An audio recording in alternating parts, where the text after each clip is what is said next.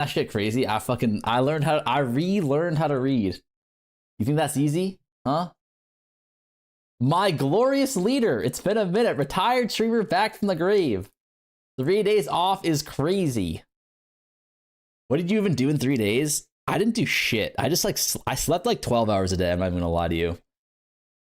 I was actually so tired. Good thing to do. Yeah, it definitely was necessary for me.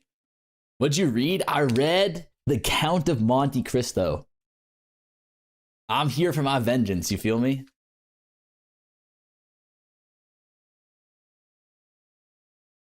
Reezy. Oh my god, finally. What's up, man?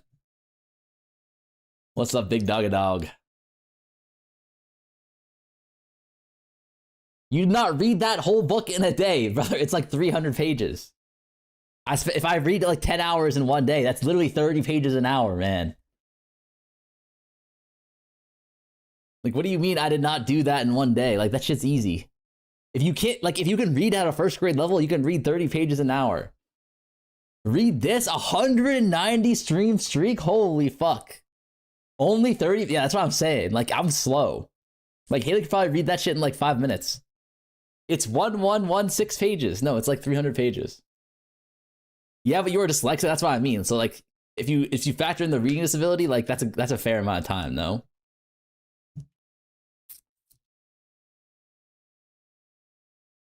Did you read the abridged version or something?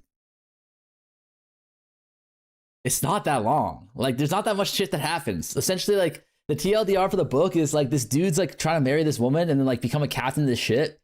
And then like the other guy who wants to be the captain of the ship, and then like the guy who wants to like bang his fiance team up to get him imprisoned.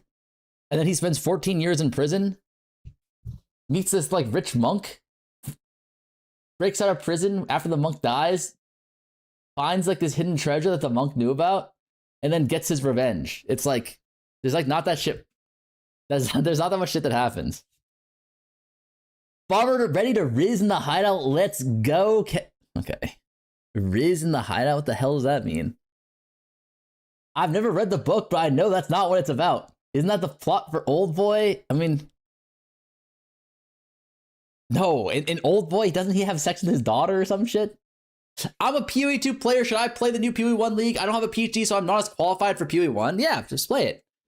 Like, it's like a video game, you know? Like, the best part of the video game is when you're like a little dumbass noob, just like unga bungaing around, like who don't know shit. Right? Like, isn't that the best part of any game? So like you get to have that experience. I'm not sure what you're talking about, but it sounded like Monte Cristo. Yeah, exactly. I was telling them that I read a book. The page count of Monte Cristo by Alexander Dumas depends heavily on the published edition. Standard unabridged version, typically the unabridged version is 900 pages. What the fuck? Okay, maybe I might have been reading the Weenie Hut Jr. version then. You right. The worst part of the video game is you try to follow farmers' YouTube videos and lose all your... That literally has never happened to anybody. Like, let's be real here. Yo, for the build, is Dominion better than Thaumaturgic? Yes. If you can... I think so, actually. You drop out of charge regulator. It happens to me all the time. Is the update today? The update, like the patch notes are today. The update is next week. What on earth is this model? You don't like the little Unga Bunga guy? Dude, the Unga Bunga guy is literally my goat.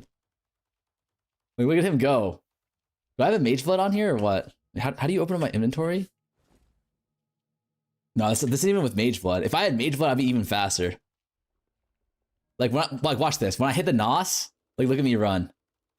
Like, look at this fucker go. And then that's without NOS. But with Mage Blood, I'm like this times 20% on all times. That's you running IRL. I'm at a hospital waiting room. Stop making me laugh. Are you really, dude? What happened? Talk to me, little gut. The tongue. What? I don't know what that means. Strange game. I don't know all these NPCs. Do you have the best builds for newbies for POE1? I actually don't know what the best build for newbies is for POE1. I'm gonna do some sort of like build prep though for POE1, so I'll have something for you. I'm gonna try and do a really newbie friendly build. RF on Jaw. RF is A good build, yes. Frostbite, no, not Frostbite. It'll be a good build this league. We're gonna be teaming up with either Lance or Pal, and they're gonna give me the code for cooking off an OP build. Most people will tell you Pox RF because it's guide to super. I would say Pox RF is really good because Pox has like such insane like material on how to build the guide.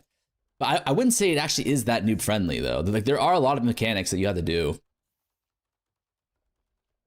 This will be my first POE1 league. Please don't scam with a build like in POE2. My girl's getting surgery done, removing her eyes because she saw your stream.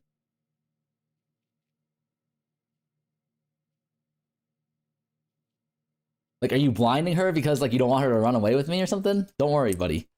Inshallah, Farmer gets baited by a skill item in today's live stream reveal and has the worst league start ever. Oh my god. Why does the UI look so weird? It's a lot different, that's why. Welcome bad, we missed you, hashtag ad. Brother, what the fuck is this game? Where is POE2? This is POE1. Alright, this is like respect your elders here, okay? Oh, why do we have 9 House of Mirrors here? So many challenges. Are you going to fail in 3.29? New record? What do you mean so many challenges, buddy? Gamba time? Like, here's the problem. Is that even if I hit like 100 cards, like I don't even know if I'm gonna feel anything. You know what I mean? I should probably... Oh, I need to do like a... Do it, it's standard. I need to do like another, like a refresher in this game.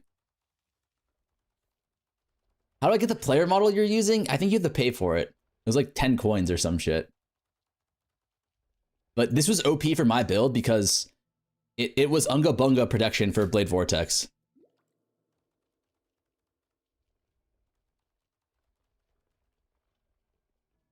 It's time to follow a Jung or Connor build guide and have 10k DPS in tier 16s. Looks like Farmer. Yeah, it's $8. Which says you're playing POE1. I changed it. If you refresh it, it shouldn't, right? Huh, wait, it doesn't. Am I an idiot?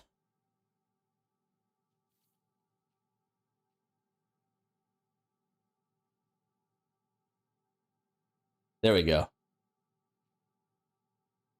You gamble all your POE2 currency? There are a lot of good gambas.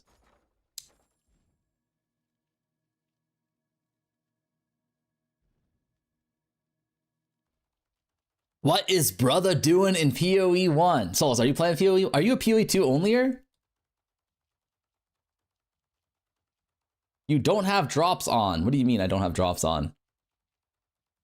Drops don't start until I think the reveal. I'm a POE1 player. What's your IGN? Let me add. Oh yeah. Zero to Mirror BV Chief. Do card gamma while we wait? Dude, card gamma is like, I don't know, man. I won't feel anything even if we hit. That's the problem. I have a question. Last time for belts. Are they getting rid of belts?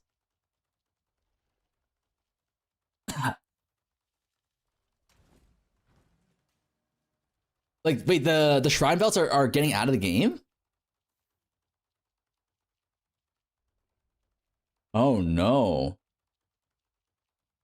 Oh no. Well, wait, did they announce that there's gonna be no shrine belts or they just no Mirage? Like you can get a Blackberry somewhere else. Did you really make and upload a YouTube video this morning in the same shirt?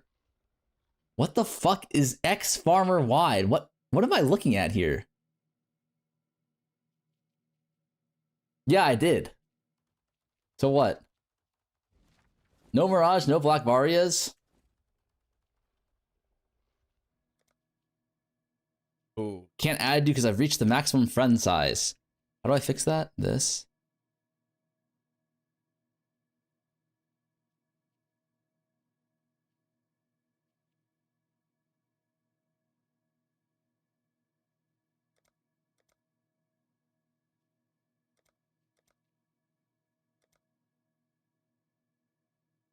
Why do I have so many friends on this?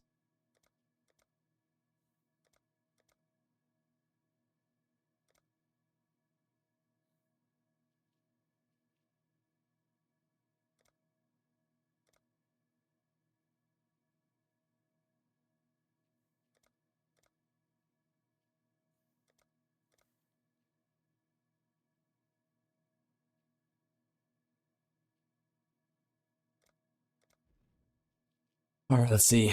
Add friend. Added. Nice. How dare you unfriend Chimmy Tang 2261? You just unfriended 5 goth baddies? That's fine. My goth baddie days are over. Why does bro still have Path of Math added? I don't have Path of Math added, buddy. Sup, bro? Glad to see you back on. What's up, Derek? I'm back. I had a rest from all my... Oh my god. Wait, we're looking rich again.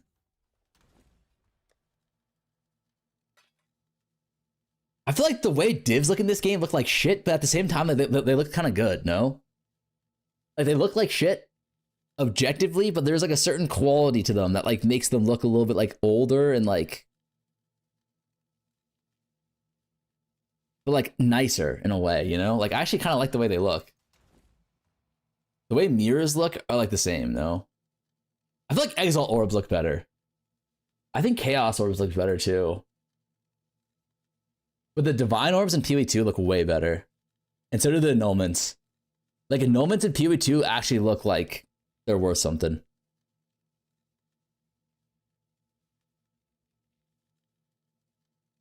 Is this the POE2 reskin? Yep. This is POE2. -1. Only thing that looks better? No, the annulments look way better. And, oh yeah, no, in 2, yeah.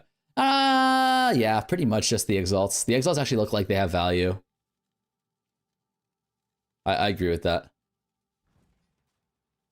Ooh, is anyone else excited for this new POE1 league? Like, I'm not gonna lie. Haven't taken my 3 days off, man. Like, I'm ready to do some sort of grind again. I'm not even gonna lie to you guys. Like, I'm ready to do some kind of grind again. Like, get my ass back in there. Part-time gamer? What do you... Like... Okay, I feel like besides Fubgun, does anyone in this category stream more than I do? Like, be honest. Check DM from Fubgun.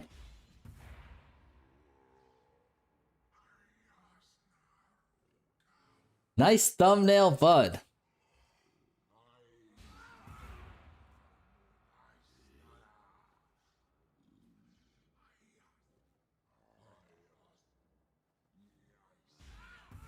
Actually, what's the POE2 league called?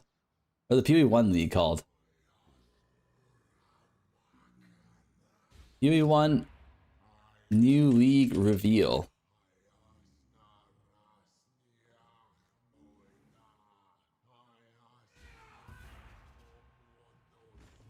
Is this the meta? New league reveal? Ah! Holy shit! New league reveal. I feel like I gotta work on my face game a little bit, you know? What's this called? Nosprecia. What's this new league called?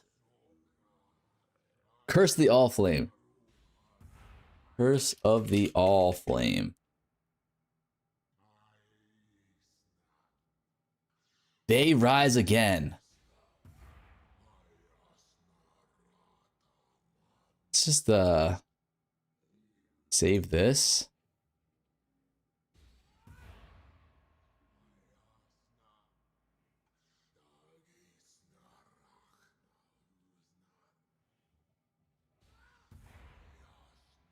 Can I update this shit or nar?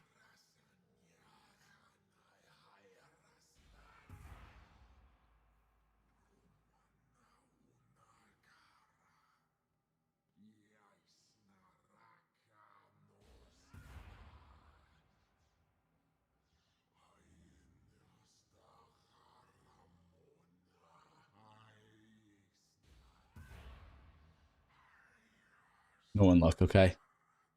I got made fun of.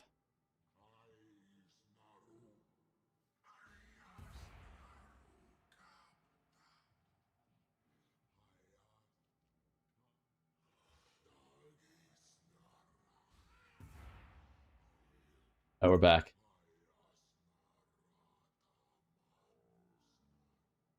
Throw this in the thumbnail. Bait maxing, new tech unlocked, Boner League. Bro is scamming. Must be those racist boots again. P1 is stored in the Vols. Coming from POE2, trying POE1 for the first time. Are there any good League starters you recommend? It's too early. It's too early to tell. They're going to release the reveal tonight. And then the League starters will be determined, like, you know, shortly after.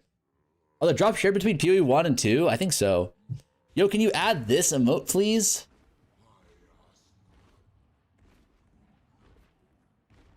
Yeah, I think that's fine.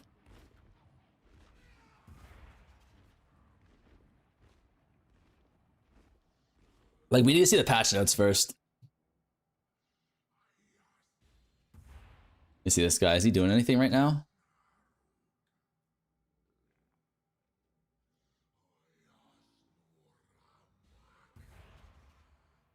I see. Let me message this guy. Want to do some pre-reveal.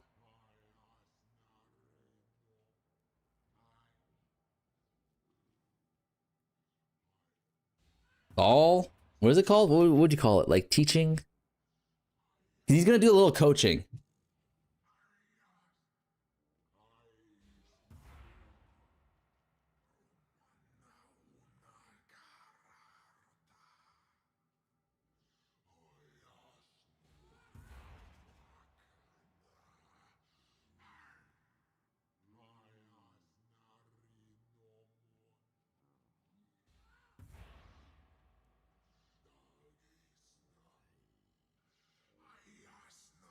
All right, let's see.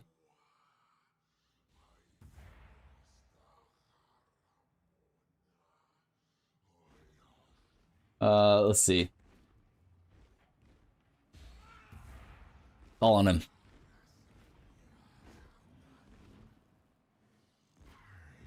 Ain't no way he told me to call him and then he don't know. Oh, hello? Oh? Is this Pal, Cerrone? Yes, the one in, is that X, the farmer X? Why do you sound like a porn actor? But why you fucking? Huh? Wait, what? What's up, dude? How's it going? Never mind. What do I explain? No, elaborate, please. Elaborate. I mean, your name is a little bit sus. When have you ever? Okay, what porn actor has X Why the farmer X? X? What? There's only I don't two know, X's. dude. Why the X? I'm just asking. Okay, it's a little bit sus. The X Like, is a little bit sus. did you not play Xbox Live when you were a kid? I actually didn't. Fuck. No, I didn't. Did you play Dota when you were a kid? No. What the? Are you an industry plant or what? Like, what were you like? No way you were going outside when you were a kid. What was I playing, dude? I was playing D3 and I was playing League. Dude, you weren't playing D3 as a kid. D3 came out when you were like 24. D3 came out. Oh, when I was a kid, I wasn't really gaming that much actually. When I was like actual kid, I didn't have a console. So you were just playing outside. Holy shit, Dude, I was actually Holy not shit. really a gamer when I was like 16 or so, or 15. man didn't even have a childhood. No, dude, my dad bought me a PC. That's when I started gaming.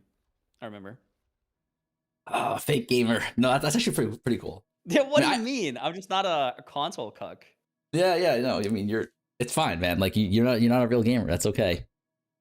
Yeah. Add Fub to the call. Does he actually want to join the call? Call Fubgun. He's crying. Good. No, but no, he's fine. He's doing bingo. Look. We so Palstron and I have been talking about this, planning this for months now. Okay, we're gonna do an OnlyFans account together. I mean, we're gonna do some build making together. Yeah. Some build making together. I don't know about together. I don't really build make coaching together. I don't know about that, dude. I don't know about that. I'm not about to play Frostblades. Listen. What if Frostblades gets buffed this league? How much are we talking? 20%. That's not a lot. Okay. Where'd he go? I mean, like, yeah, I'm good, dude. I'm good. Dude, look at this shit. This guy is actually like let me snip this. So got to watch your run a bit today. you sure you want to make guides? Keck you. Like, what the hell? I mean, I said that, but I can explain. I was a little bit inebriated. Maybe I had like a beer or maybe two. It was, one of those evenings. Only 2 beers and you start whipping out the flame like that? Holy shit. You know how it is. You know how it is. I don't. Like 2 beers in, I'm like in a good mood. I just asked why out of the blue you were asking me and why you want to start making builds. That's what I was asking. Oh, because it's I feel like that's like so I feel like that's something that I'm really bad at. I wouldn't say I'm really bad at. That's something that I need improvement on. Okay, and I feel like that's something that you're really good at, right? Like if you talk about you didn't say you want to. You said you want to make guides. You didn't say you want to make builds. So that's why I'm asking. It's like guides is like the content. Do you just want to make more content, or do you want to like get good at it? Oh, I want to get good at making builds. Like I want to understand like the fundamentals, you know? Because I feel like so for me, yourself first, and then you want to share, basically. Yes, exactly. Okay. Yeah. I mean that's great. Yeah, that's great. Why are you saying that's great? Like I'm like a Make-A-Wish kid being like, I want to be a superhero one day, and you're like, oh, that's great, farmer. Good for you, man. I'm happy you could still dream. Like, so okay, it's really complex, right? What you do is you play different characters and you make intentional decisions while you do that. Okay, elaborate. So, like, for example, right? I saw you play. Okay, I do I want to call you? I saw you play like Spark Totems. No, just call me out. Like, let's not pretend that like you're not gonna call me out already. Like, instead of just doing it in like passive aggressive subtle jabs, just give it to me straight, man. I saw you play Spark Totems, right? And I don't think the problem was that you did anything wrong during the run. I think you're like streaming, and while streaming, thinking about your build, if you've never played it before, is actually hard. I get it, right? Like I totally understand. Because you're kind of like the kind of streamer that also wants to chat a lot. But then you can't, because you have to focus all the time because you don't know how the build works, right? So it's fucked up. But okay, so if you want to do that, the problem is I don't think you really care that much, and you just kind of play through, and then at some point you get stuck.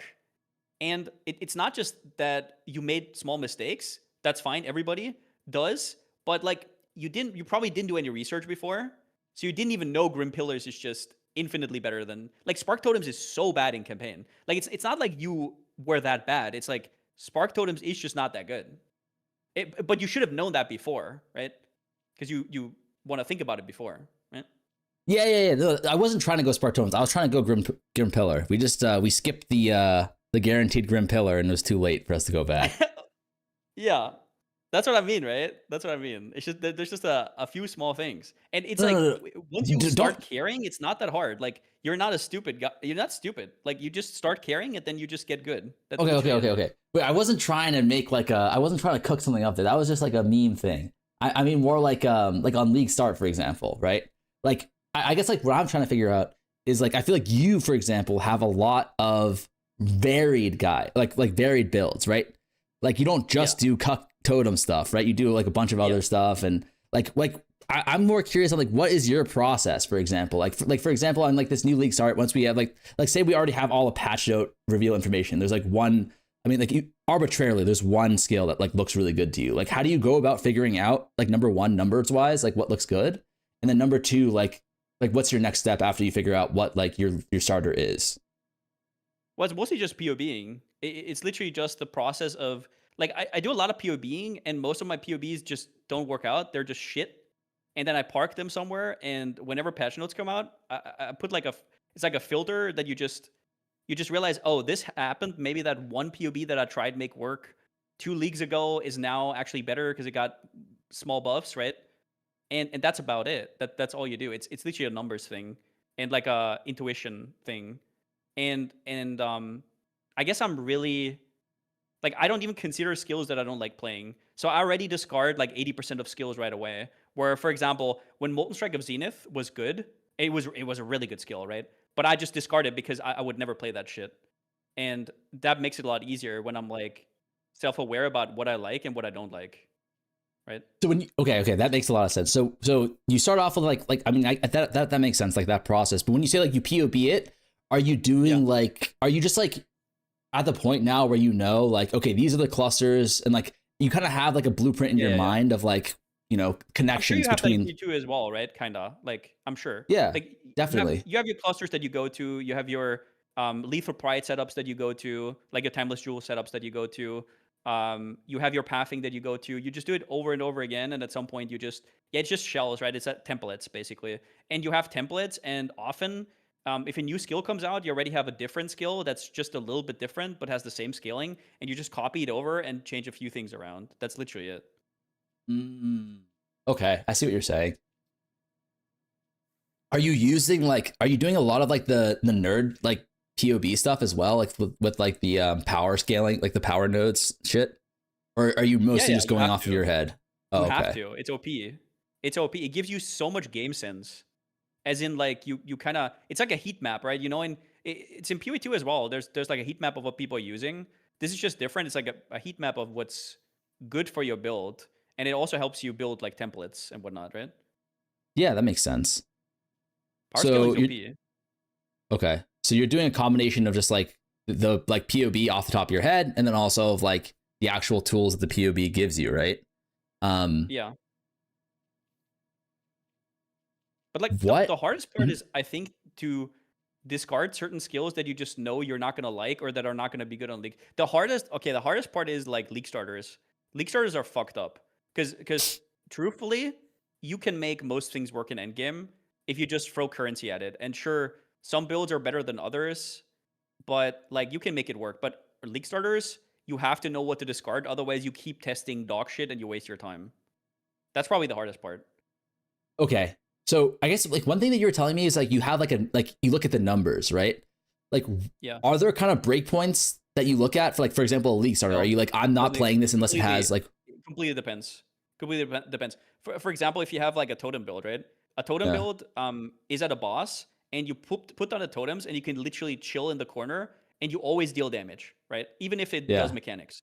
So a 2 million totem build is that's good damage. But then if you have a build like a melee build that has to literally run up to the boss to deal damage, and it has 4 million damage, most likely it's actually doing less damage than the 2 million totem damage because the damage uptime is fucked and you need to do mechanics and whatnot. Unless you're really tanky, right? So what I'm saying is there's a million factors that you just kind of much. have Thank you to for the prime. you have to, I guess, think about how the skill actually plays out and be honest with yourself, which is probably the hardest part because you see a skill and you want to play it so badly, and then you just have to say to yourself it's just not going to happen. That's Mm, the hard part. And you just have to think about how would that skill probably play. I see. I see. So like, do you mostly play totems? So the reason I like it's like half and half. We just looked back at it earlier because I was memeing about it. I think totems in PoE1 are really good league starters. First up, because when I make YouTube videos, most new players love totems because bosses get so easy, and that's usually what people fail at. Mhm. And they don't care about like being clear speed monsters. And second, when there's a new league out, you want to kind of think about what the new league gives, so you don't want to.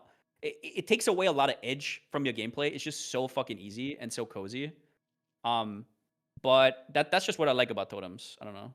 I would like only on league starters. The problem is for endgame, it's like it's obviously different because you have different speeds and different currency, right? Yeah, definitely. And well, does that limit you though? Because like, for example, PoE1 is totems mostly Hierophant. It doesn't really limit me because if there's no good totem build, I just don't play totems, right? Or what do you Well, I mean? mean, like if there is a good totem build, but like, are you kind of limited to playing Hierophant, and then like, so like if you play that on your league start, do you usually Oh, pivot off of it like day 2 or 3, and then like no. re-roll a new Well, character, or do you just depends, respec? right? Like right now, yes. Right now, hero is like because spell totems are good right now and wand totems are good, and they're both good on left side. But I used to play ranger side totems all the time. I used to play like bow totems, like Scourge Arrow of whatever it's called, the Scourge Arrow transfigured one, and Caustic Arrow and shit like that. Scourge of Menace, yeah. I used to play that on totems, and it was really nice and cozy. And that was nice because you could transition into really juicy builds. But you still can now, right? Like because Wanderers are also being played on Hero. So Yeah, that's true. Hmm, got you. That makes sense. Um, how often are you like playing your day one build or like your league start build for? How long? Yeah. Usually, so usually, okay, if as a creator, I play it for like a week because I wanna like finish up the character and then make a guide. But before I streamed, it was probably like 3 to 4 days, I would say, maybe 3 days. But so for most people, it just depends on how fast they are in getting currency, but and how fast your league starter falls off, right? Yeah, that makes sense. Like for you, you seem like somebody who, if you would put in the time, would be pretty efficient, and then, like for example, FUB, right? You could transition really early if you're a juicer. Like you could literally transition on day 3, day 2. Yeah. Depends. Sorry, I'm watching your stream right now and I just got an Applebee's commercial. What? Yeah, there's The like my fucking my Twitch is bugged. If I watch your stream on like I had to go incognito, but if I watch it on Wait, you're my not like subbed? if I watch it on my subbed account, like it's just a black screen. Still So get I it. had to Oh, go. what Yeah, I have the black screen bug. the fuck? Yeah, like if I it's just black screen for some reason. I don't know how to fix this. Is it like ad block or some shit? I don't know. Yeah, what builds do you like to play? Like, is there anything, or did you just think you just want to make it like a project Yeah, to I make want to more make it like guides, a right? project, just something that I want to work Oh, on more. yeah. Um, I don't really have like, to be honest, like I just feel like I don't really have a good understanding of what makes a build tick. So, for example, there was one league, like the first league I played POE1, I was doing a FUB gun build, and like I was just thinking, FUB gun, like all the noobs follow FUB gun, like surely it's like going to be really easy just to like follow along. And I just got like Omega stuck, Yeah. And then I forget what I did the league after that, but I remember like having varying success, and then I tried to homebrew my own build last league. That was a fucking disaster. So like I definitely like struggle with like what like understanding like what makes a build work, or like what the power constraints are for a build, like how far it can take you, like that kind of thing. So Um, you probably have an issue to look at a gem and like know if the numbers are good or bad, or like is the POB the issue, or both? I think definitely both. Like I have no clue. Like for example, you can probably just like look at a gem and then be like, oh shit, the numbers for this are terrible, right? But for me, I'm like, I don't know, could be good, could be bad. Really have no fucking clue. Yeah, it's just, I mean, dude, I don't want to sound like this, but it literally just learning by doing, kinda, and getting a feel for it. But it's like, okay, I mean, I can give you an example, I suppose. Let's say you look at a skill, right? Like let's for example say Fireball, and you look at the skill and it has 370 damage effectiveness, right? So the first thing you consider is it also has a cast time. Now the cast time only, and also crit chance. So the cast time only matters if you actually hard cast it. If you use something like mines, it doesn't matter. So you don't have to factor it in. But if you put it on totems, it matters because they have a cast time, right? Like they actually use your cast time. So that's the Sure. first consideration. And then you're like, if you, for example, have a skill that has a really high cast time and it has really high damage effectiveness, you think, oh, how can I cheese it? And then maybe it's playable, right? But for example, these numbers are not good because I know how Fireball works. Because I know I will have to put in GMP on it, which is bad, right? Like that's -1 support. And GMP is like, you actually do half damage if you put on GMP. So immediately I have to kind of factor that in. And then I have to factor in all the other things. Like, for example, it's fire. Is there any cheese for fire versus other elements, right? And then you think about where would I even play that at? So certain skills could be playable on certain ascendancies because of certain synergies. So there's like all these like small things, I guess, going on that are nothing of really impressive. It's just like a lot of small knowledge, right? Yeah, that makes sense. Um, but I have a question. Don't most abilities require like GMP or something like that in order to have clear? No, they don't. I Well, was just reading it something that depends, chat right? said. Like Yeah, there's fucking idiot, whoever said that. like AoE skills, for example, don't have to cut there. So if you look at GMP, right? This is also a problem with like, I don't know how I went to this because it's not that important for the meta right now. But like, for example, if you look at Spectral Throw, right? When Spectral Throw got buffed, it's like, okay, cool. But what is your spectral throw setup realistically going to look like? You're probably going to have to play GMP. And then you have 26% less damage and opportunity cost of -1 support. So you're straight up dealing half damage. And that's your clear. And that's what you have to think about. And then when you take another skill, like LE hit, for example, and you realize, dude, this skill doesn't need shit to clear. It's an AoE skill. Now, maybe you could say Ancestral Call and certain things, but like the opportunity cost is way lower than these kind of skills, right? Wait, now, time out. Is Ellie hit the melee ability, or is that the ranged one? No, that's the melee. That's the melee. Okay. Got you. Sorry, just so I understand what you're talking about. Yeah. Keep going. So, and then you also have to consider, for example, poison builds, right? So people used to use projectile poison builds because GMP only gives less projectile damage, not less damage. So if you do dots, you don't have the downside. So while clearing, you don't get the downside. And so if you have a shotgunning skill, you can play poison. For example, Molten Strike poison or Molten Strike or Lightning Strike poison builds back in the day. And like that's what I mean, right? Like all these small things have to go on in your head when you judge a skill. And that's the only way to really judge a skill. And it's literally different for every single skill. So that's why some build makers can just say, oh, this is probably not that good. This is probably not that good. And then there's also other examples. Like, for example, have you seen the reveal of the Reap and the other skill? No, I haven't. Okay. So there's a new skill that got revealed, like the Hammer of the Spirals. And it's like, people are talking about, oh, how much overlaps will it have, and oh, the power charge scaling is how good is it going to be at level 20 because they only showed the level 1. And my first thinking is, this looks like fucking Spectral Helix. Why would I ever play this, right? So that's where you have to understand your threshold in terms of pain, right? Where I'm willing to play a painful skill, it might be really strong, but am I actually willing to do that? Because if you don't, you can just discard the skill for now. If you can't fix the skill mechanically, you can just kind of, Mm-hmm. Yeah, that makes complete sense. But that's also like that depends on what kind of creator you want to be. Do you want to be somebody who just like chases the trends, or do you want to play something you want to have fun with? And I'm sure you want to have fun, right? So you just play whatever you have fun, and then you make it work, kind of deal. Like I'm someone who I actually don't. I feel like I've played enough builds now where like I don't feel like I care about. You don't mind? That's a superpower. If you actually don't mind, that's a superpower. Yeah. Oh really? I mean, I haven't played that many builds. Like I haven't played mines. I haven't played totems. I don't think in POE2 or sorry POE1. But I mean, the builds that I have played, like I've played Smite. I think it was a melee one that's not Ellie hit. It was meta a couple. It was like you'd go like E or something like that with it. I played some bows. I played some wands, and like I just felt like they all kind of are the same thing. Like in terms of like you like nothing. You first of all you can't see shit on your screen no matter what you're playing, right? So it's like but you did play some of the more comfy skills. To be fair, there the ones that you listed, right? But yeah, sure. I could see that as well. Did you like Frostblades, for example? Like really asking. If the damage was better, like I didn't care. Like it didn't really like when I had enough gear for it to be like one-shotting all mobs, it was fine. I mean, obviously I was getting one-shot because I was like 100% invested in damage. That was bad. As like a melee ability, you obviously don't want to just be glass cannon.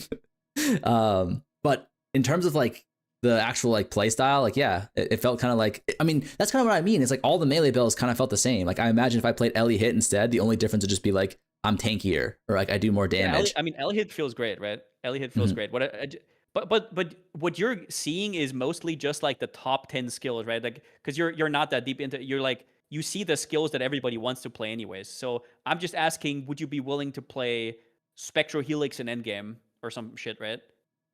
I think if it like I guess what I'm trying to say is I think even if it felt kind of wonky to play, like it'd be fine. But as long as the damage, you know what I mean? Like, I think I would definitely want to play something meta in the sense of the like I would want to be able to clear like content efficiently with the amount of budget that I have.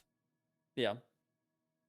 Does that make sense? I don't really care about like what it looks like or what it feels like, as long as I'm able. Like I played Peaconk of bouncing one league, and that shit felt like kind of terrible. Currency efficient builds, right? Exactly, currency efficient. But I don't really like Peaconk of bouncing. I felt like that build felt bad to play because it's like you're waiting. It's double dot, right? You're waiting for like the actual Peaconks to bounce like a bunch of times, and you're also waiting for the dot to kick in, right? So that one felt bad, but I was like, whatever. Like it clears on a budget, so like I can eat that, right? Like that doesn't bother me. Okay. All right. Yeah, like if you're fine with mostly every skill on League Start, and if it's OP, you can make it work. Then I mean that's already a great start. I definitely have a thing where I'm pretty picky with League starters and have my certain my lane.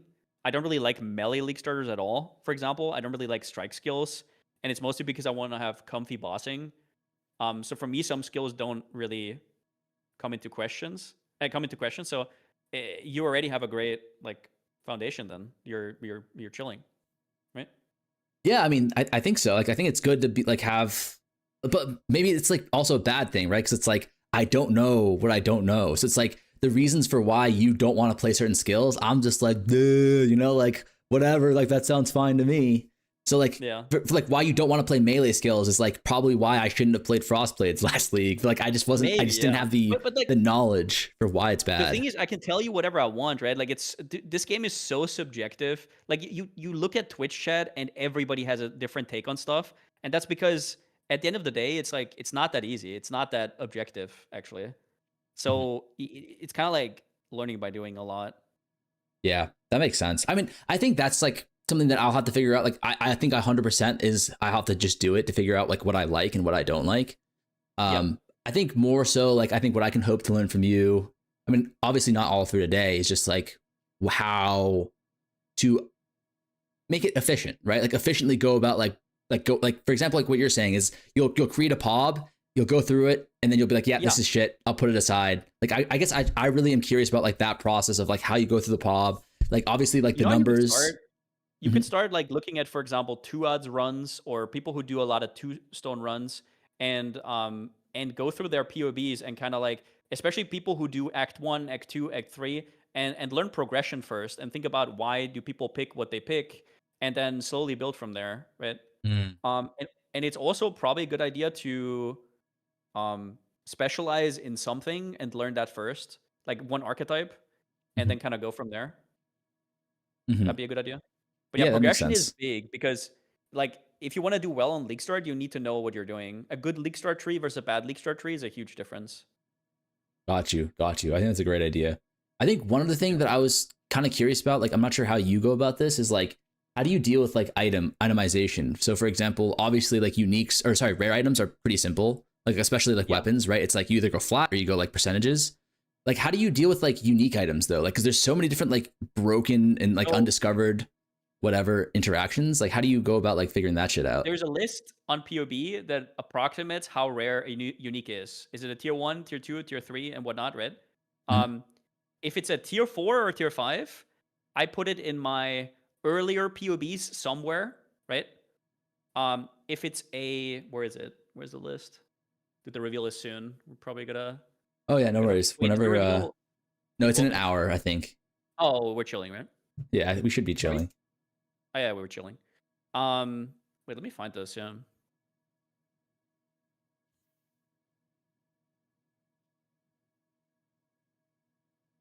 analysis. There it is. So you go here and you check your item. You like Wilma's Requital, right? Okay, it's a tier 3. So tier 3. This is like very off the top of my head, but if okay, the first thing you have to realize is if you want to make a guide, the item will go up. It will go Sure. up because if you want your guide to be good, you're gonna assume that people are gonna watch it because otherwise, why make the guide to begin with? So you have Yeah. to assume worst case scenario, it's gonna go up by a lot. Now, so just going to PoE Ninja and looking what it costed last league is a big mistake. All that Right. matters is this in relation to how big you think your guide is gonna get, right? So you say Wilma's Requital is tier 3. That's, I know from experience that probably means it can't go over like 2 divines on day 1, day 2, right? So Okay. I know I can put this in some of my mid-tier POBs. But if it was a tier 2, I would have to sweat a little bit more. And if it was a tier 1, I have to make the build completely work without it, right? If Right. it's a Right. tier 4 or 5, I can put it in as early as like first red maps because those are usually 10, 20 chaos max. Unless it has like a specific role. Like for example, if I look at Sunblast, let's say Sunblast wasn't a tier 2, let's say it was a tier 4, but the roll range of the reduced trap duration is so fucking important that if you have a bad roll, it's so much worse. and then you also need a good roll, and you're never gonna divine it, obviously. Then you Mhm. have to also factor that in, right? So that's how Mm. you do it. And if it's a tier 0, in my opinion, you shouldn't even know it exists. You should know it exists for like an endgame POB if you wanna put it further. But a tier 0, if you make the guide big, can literally be 50 plus divines. So Thank but you, yeah. Grant. Yeah, that makes complete sense. I guess another question I have is like, do you just like know? I mean, I don't know how many uniques there are in the game, but do you just have like an idea of like all the uniques and like what they do? Yeah. Oh, Yeah. so you just know It's that like shit. if you have you played MTG before? Yeah, yeah. Yeah, so you know, kind of like when a new set comes out, you kind of know all the cards from before, and that helps you put the new cards into context, right? Mm. Hmm. And that's kind of like how you should see uniques.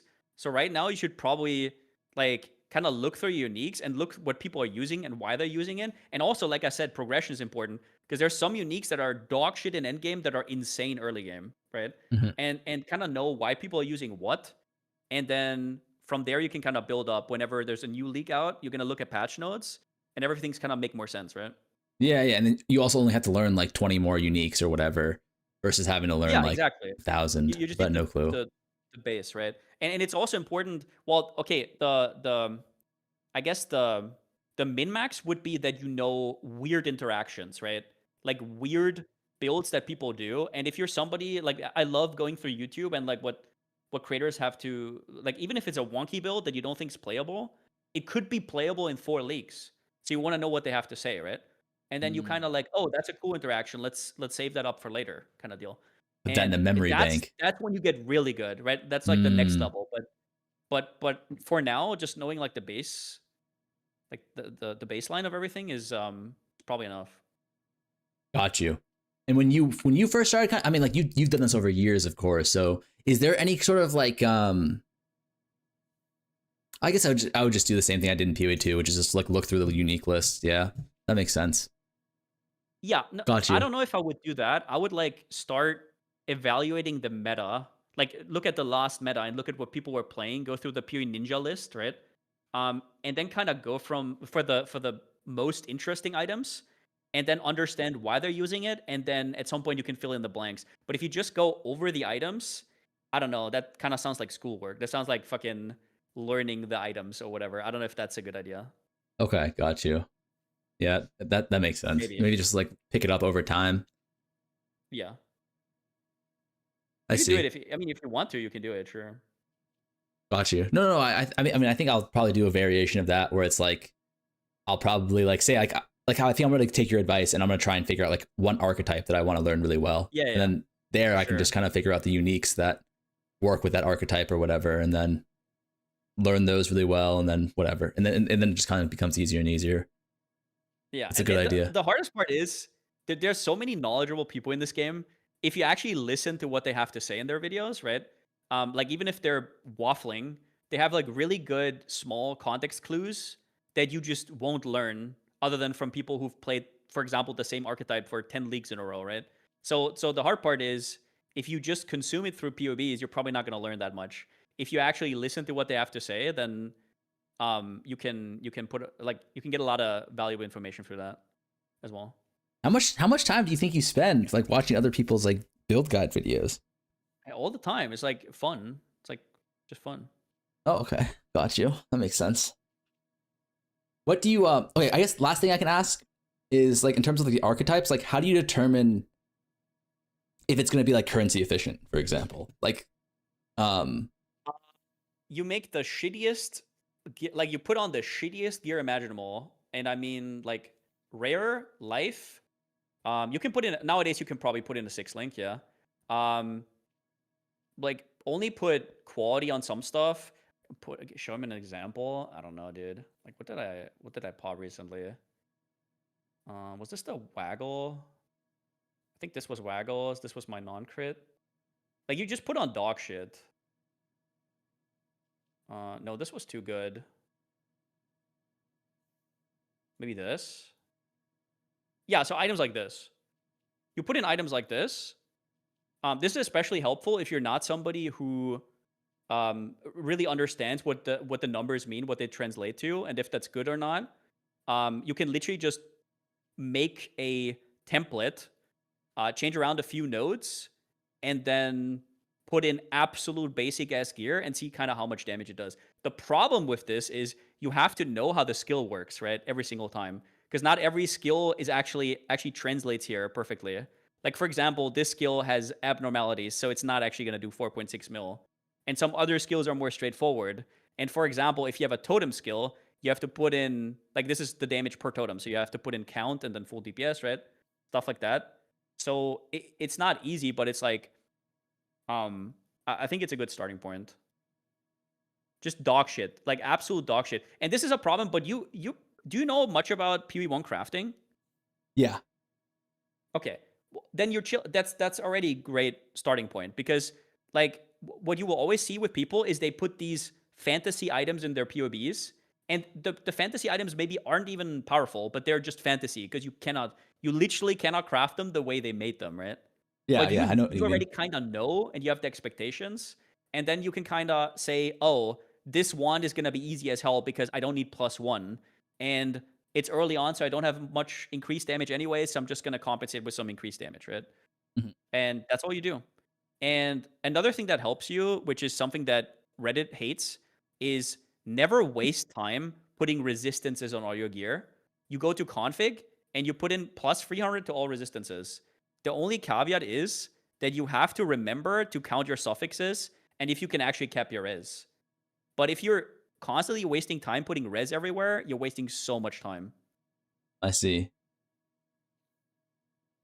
And so I guess like one thing that would help me is like, do you have any like general understanding or like general guidelines for like what good DPS is for like day one, for example, or like pushing tier 15s?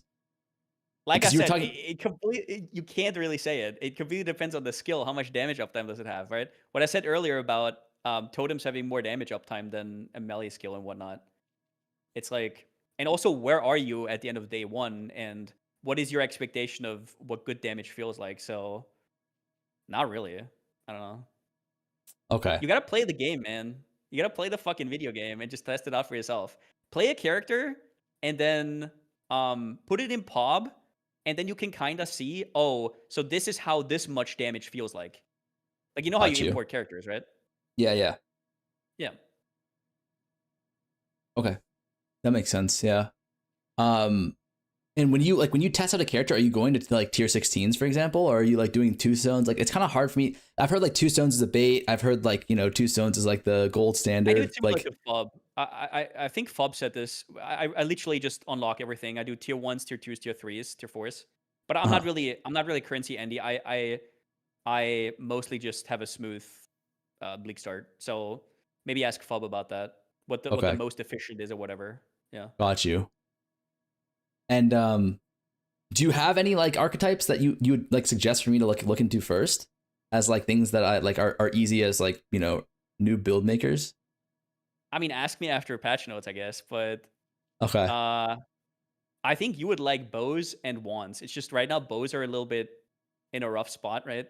And wands might be about to get nerfed, so we'll see. But you could do the RF stuff with like Pox or whatever, but I'm not sure that would be your speed. Um. So I yeah, mean, what? Yep.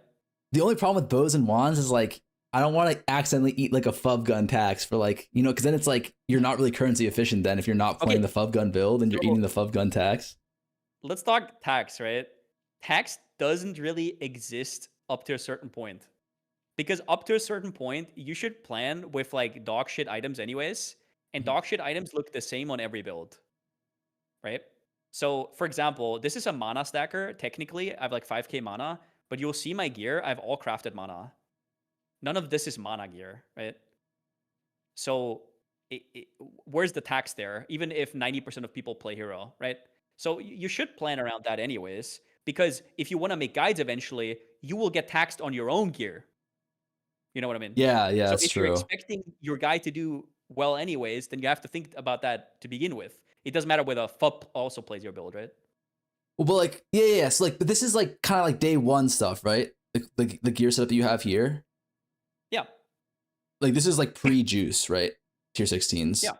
I would imagine like in Yeah. order to That's actually gear. do tier 16s juice, you're gonna need like a solid maybe like three mod I wand or something like that.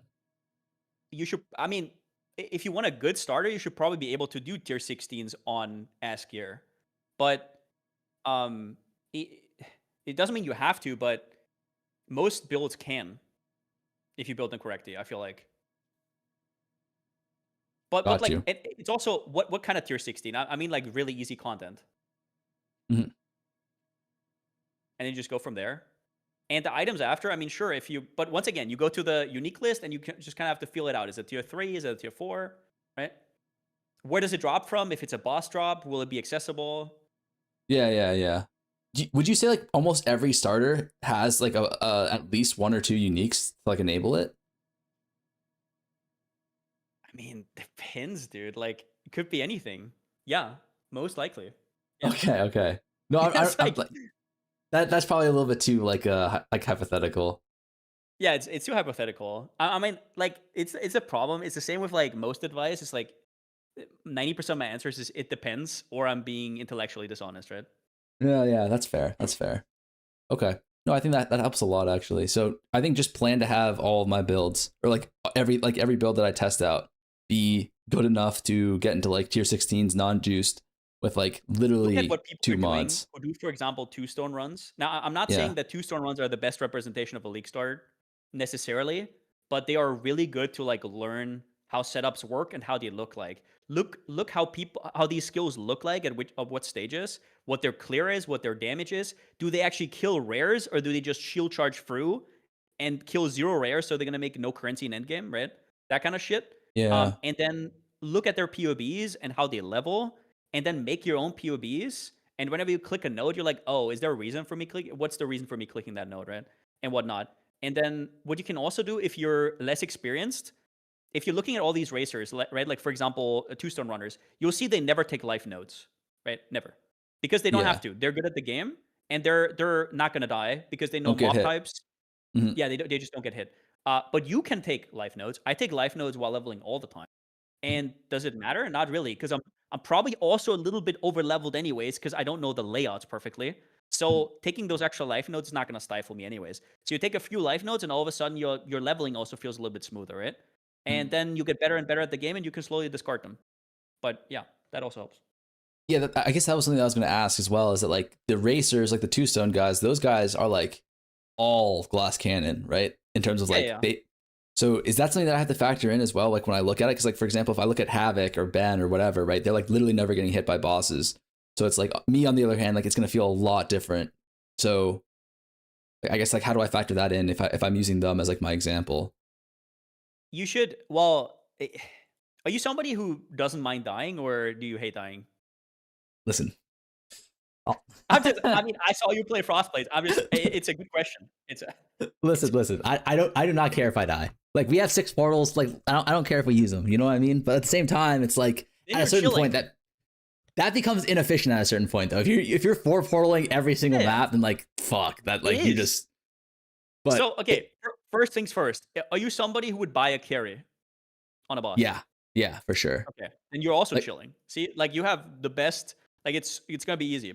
But the most important part is you actually want to have a baseline defense so you can get to level 95 naturally, right? mhm, Because the difference between you being at level 90 and you being at level 95, if you convert it into like damage, for example, you could say it's around an extra 100 life or maybe 200 life, maybe a little bit more depending on how much percentage, and then you get like 20% more damage, right? mm, How much would you pay for 20% more damage at that stage? Probably a good amount. So it's yeah, important to get XP even if you are that type of person, but you need damage first. That's why you see those, right? Like it's like hmm always damage first. hmm yeah, that makes sense. But, and this is where it gets complicated because you said you want to make guides. Hmm You got to realize if you want to make guides, especially on YouTube, you need to be way tankier than you think you should be. People literally, I cannot explain this to you. People need 15,000 fizz max hit to do normal red maps. That is the first thing I learned is whatever I deem to be normal is not what's normal for the average player, right? They will shield charge into a pack and just stand there on a totem build, for example. Yeah, So that's what you have to. That's where we get into like content creation, right? Like that's the step after. That's like yeah, they have no hands. Like you're making builds for people who have no hands. they just have no Yeah, hands. Yeah. Okay, got you, got you. Yeah, that makes sense. Fuck. Okay. No, I think that's a Yeah, lot of take the really good racer advice. builds. Mhm. Take the racer builds and just take a few life nodes, like a life node here, a life node there. Always, whenever you see these 2-pointer life nodes, and then the rest is just you actually have to play the game and figure out, do I need to take these 2 life nodes for it to feel good, or am I good already to play it without? Right. Once Oh, again, but otherwise you just pick a 2-pointer. Yeah. so like I think one general guidance that was given to me was like 200 HP per act or some shit like that. Is that is that like true for like the YouTube Andes? Like, is that like a good, or is that build dependent? Like, it's too hypothetical. Like, if you're It's like melee, it's such a arbitrary. It like depends. Do you have a little bit of armor? Do you have a little bit from your ascendancy? Right. It's like, yeah, do yeah, you have some region from your ascendancy? It's fine. Yeah, it's fine. Sure, okay. But 200. just in, you're saying in general, you can just take as long as you take a few life nodes. I like taking a few life nodes because then you don't get like weirdly killed sometimes or perma stunned when you don't pay attention. Especially because you're also a streamer who reacts a lot to your chat, right? So Yeah, you don't yeah, want to be caught off guard, right? Just take a yeah, life node here or definitely, there. It can definitely, help, yeah. definitely. Yeah. Got you. I think that's all I got. Are you playing TLI this league, by the way? I'm playing tomorrow a little bit. I have a sponsor, but I don't have too much time. I'm gonna prep for POE. Okay, got you, got you. Play a little Are bit. you Who are you you playing? making a build? I'm trying to. I don't know. I gotta follow. I gotta find a build to follow. Oh, it's gonna be. I'm not gonna make a build guide this time around, but I'm playing the same build as last league, which was insane. But it completely changed. Like the skill completely changed, so you can't really use the guide. Fuck. Okay. All right. Awesome. Play the new Well, hero, right? Terra something. is the new hero always broken? Well, I think it's gonna be pretty good. What about new hero tax? Is that fake as well? I don't know, dude. Like tax is always so funny because it's like when people say tax, it's like, why do you think it gets taxed? Because everybody wants to play it. Why does everybody want to play it? Because it's very good, right? And it's Right. like, do I want to play a shitty build to not get taxed? It's like, No, that's true. That's depends. true. Depends. No, I see what you're saying. All right. Well, thanks a lot, man, for taking the time. Can't, I, dude. I I'm. can't wait for the farmer league starter reactions. We're gonna be watching. Okay, Is it frost I can't blades wait. or is it gonna be fire blades? You know what I mean? Like, are we going frost blades or fire blades? I don't think you're going back to Frostblades, dude. I think you're gonna be a ranged cuck. Play range builds. Yeah, I think range is huge, right? Just because you have like that layer of defense of just not being on top of everybody. Yep. Well, I'll definitely talk with you before I figure out my build. So you know, you will Do it. you'll be hearing more from me. Let's do it. All right, awesome, man. Thank you so much. All right, man. See you around. Yeah, see you later, Have fun. dude. Have fun. You too. Peace. All right. What I learned is that we're fucked. Also, what the hell is this? Streamer University?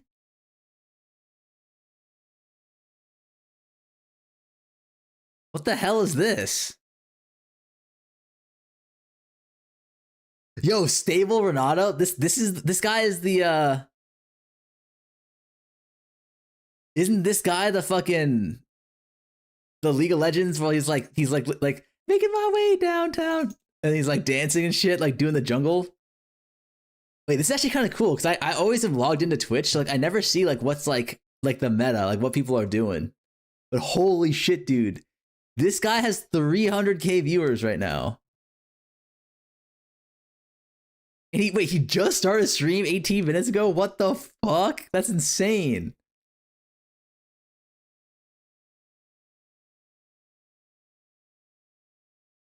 $88k subs? Oh my god, what the hell? This guy, he made a whole empire. This guy's a beast. Kai Sinat. No, I mean, I didn't mean to this guy him. But that's nuts. This is dog shit content, not gonna lie. What do you mean? Like, I think everybody has different different things that they enjoy watching, right?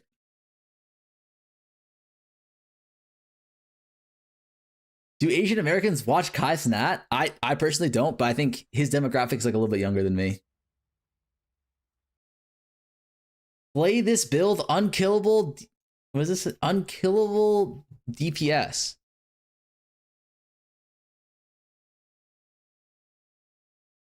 The fuck does that mean? Unkillable DPS.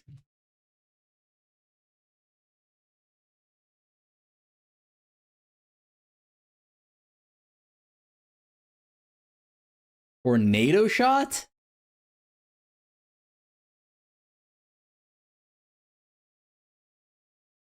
I'm pretty sure bro has a mirror bow plus mirror body armor.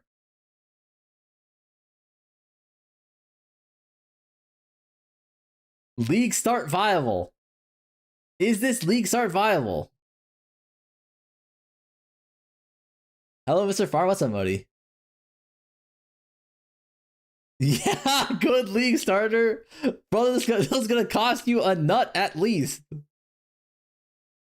Bro, it mirror starter build. How much would I have to donate for you to league start Eye of Winter Minor Sanctum Runner? I'm not Sanctum running for league start. Are drops starting in 50 minutes? I think so, yeah. How's that a mirror body? It's not a mirror body armor, but it's like pretty much perfect with an Esh mod on it. Okay, before you even hover the build, items you can tell it because this is synthesized. And it's all tier, yeah, it's all tier 1 bases. You right. Simflex. ZZ, thank you for the prime. League startable for sure if you have 50 hours a day. How was your break, my guy? It was good. It was really good. Only yellow items, orange items are better. Bro, did your girlfriend finally uncut you? What does that mean? What does uncut me mean? Oh, uncuff me. No, I had to, like, it was like last 3 days, I was just like taking some time to just like be a human being. You coming back to POE2? Man, this game zog shit. Like, why can't people appreciate other games, man? He read a book, he said, I did read a book. I read a book. My first book that I've read in probably 10 years. I feel like I'm pretty sure Tornado Shot is a build that you cannot play on a budget.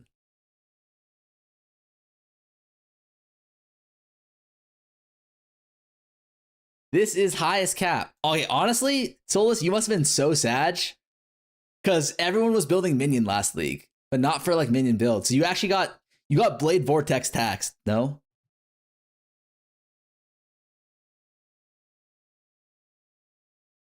I can't appreciate the ugly look of these items, man. Like, you learn to appreciate it, brother.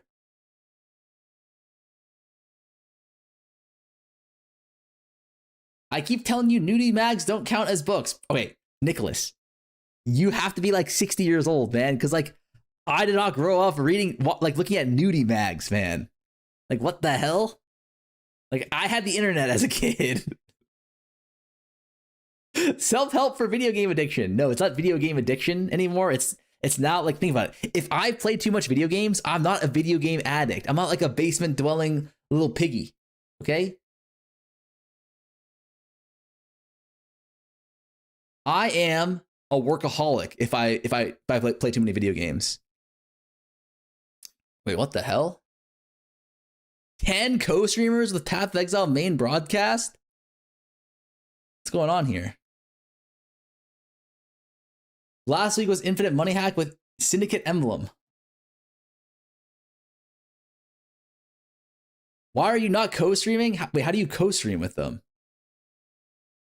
Also, if I co-stream with them, I won't be able to read any of the chat, no? The other party doesn't need to accept, just fucking press the huge ass purple button. Wait, they don't need to accept?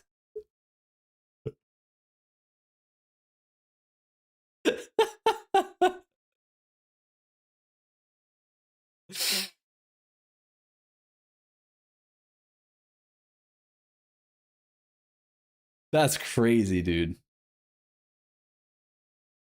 Damn, the reveal is today? Yes, the reveal is today.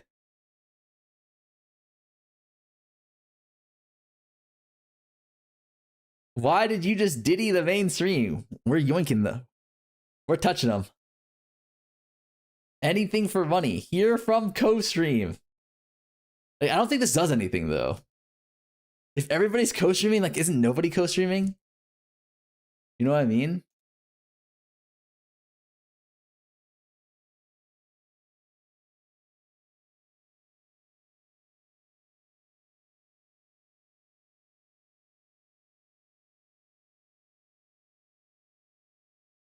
$50K viewers, Pog. Holy shit.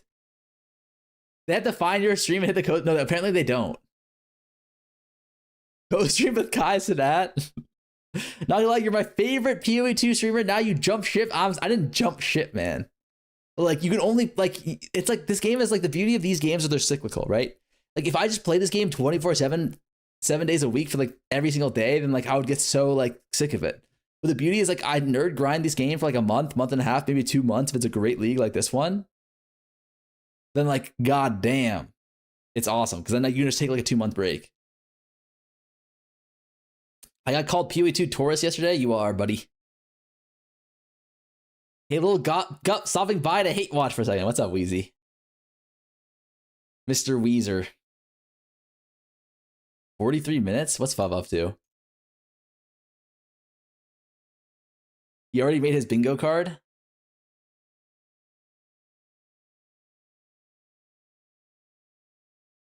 Did you ever do any Valdos in POE1? No. Not like Giga Valdos. Multiple thousand hours in both games.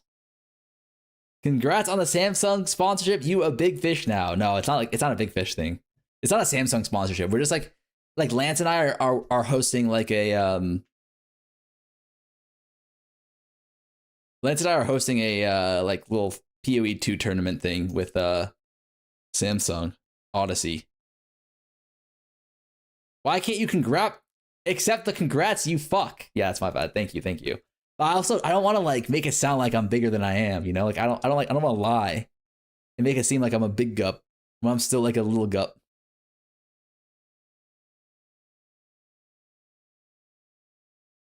Samsung Odyssey, you right.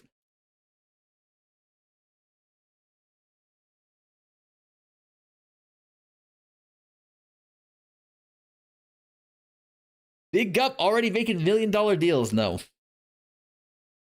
Bro is making $2 million. No, they don't pay that much. Not even close. Like, listen. It's still true that I made less than minimum wage last year, okay? Let's not forget that, buddy. Hey, sexy. What's up, Trezzy? I can't believe you drop a high-firing vid just to send tabs to the stratosphere only to be played. Penguin, thank you for the prime, man. Thank you. How do I make it big like you, Guppy? I don't know. I haven't made it big yet. IRS isn't listening, little bro. We know you're capping. I wish I was a gnome living in Farmer's Bum. Okay. Did Pal give up teaching? No, I just didn't want to take up too much of his time. I wasn't sure if he had other shit he needed to do or not.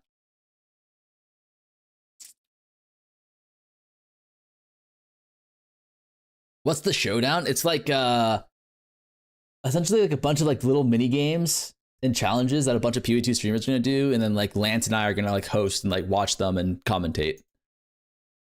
What, we gonna have Twitch shops? Yeah, soon. Slary is back. Welcome him. Yeah, where's Slary been?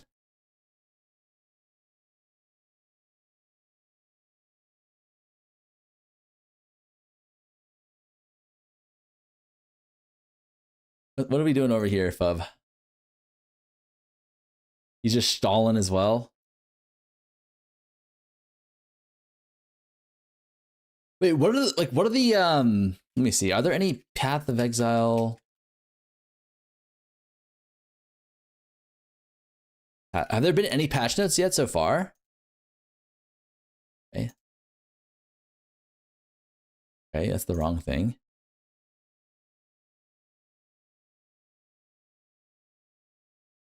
Oh, it's all down right now. What about Path of Exile? Do we get patch notes a day? I think so.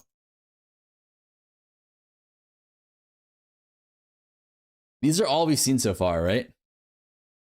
I'm pretty sure this one was like a nothing burger.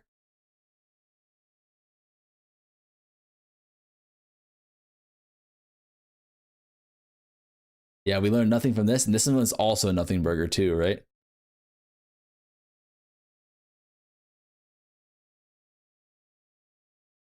No patches yet, just teasers. Yeah, nothing substantial yet, unfortunately. I'm excited though.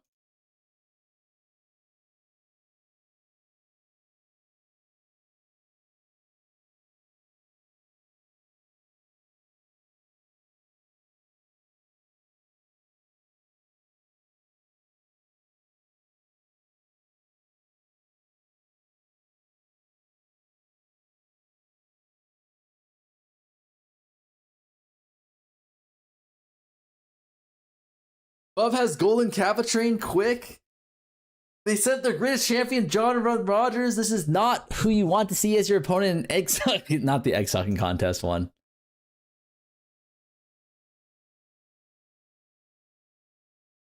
Oh god.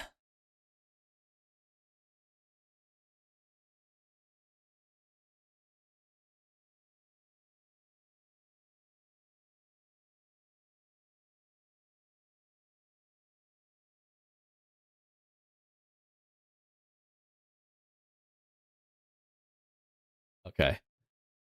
Is that true? I feel like low key, after this is the first World Cup I've ever watched, I think. And doesn't that shit look so rigged?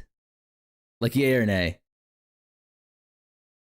Like I'm not even I wanted Argentina to win. But like even as like an Argentina like fan, I was like, dog, this shit is so rigged, man. Like you're telling me like 45 minutes into the game, they essentially give a guy a red card, like one of their best players a red card for like pretty much no reason, no? And like watching the Norway match, my god, that shit was rigged. That shit was rigged as fuck, no? Like Norway actually should have won, like, but whatever, man.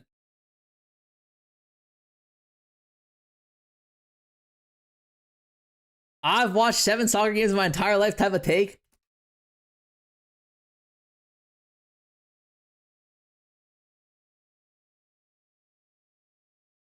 Like, I don't know, man. Also, like, did you guys see that, like, they revoked the red card in the USA? Because Donald Trump called the FIFA guy? Another example of rigging. Thanks for the 2 months, Farmer. I appreciate you, Pedro.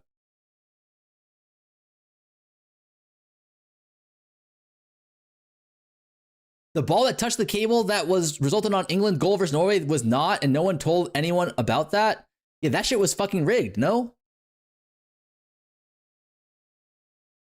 Our image of your orange is already so fucked that one didn't really... I mean, it's not about the orange. It's about the fucking organization. Like, I feel like you're not... Like, what are we even talking about here? My fave, Galarala. What's up? Akira, thank you for the prime, man. At the end of the day, I think the 2 best teams are in the final.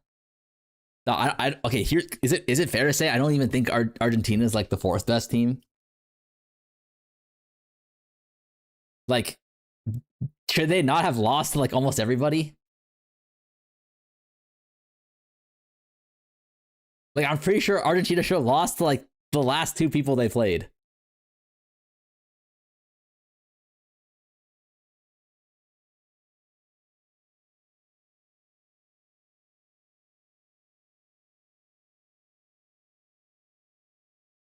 Top 4 teams in the FIFA ranking are only ones that matter to the FIFA rankings. Don't mean that.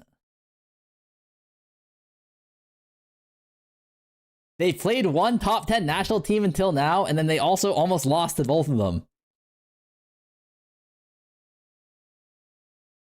I mean, you came away from the England game and thought England was better team. I don't know what to tell you. You all have a job. Like, I'm pretty sure... Fuck me, they have champions luck. Germany dropped out deserved. Also, we can agree that England versus Argentina's first half was the worst thing I've ever seen. Like, I'm pretty sure it was rigged, man. Like, I'm not even gonna lie. Like, was England not straight up putting boot to ass in the first half? And then, like, they suddenly change up their, like, roster or whatever, and they just start shitting the bed in the second half? Like, straight boot to ass.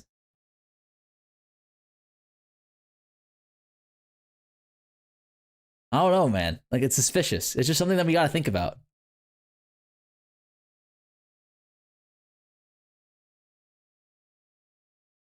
He removed center field for 5 defense line.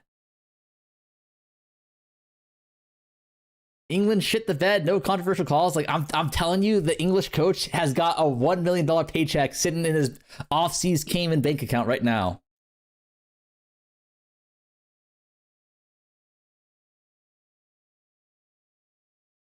You could say Egypt was like, I'm saying, like, I don't know, man. Like, I don't think Argentina should be in the finals. Like, I don't think they're the best team.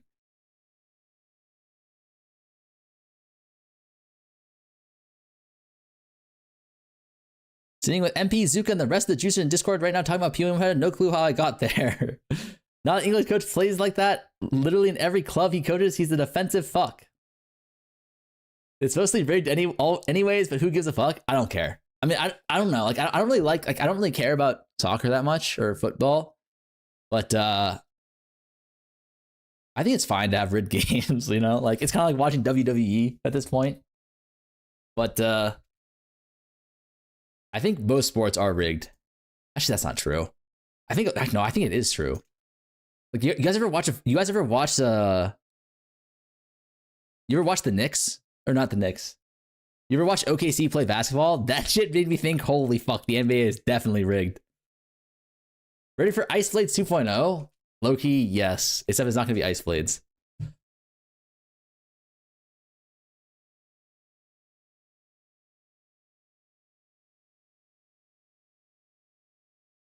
Bro, fuck OKC. That shit is not watchable. Okay.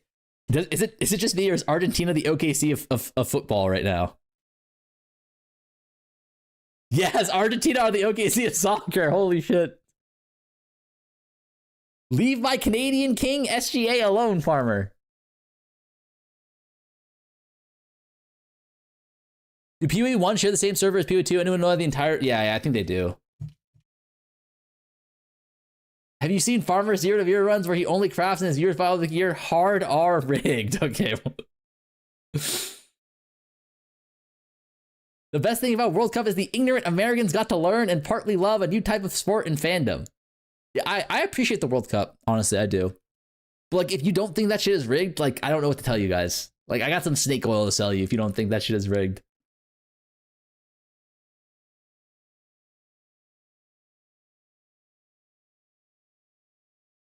You said it's up. You can check patch notes. Okay, let's see. Added new supporter packs. Thank you for the support. Yay.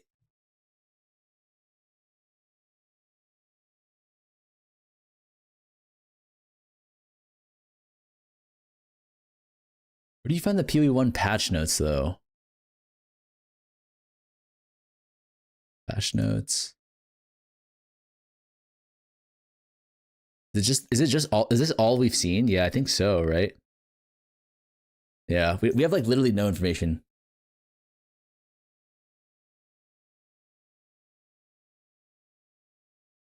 If they're rigged for a country, why not bet your house on the games? Because we don't know how they're rigged.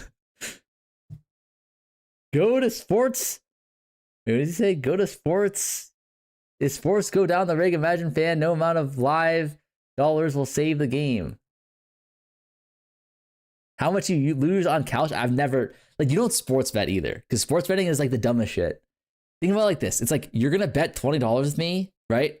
And then like a middleman takes out $5 no matter what. So no matter what, unless like you're betting against a fucking moron, you're going to be losing money on average, right?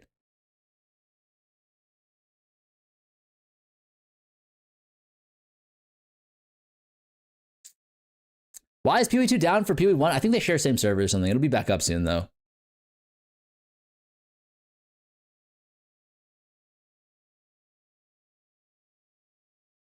Bet your life savings on Messi getting a penalty in the final? True.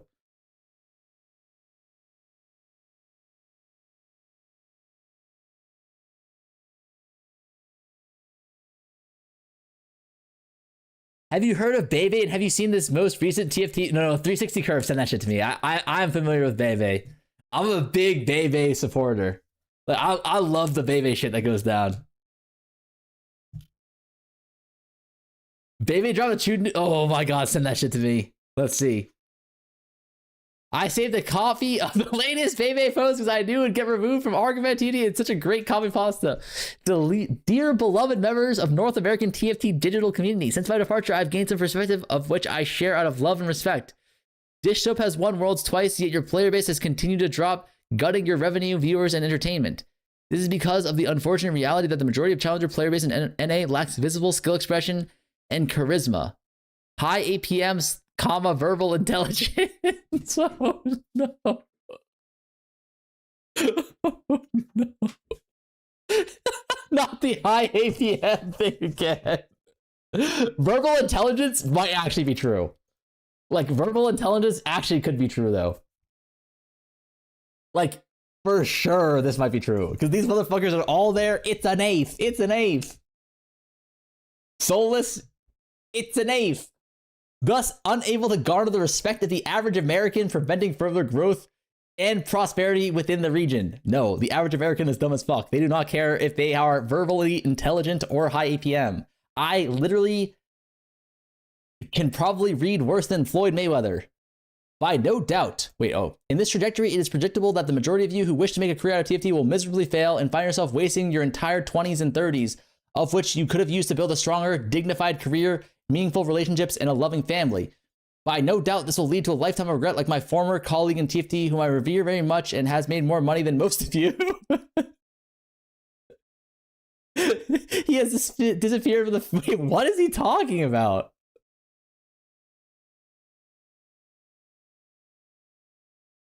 Like, wait, what is he... Wait, who is he talking about? His former colleague in TFT, whom I revere very much and has made more money than most of you. He has disappeared from the face of this earth, and it would not surprise me if you shared his fate.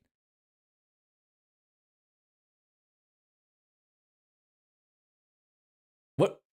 Who is he talking about? Like, when he says disappeared off the face of this earth, does that mean, like, jumped off a cliff in Minecraft, or what? Thus, I recommend the following. Number 1, pause all TFT gaming activities until you build a dignified career with reasonably predictable income for the next 30 years. What is this guy talking about? What is he talking about? What? Exercise, read books, surround yourself with people smarter than you, develop empathy and perspective. Then you may return and occasionally participate in these TFT tournaments if you find the time remaining. My beloved TFT players in North America, especially the challengers, I love you very much, so stop yapping and do as I say.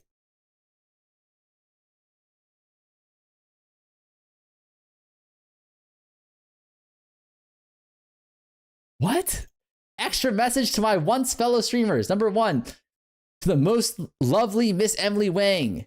Oh God. Oh God. This is, I can already tell this shit's gonna be cringe. It is obvious to me that you're a smart, intelligent person who is currently overly stressed by the toxic digital environment of, oh my God, this guy's getting the goddamn, what is it called? The top hat? What's that shit called? The neck-beard top hat? Fedora. He's getting the fedora out for this one. He should have said, to the most lovely Miss Emily Yang, milady, it is obvious to me that you are smart, intelligent, who is currently overly stressed by the toxic digital environment of team tactics. Please send me feet pics. This would cause severe mental harm to any individual. Again, feet pics. Of course, I understand thoroughly because I've been through it myself. I warn you that the environment you are in is indeed toxic, harmful to your health. Please take care of your health. Send me feet pics. Is there something going on with her? Like, is she like... Is there like a drama that she's in? Or is this just like a random ass like crack drama? Recent drama? Okay, send me that next. To the most respected... To the most respected Keck 3 Soju, you will not believe how easy it is to spend and lose a few $1 million, whether it be to a family medical accident, legal disputes, or an unfortunate and uncontrollable divorce. Be frugal and smart with your decisions in finance and take some time to slowly think about your... Dog. Like, this guy might be the biggest douche in the world, no? This guy actually might be the biggest douchebag in the world. To the most passionate and innocent Setsuko. Innocent? I remember I asked him why he rolled at a specific time. He called me a hard R and then perma-banned me from his chat. You played... No, wait, like, not that hard R, though. You played well, and you really do keep getting unlucky. Don't blame yourself. That is all. Goodbye. Dog, that's actually crazy. That's actually crazy. Farmer, there's a Google Doc? Wait, what the, wait, is this real? Solus, should I not read this? The El Hermano 1337 archive? It's real? Is it Tio, like, should I not read it? Is it fucked up? You want context? Yeah, give us the context first. It's fine? Okay. 10x power rune in Expedition? What do you mean the 10x power rune? She was calling out a guy on Twitter, and 2 days later, his Google Doc dropped? Oh, shit. Oh, shit. This document goes over 2 victims currently known, both of which will be referred to as Anon 1, age 20, going by Kat, and Anon 2, also age 20, going by Lily, as well as screenshots. I do not influence nor edit myself on what both Kat and Lily have said. Do not send death. Wait, what? El Hermano? Yeah, just get Solus on the call. I will not be TLDRing this. Solus, please. Has repeatedly broken many boundaries for many people. Noticeably, he has sexually... Okay. Who the fuck is El Hermano? There's no way this is what we're reading in stream. You don't have to read this? Okay, like, do you guys not know I read at a 3rd grade level? Like, this shit might be too long. Wait, are the screenshots TOS by any chance?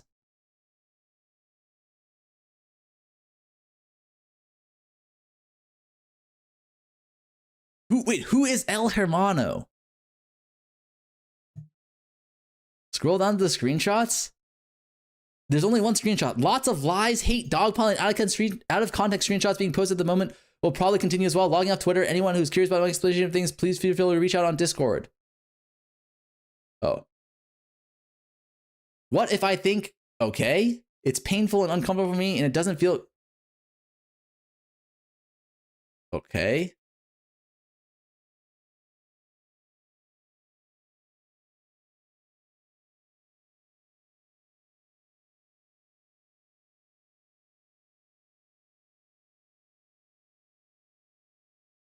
What am I reading? What does this have to do with Emily Wang?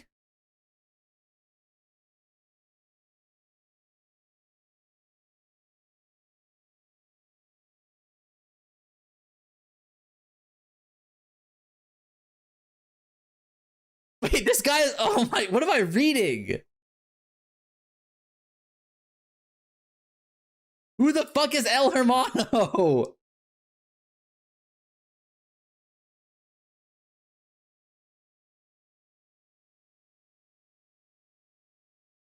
Wait, is he just Dodo Wall messaging this guy? Like...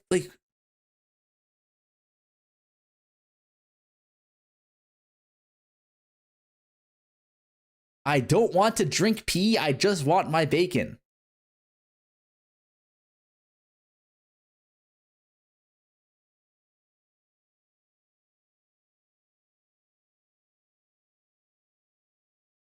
What the fuck? TLDR, everyone got mad at Emily Wang for calling this guy out on Twitter for being weird, then the doc dropped? What the fuck am I watching? I don't know, man. I don't know. Apparently, like... I don't... Hey, can someone explain to me who the fuck El Hermano is? Like, I just need to understand who the fuck is El Hermano. Doesn't that mean, like, the brother or something? Are you going to Gamescom? Rumor has it there's going to be a big thing. I've got no clue what Gamescom is. Get Solus in Discord. Yes, yeah, Solus, you want to jump in Discord? TLDR?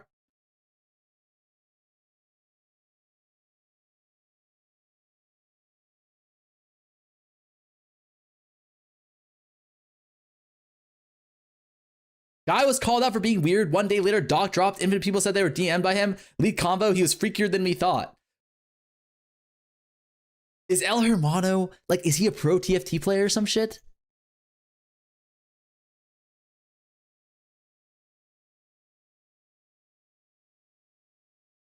He's the LF TFT GF guy? What do you mean looking for TFT girlfriend guy? Like, is he like a challenger player? Is he just like a random guy who just DMs random women? Manola, thank you for the prime, man. Or the sub. He's just a random guy. Looks like he gets play. It does not look like he gets play. Is the sky orange for you outside? Because they're all sending 100 messages back. Yeah, wait, but why is... Wait, what does this have to do with Emily Wang, though? They're all... Wait, why are they also not blocking him? Like, if a dude messaged... I'm not blaming the victim here. I want to make this clear. I'm just trying to understand what the context is, okay? But if a dude messaged me asking me to drink his piss, that would be the easiest block of my goddamn life. Again, not victim blaming, but I'm just trying to understand the context.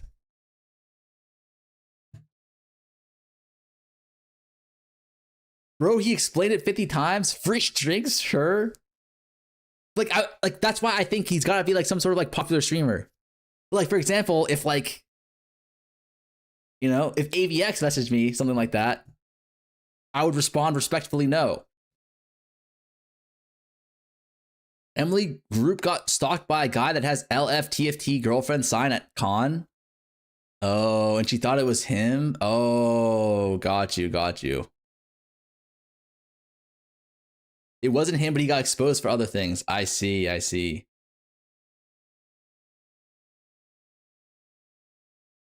Oh, and then that's why. Wait, and then going back to the fucking. This is why he was talking about Emily Wang. Random guy domino effect. Okay, I see. So it's not like a Milady thing. El Hermano will be my next POE name. Okay, relax. Have you seen this? What is this?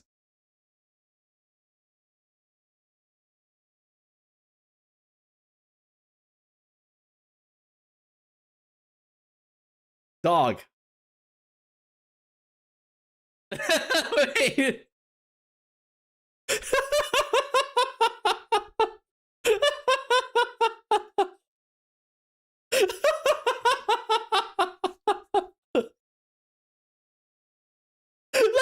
Like, why does he look so happy though?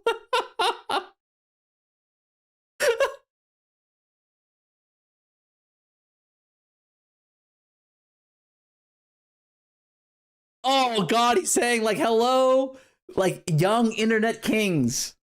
Could somebody help me?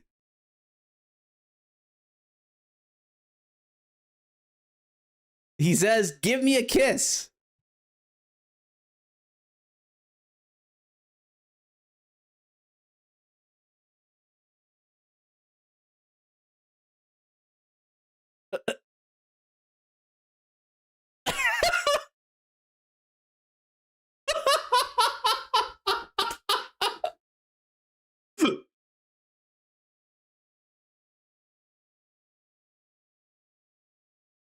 That's actually hilarious. Like, why can't... Can someone explain to me why Farmer can speak Chinese? I'm Chinese, brother. He's essentially just like flirting with the stream. The hell is this?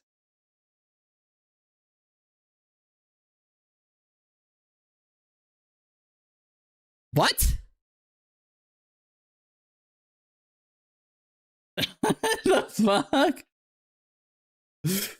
Guys, this is 100% Fub Gun, same voice, true. Farmer alter ego. Damn, there's a lot of drama going on in TFT, I guess.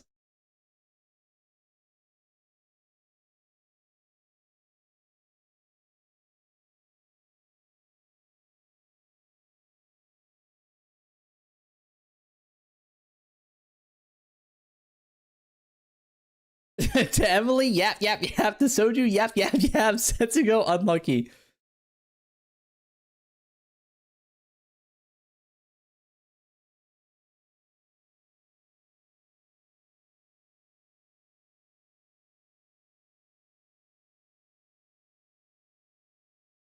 If you lack visible skill impression and charisma, high APM, and verbal intelligence, thus unable to garner why this post is wrong, GG. Like, serious question: are TFT players like how do you describe it?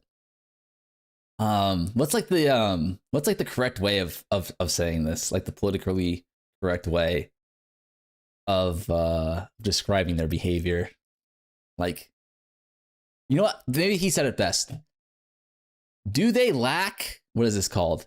Verbal. Okay, I feel like PoE players lack verbal intelligence. Right? You're a TFT player. I guess I am, but like this guy, honestly, not the worst thing this guy could say, especially compared to his other stuff. He is not wrong though. Playing this game is like, I don't understand how you could read this fucking shitstorm of a post and then come into the comments and go, he's not wrong though.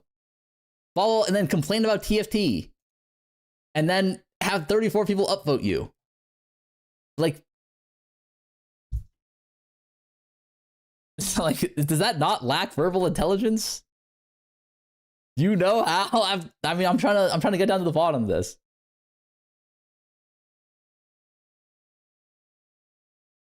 The dumber it gets, the bigger the game get. The dumber the community. I don't know. I feel like the PoE community isn't as like verbally unintelligent. Let's just say. I feel like.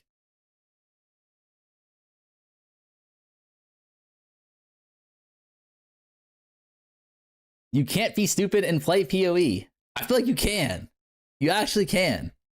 Socially unintelligent, yes. I feel like there's like a lack of social intelligence or like empathy, I guess. Like, cause like this Bebe guy, I remember he would do the most fucking like Fedora Milady shit ever on stream, and people still watched him, and like he had a pretty big following. No, like correct me if I'm wrong. Souls, wasn't Bebe like one of the biggest streamers at the time? Like not like as big as Soju, but like I remember he was like up there.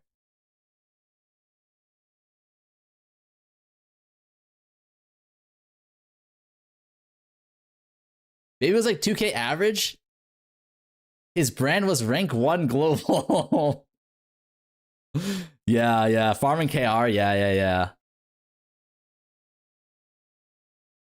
Yeah, the way you defend AVX is normal. She's your cousin, you say. Listen, I support female Asian entrepreneurs. What's wrong with that? He coached SKT at some point too. Baby could have been such a good streamer if he just played muted. Like, I feel like I will say that one thing though. I feel like TFT streamers don't have big egos for the most part. Like, I think this guy was probably the exception, but like Soju, I feel like he didn't really have a big ego. I feel like Setsugo didn't have a big ego. Distrope didn't have a big ego. TFT streamers has the biggest ego. Wait, really? Like Robin Sons doesn't have a big ego. Kiyun doesn't have a big ego. You can't name 5 people? Like, that's all I know. Those are the only streamers I know. Farmer, can I ask you a real question? Do you know who El Hermano is? I know him now. X the Farmer, X Vaz. I feel like I don't have a big ego. Like, I'm not like a famous streamer or anything, but like I don't have a big ego. But like I feel like a lot, like there are definitely some PoE streamers who have pretty big egos. Actually, that's not true. No, there's a few. I won't name names, but there's definitely a few where you go to their stream and you're like, damn, this guy thinks he's Himothy. Even like smaller streamers. But I feel like for TFT, there actually aren't a lot of really big egos. Big Mike, like, listen, the Big Mike thing is not a big ego. Like, can I not just fucking be happy that I talked to Big Mike? Shots fired at Bub? No, like Bubgun's a great example. That guy does not have a big ego at all.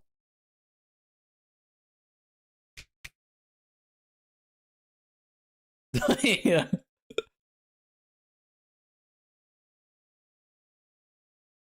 Penguin, thank you for the 2 months. I feel like he doesn't though, no? Stop bouncing on it. Like, I feel like he does not. Like, I feel like Ziz doesn't have a big ego. Lance doesn't have a big ego. Pox doesn't have a big ego. Like, who else is there?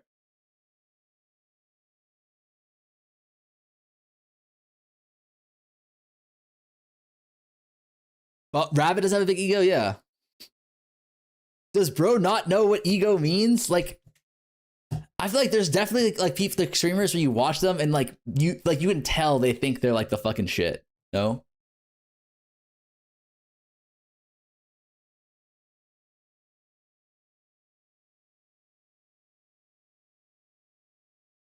Farmer definitely. I don't have a big ego at all. Like I don't. I genuinely don't. Like I don't think I'm better than anybody. And I feel like I don't. I feel like I don't come off that way. No. Ego is Latin for I, generally refers to your conscious sense of self-esteem or personal identity. In everyday conversation, having a big ego means excessively conceited, whereas a healthy ego reflects strong. Yeah, like I have a healthy ego. You know what I mean? Like Fubgun has a healthy ego. At ChatGPT, who is the best crafter in POE? What?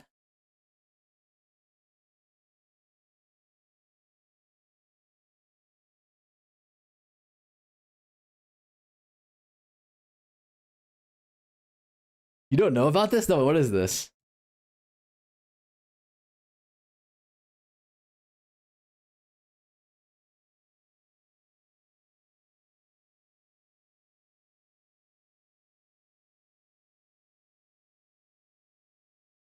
Did Fubgun make you sign something?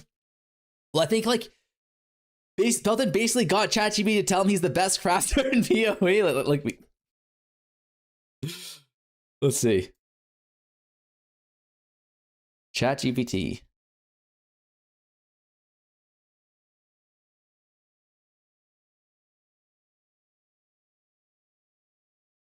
Who is the best crafter in Path of Exile?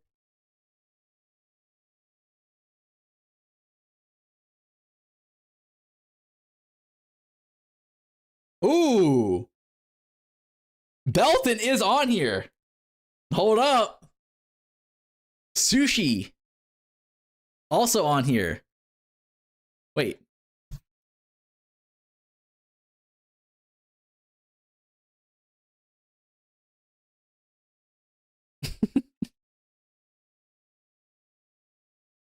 Wait, why am I not on there? If wait, there's no way. There's no way ChatGPT is shitting on me. Who is the best crafter in Path of Exile and why is it X the Farmer X? Laughing emoji. If we're judging by community memes, then the answer is obviously the best crafter in Path of Exile is X the Farmer X. Why? He hits impossible crafts that statistically should never happen. Clicks with absolute confidence, even when everyone watching is convinced the item is bricked. What the hell? In seriousness, the best crafter is subjective. What the fuck? Wait, what the fuck? The best crafter is subjective. Felt is often decided for producing the most ambitious miniature item. Sushi is highly regarded for both elite crafting and teaching process. Local is favorite for learning efficient crafting strategies. But if you're making content or joking with the community, saying the best crafter is X the Farmer X is exactly the kind of tongue-in-cheek take PoE players appreciate. Especially if you follow with the montage of absurd crafting successes and failures.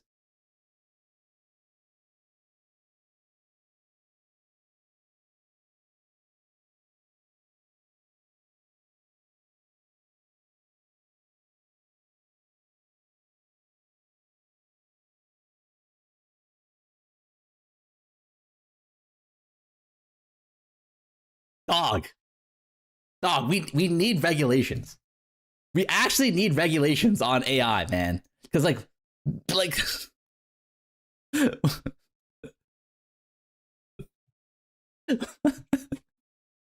the fuck was that? Like, what the fuck was that, man?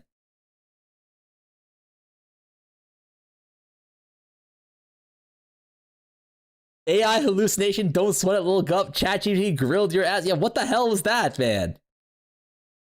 AI actually just started shitting on me. Straight dunked on my forehead, man. That's a hit to the ego for show. Like, this is why I don't have a big ego. You know, I constantly get my ego checked. Who cares about RAM prices? All praise our overlord's AI. I gotta pick up my girlfriend with the car now because she's stranded in a storm. Tell her to start running, little gup. Getting humbled by ChatGPT. This is why us PoE streamers are incredibly humble. But like, serious question, like, was I wrong though? Like, is Soju not humble? Like, is FuvGod not humble? I feel like we have two communities that have pretty humble streamers.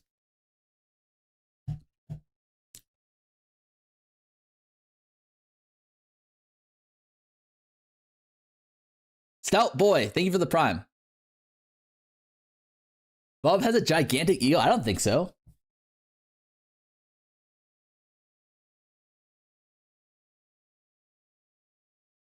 Five minutes, pull out the countdown. Oh shit.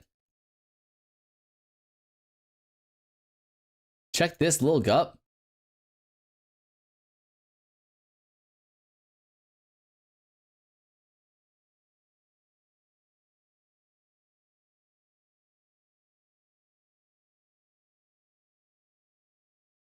My eyeballs. What the hell?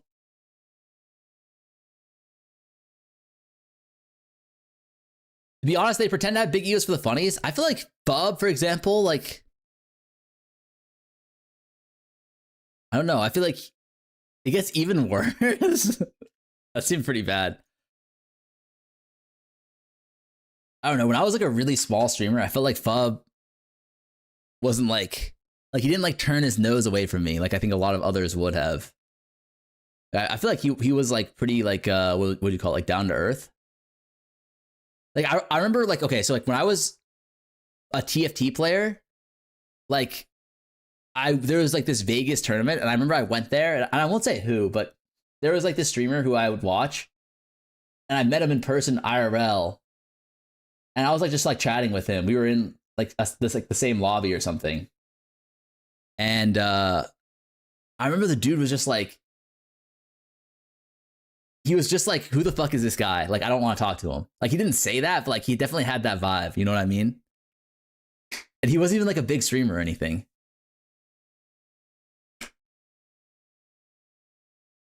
My fault, little gut. It wasn't you, Solus, buddy. It wasn't you. Bob permaned me for saying something about crit on his poison burst build a few days before 0.4 launch. Yeah, but I don't think banning people is like ego. You know, I think banning people is just like what your tolerance for chatters is, right? Name and shame. I'm not gonna name and shame because I don't blame him for doing it. But rank them where Pal's thrown fit. I think Pal no ego either. Like he doesn't strike me as someone who has ego. Like another person who has no ego, Ghazi, DM. Like I feel like those are like people. Spicy Sushi. Give me one letter, no one else will know. I'm pretty sure they'll know if I give you one letter.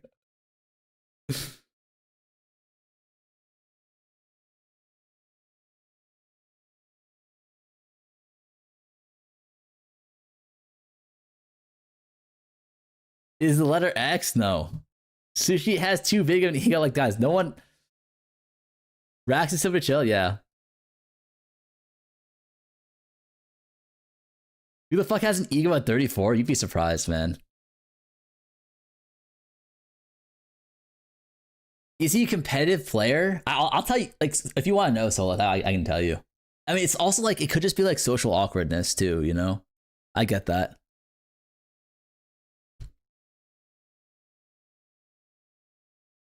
Let me know. Okay, I'll DM you. Wait, Solus, are we friends on Discord?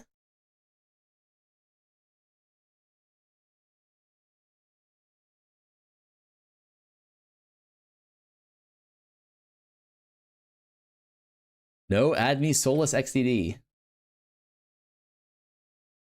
Are you in the Discord?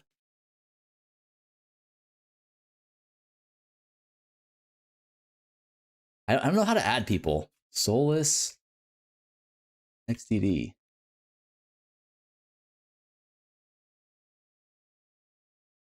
Leak it or pussy. Holy unk. Sound on? Okay. Everyone be quiet. Turn off the fucking music, man. Shut up. Shut up, Kim Wilde.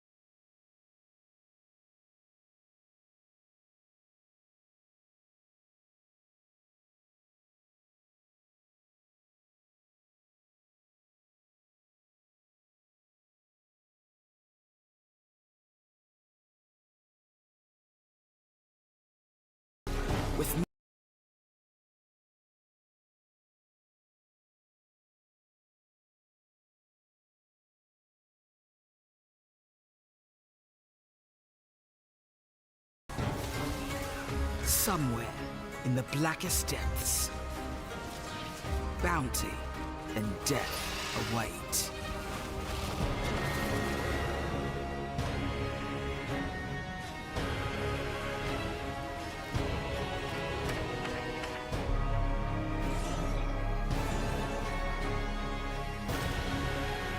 What?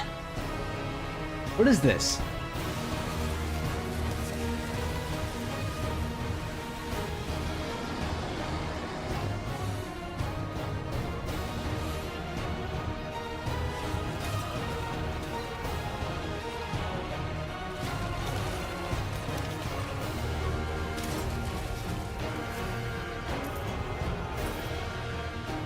Kadiro.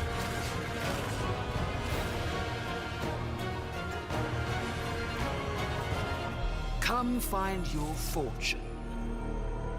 Wait, no way they're bringing Mercs back. Depths of the sea. Like, actually, no way, right?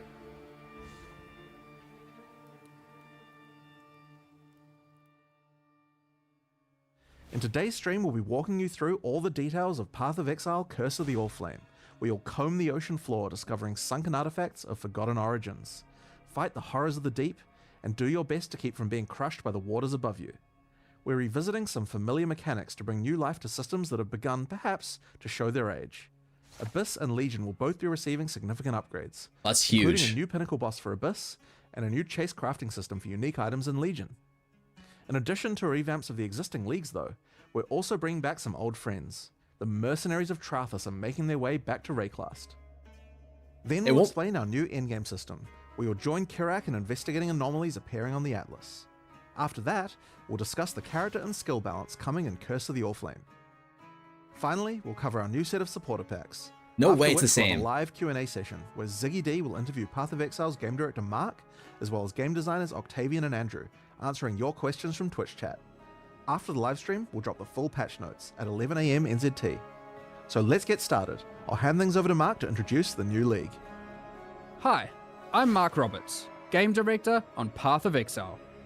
In Path of Exile Curse of the Oriflame, a long-forgotten mystery has begun to stir beneath Rayclast seas. Hidden in the icy depths lie strange and immensely powerful treasures, waiting for those bold enough to claim them. Meet Valerie, a dangerous Corsair captain who needs boots on the ground and on the sea floor to help her retrieve these treasures and unlock their potential. This is where you come in, to help her find the charts scattered across Rayclast. Then, use those to guide her ship to the patch of brine that holds loot for the taking. In return, you'll get a cut of the profits. These lost charts are guarded by the undead, rival Corsairs, or horrible creatures of the deep. Each of these monster encounters will also have a custom bonus for defeating the enemies.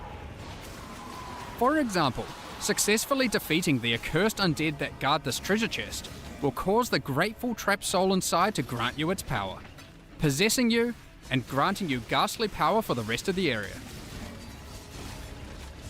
Once a chart is in hand, you'll board the good ship, the Sovereign, Valerie or Val's reappropriated Oriathan naval vessel.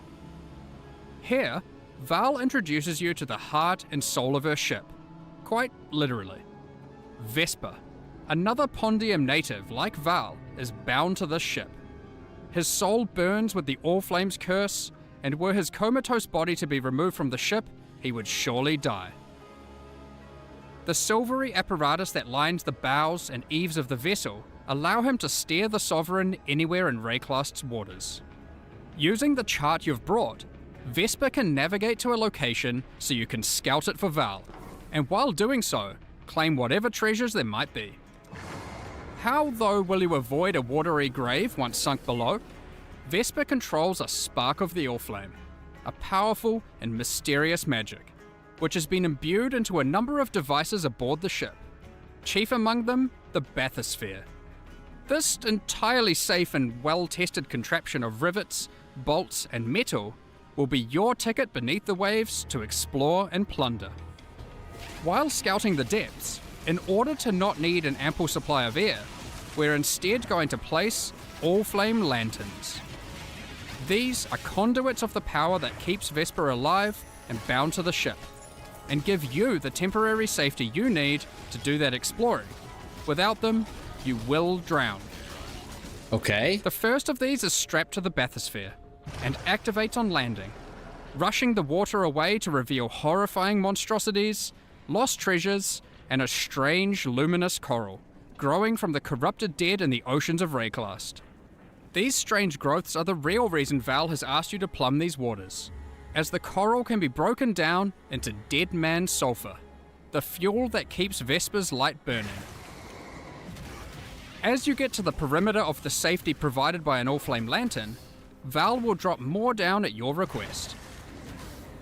There's also an option available to have new lanterns fired automatically for you as soon as you need them, if you prefer speed over fine control. Explore and claim what you can while you can. Lost fortunes of gold, chests of valuables, and lurking threats all lie in wait for you beneath the waves. You might even find the odd lost missive, waylaid on its travel to its intended recipient. But hey, finders keepers, right? Beware though, as Vesper can only power so many lanterns at once, and that power is finite. On placing the last of your lanterns, they will begin, one by one, to flicker and fade, and the creatures of the deep will rush in as they sense the vanishing of the light. You'll have to rush back to the safety of the bathysphere, escaping the cold clutches of creatures that despise the light you bring. You'll want to place every lantern though, as exploring to collect enough Deadman sulfur is the only way to successfully chart the area for the next step, planning a voyage. It's Val expedition. will keep a record of the areas you've charted, storing details in her journals. Once you've charted enough areas, just talk to Val, place your charts on Val's board, connect them together, and create one giant seafloor excursion. Each area you chart will reveal a special modifier that applies when it is used as part of a voyage, applied to either the charts adjacent to it or the whole voyage. Here are a few examples. This modifier causes all equipment dropped by monsters in adjacent charts to be converted to gold. Who wants This that? modifier will actually, that's spawn good. friendly jellyfish alongside every pack of monsters in your voyage, Gold runs, which you will right? promptly slaughter for extra loot and experience, we're sure. This modifier causes all monsters in adjacent charts to be empowered by wildwood wisps. With 9 positions on your board for charts when constructing a voyage, these can stack up fast. There are also charts which can take you to specially rewarding areas of the ocean floor. Fields of anchors strewn with treasure chests full of loot, Calguran shipments lost at sea, and sunken abyssal pits teeming with monsters, to name just a few. There are even some ancient artifacts you might find and resurface. No. This is Additionally, going to be CVT to set the up, edges man. of the voyage board track the currents of corruption flowing through the waters of Rayclast, with randomized effects being rolled with each new voyage to affect the charts placed adjacent to them. These add even further no. rewards to your voyages, and can shake up the way you choose to place your charts. No. Stack all of that together, and a well-planned voyage, with a bit of luck, can be a very profitable endeavor. But with so much loot to claim, how are you going to get it all to the surface? Val has a solution for just that problem. In each of the charts that comprise your voyage, there will be a capsule waiting for you, sent down by Val, which can store about an inventory worth of loot. Stuff these full, send Val a signal, and she will pull it back up to the surface. You safe and control sound. click? Since voyages are built of 9 charts, that's a lot of opportunities to send back plenty of valuables. It's Elon Once you're satisfied playing. with the plunder from your well-planned voyage, find any of these capsule locations and call the bathysphere to it as your ticket out. Oh no. Val will send it down to your rescue, as fast as she can. Is You this just not? need to survive until it gets there. Good luck. Is this not the bad Once you do, hearts of don't expedition forget to empty all and those capsules towers? full of loot. Now, Oh. back to all that dead man sulfur that you've been hard at work gathering. Is that just to keep the Sovereign afloat and Vesper alight? No, it's not. Once you've got a bunch of it, head below decks and you'll find the heart of the ship at work. Whilst Vesper's body remains above deck, burning away in a contraption of tarnished pipes and corpse-stained glass resides Vesper's soul, and you'll find him to be a pretty crafty fellow, if a bit melancholy. That's where this league's item crafting system comes into play. Okay. Give Vesper an item, alongside a currency that you could normally use on that item, and an ample supply of Dead Man's Sulfur.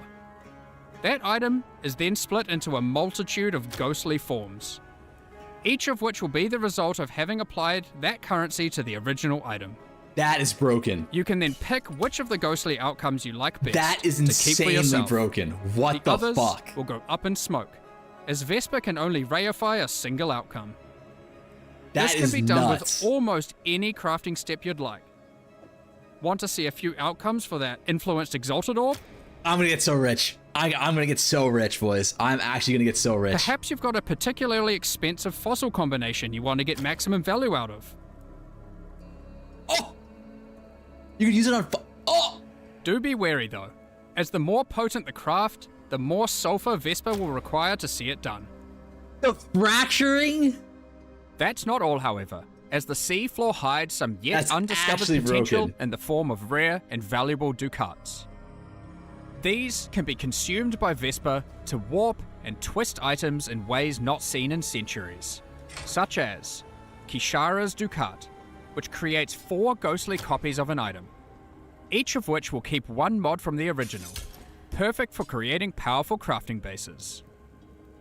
That one's good. The Gentile's Ducat, which can solve item or gem requirement problems by changing one attribute to another. That one's also And Brine Hook's Ducat, with which you can become an emissary of the gods of Rayclast. Who knows what these aspects might do?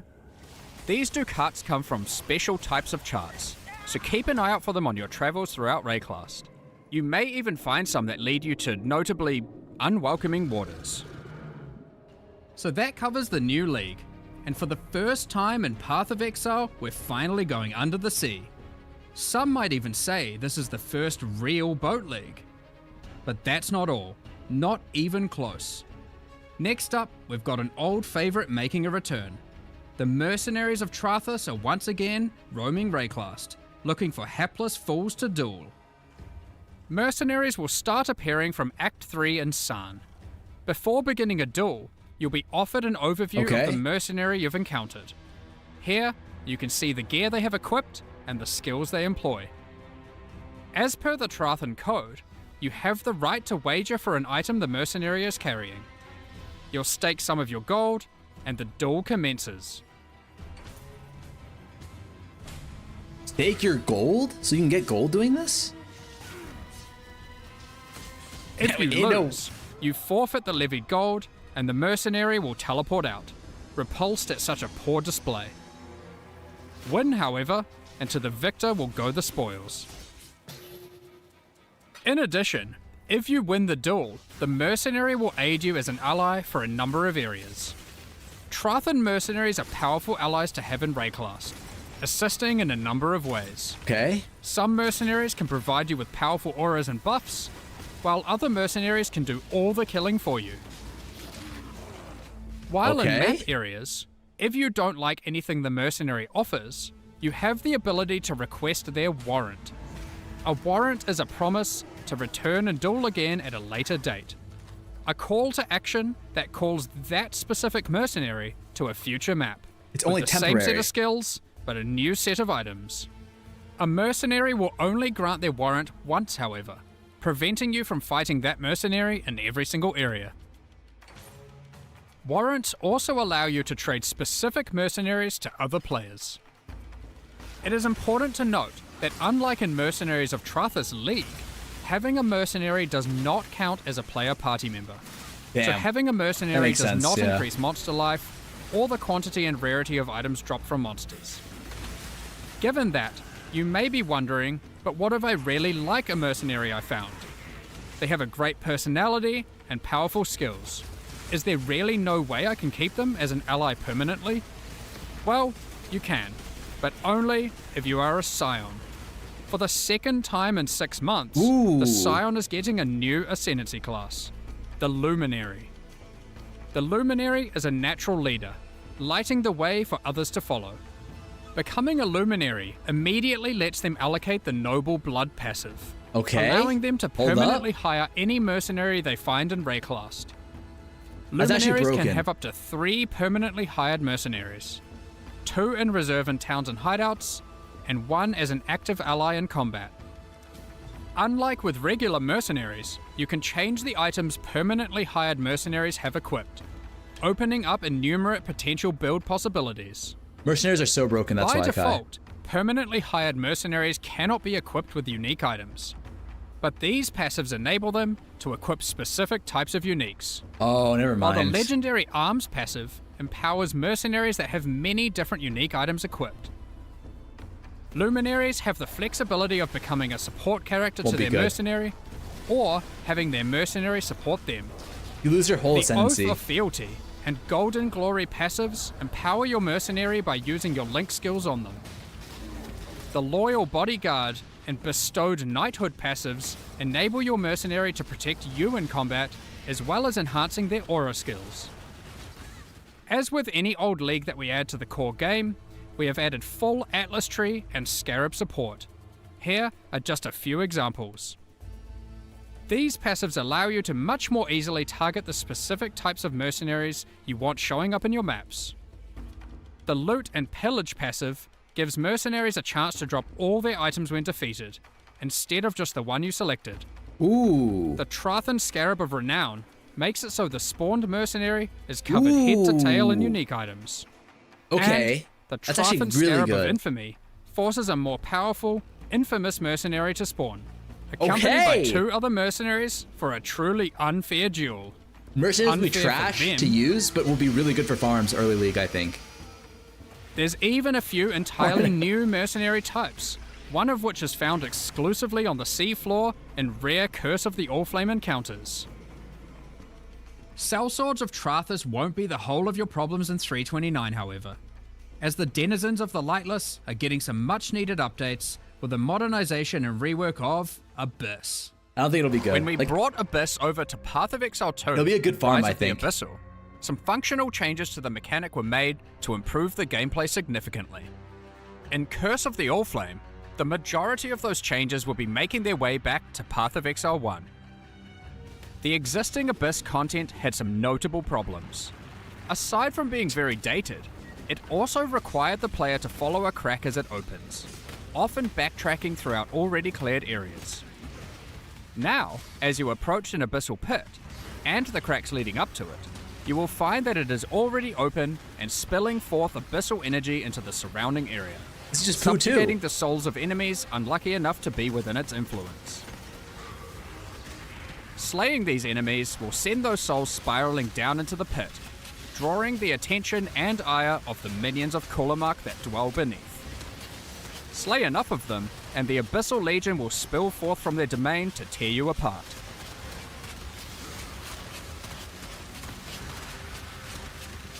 The upshot of this rework is twofold. Firstly, there is now much more visceral feedback in the moment-to-moment gameplay of Abyss, with audio and visual Please. cues drawing the player along. And most importantly, you'll never need to chase a meandering abyssal crack around a map ever again. No more backtracking. However, be on your guard. The abyssal minions of Kulamak have some different tricks up their sleeves in POE1. He's even and using many Comet. employ entirely different skills to those of their POE2 counterparts. To be clear, there are still some aspects of the existing abyssal system that we will be keeping. Leather belt? Abyssal jewels and items with abyssal sockets He's not will even checking remain. the leather belt. In fact, we have given Abyss a similar treatment to what we did with Dell fossils in our last release, moving abyssal rewards out of other areas of the game to make Abyss the exclusive source of abyssal jewels and Stygian vices.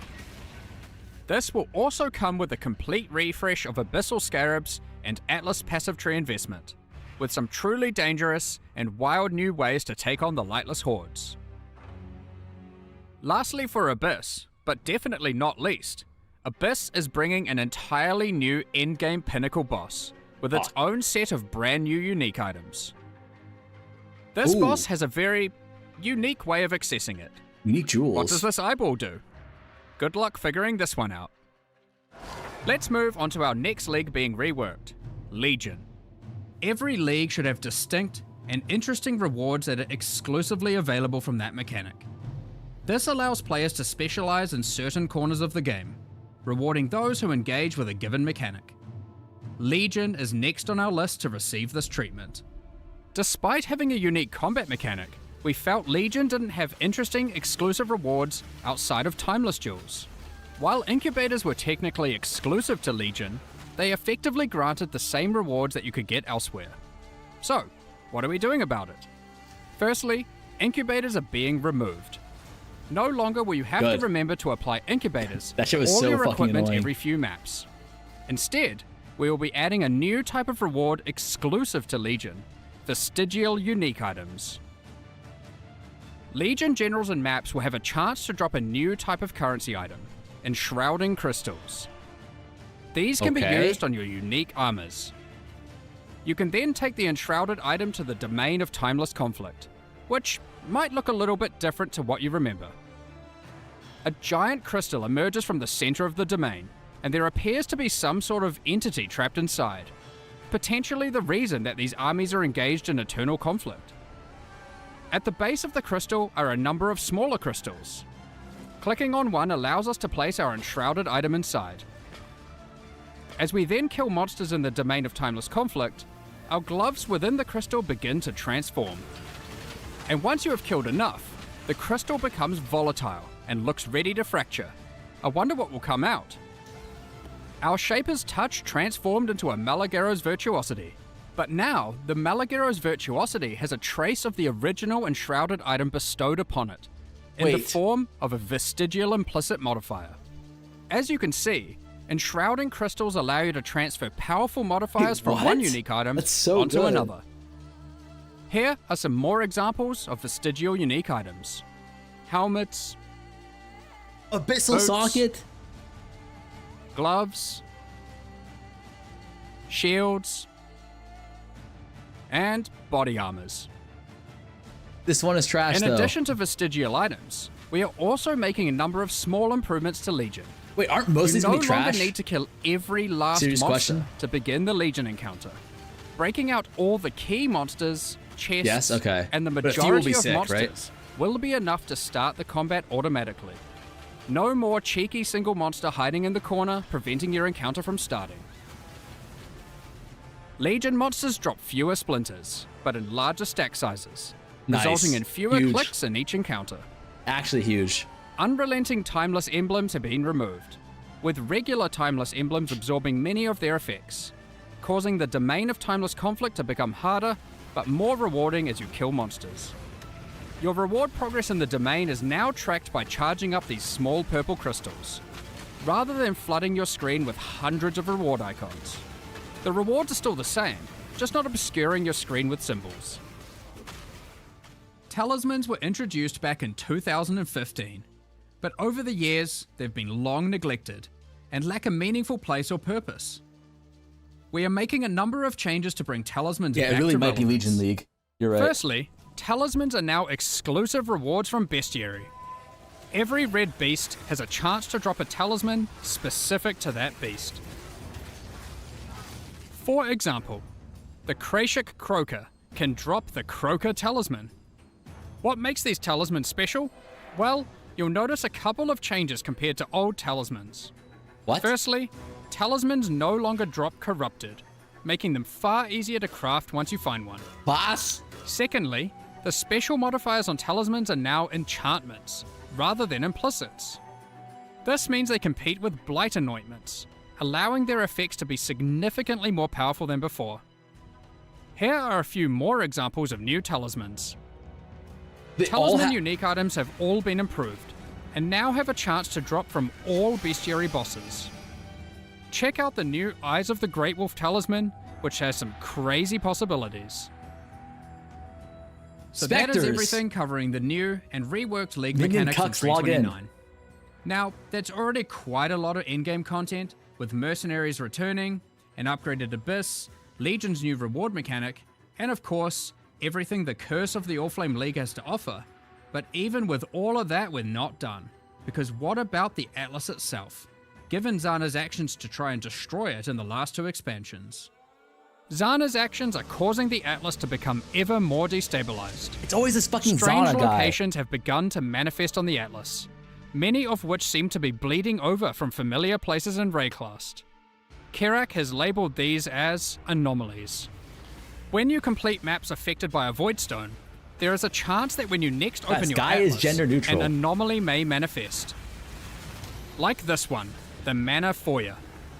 Like regular maps on the Atlas, you can select them at your map device, but unlike regular maps, these don't require an item to enter. It looks like this area is the abode of Cadero Perandus. Cadero is willing to offer valuable items in exchange for our gold. Ooh. If you don't like what is on offer, you can reject it. Finally, and a use for gold. That's actually immediately offer huge. Another item. The next offer will cost more gold, but hopefully is much more valuable to you.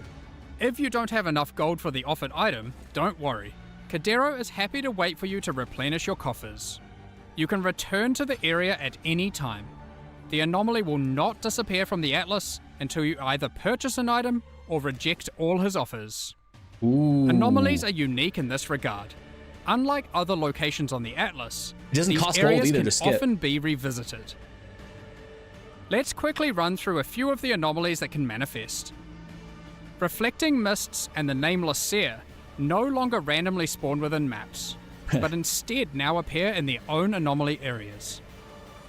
Scrying is no longer the domain of the Nameless Seer, but instead can be done through the new, tradable Scrying Orb. Oh my god. Some anomalies grant Yes. a taste of League mechanics you might not normally run, without having to be fully invested into them.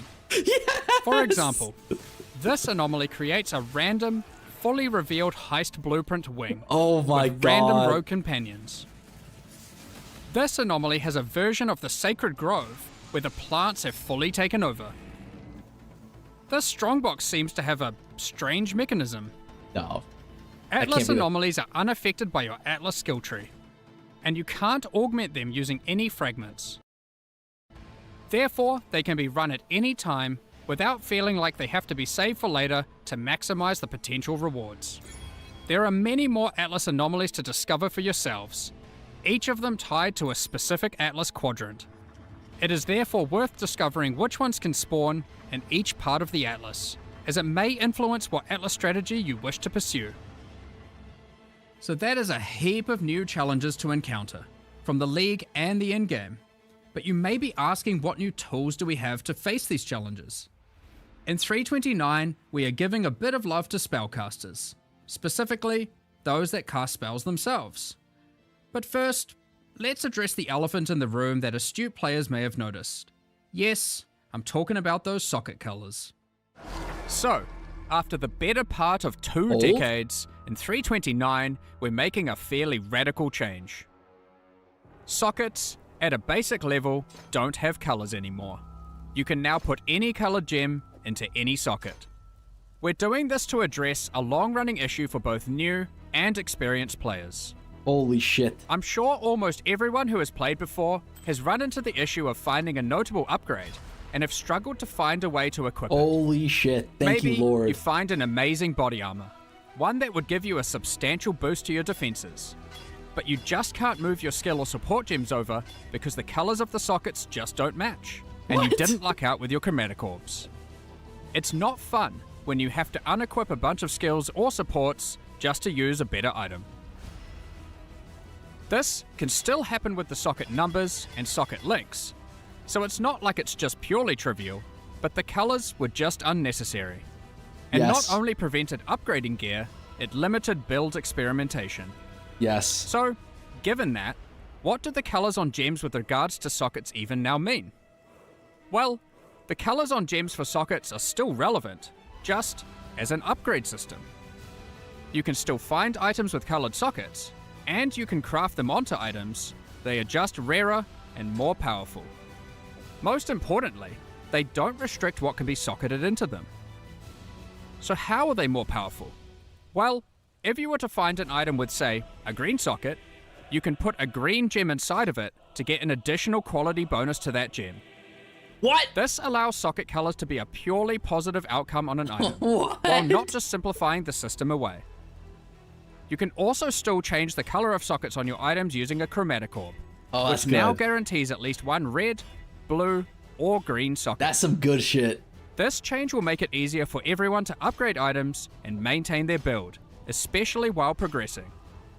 Speaking of builds and gems, we wanted to make sure we improve some of those, specifically for spellcasters. Let's get into that. Spellcasters have a large number of different skills to choose from, but often many skills play and scale in similar ways. We have done a pass through existing spells, differentiating spell damage types from each other. For example, Shadow's physical spells, like Ethereal Knives and Bladefall, now have a much higher critical strike chance than other spells at the expense of damage. Pure Lightning spells now all have generally higher cast speeds, but they cost more mana per second than other spells. We noticed that some of the Ascendancy classes for Shadow, Witch, and Templar were lacking options for general spellcasting, so we've added a new notable to the Assassin, By the Fury. Occultist, and the Inquisitor. What the We are hell? also introducing a new skill, Mana Infused Staff, that infuses your staff with arcane energy, raising your block chance and reducing the mana cost of your spells. In addition, when you are hit by an enemy, you retaliate with a wave of arcane lightning, dealing damage based on your maximum mana. One of the struggles we noticed with certain self-cast archetypes was that they lacked a scaling option in the endgame. In 329, we're adding a special new set of exceptional skill gems called Pacts. Each pact is themed around a specific Beyond demon and Lycia. You can make a bargain with these demons to empower your spells, but at what cost, you may ask? Well, these spells don't have a typical cost, but instead cause the player to gain a special affliction debuff. Don't worry too much though, the rewards will be worth it. For example, Pact of Baydat causes What? many of your different spells to just cause a ruckus, while Pact of Gore is for dot builds. Using this pact will plague your enemies. Just cast it and watch everything around you melt. I wonder what Pact of Lycia and Pact of Katash do. We won't go into the specifics of all I the wonder balance too. changes Fuck, we're tell me, you making here, fuck. but there are many more caster improvements, including buffs to specific spells and supports, buffs to caster unique items, as well as more and better ways to solve mana. Check out the patch notes later for all the details. Next up, we're going to be talking about the new supporter packs for Curse of the Allflame. Today, we're launching two new series of supporter packs, the Plague and Remedis packs. All right. Piss break Each time, tier everybody. contains the pack's full face value in points, alongside several exclusive microtransactions. As always, the microtransactions in these packs are purely cosmetic and do not affect your character's power or progression in any way. The Plague series of supporter packs contains 7 exclusive microtransactions. Equipping the Plague weapon skin replaces the default appearance of your staff, sword, mace, or shield with a weapon that has been submerged in corrosive toxins. The Plague Rat Pet is the result of a nefarious experiment. When a unique enemy is nearby, it faints as a defensive mechanism to protect its fragile body so it can continue to spread disease. The metal of the Plague Bearer armor set has corroded, and the cloth has begun to disintegrate from being exposed to such toxic elements. It includes the Plague Bearer back attachment, which spreads disease across the ground in town areas, maximizing the chance of infection. A diseased swarm infects your weapon when using the Plague Bearer weapon effect.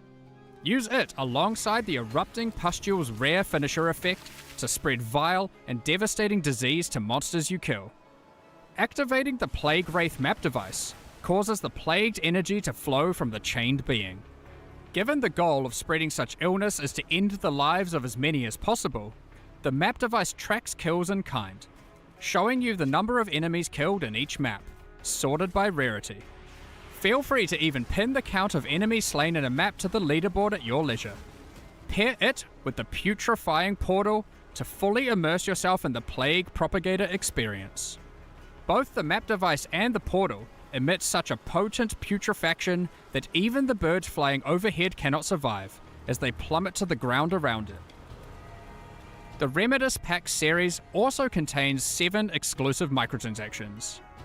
The Remedis weapon skin changes the appearance of your staff, wand, scepter, or shield, with relics once used by the Order of the Remedis Knights against the Plague. The Medi Roa pet is kitted out with all the supplies necessary for healing in remote locations. Strangely, these Roas seem to have a particular fondness for goblin meat. The Remedis Knight armor set is bestowed upon those tasked with travelling through Rayclast to purge the sick of their diseases. The matching back attachment cleanses the disease left behind on the ground in town areas by the Plague Bearer back attachment. It's an important job of a Remedis Knight to not let disease take over. Help by doing your part. The Remedis Knight weapon effect funnels the divine power of purification into your weapon. Return to the Saints' End Monastery hideout to recuperate from your purifying duties. Once a thriving centre for curing ailments, this monastery has slowly wasted away while lying unused. If you're feeling brave enough, there's even a platform to dive into the purifying waters below before washing back up at the base of the hideout. Last, but not least, use the Reservoir of Benediction Affinity Stash to store all of your elixirs. This stash opens to your stash tab with the Flask Affinity set. Additionally, all microtransactions from the supporter packs are available for use in Path of Exile 2. We're looking forward to seeing which of you choose to become the Plague and spread disease across Rayclast, or those who wish to fight against it by becoming a Remedis Knight. Thank you so much for your ongoing support. We're just about to start the Q&A with Ziggy D. Afterwards, we'll post the full patch notes for Path of Exile, Curse of the Allflame, at 11 AM New Zealand time, 4 PM Pacific. Wait. With release at the end of next week, our community team will be posting crucial information you'll need for the release. Keep an eye on the news. Am I POE2 brained, or like were you guys expecting more? That was a lot. But like I feel like maybe like that last POE2 patch made me think that like every patch was gonna have like 6 leagues in them. The last POE2 patch, I remember like it just kept going on more and more, and I just kept getting more and more confused.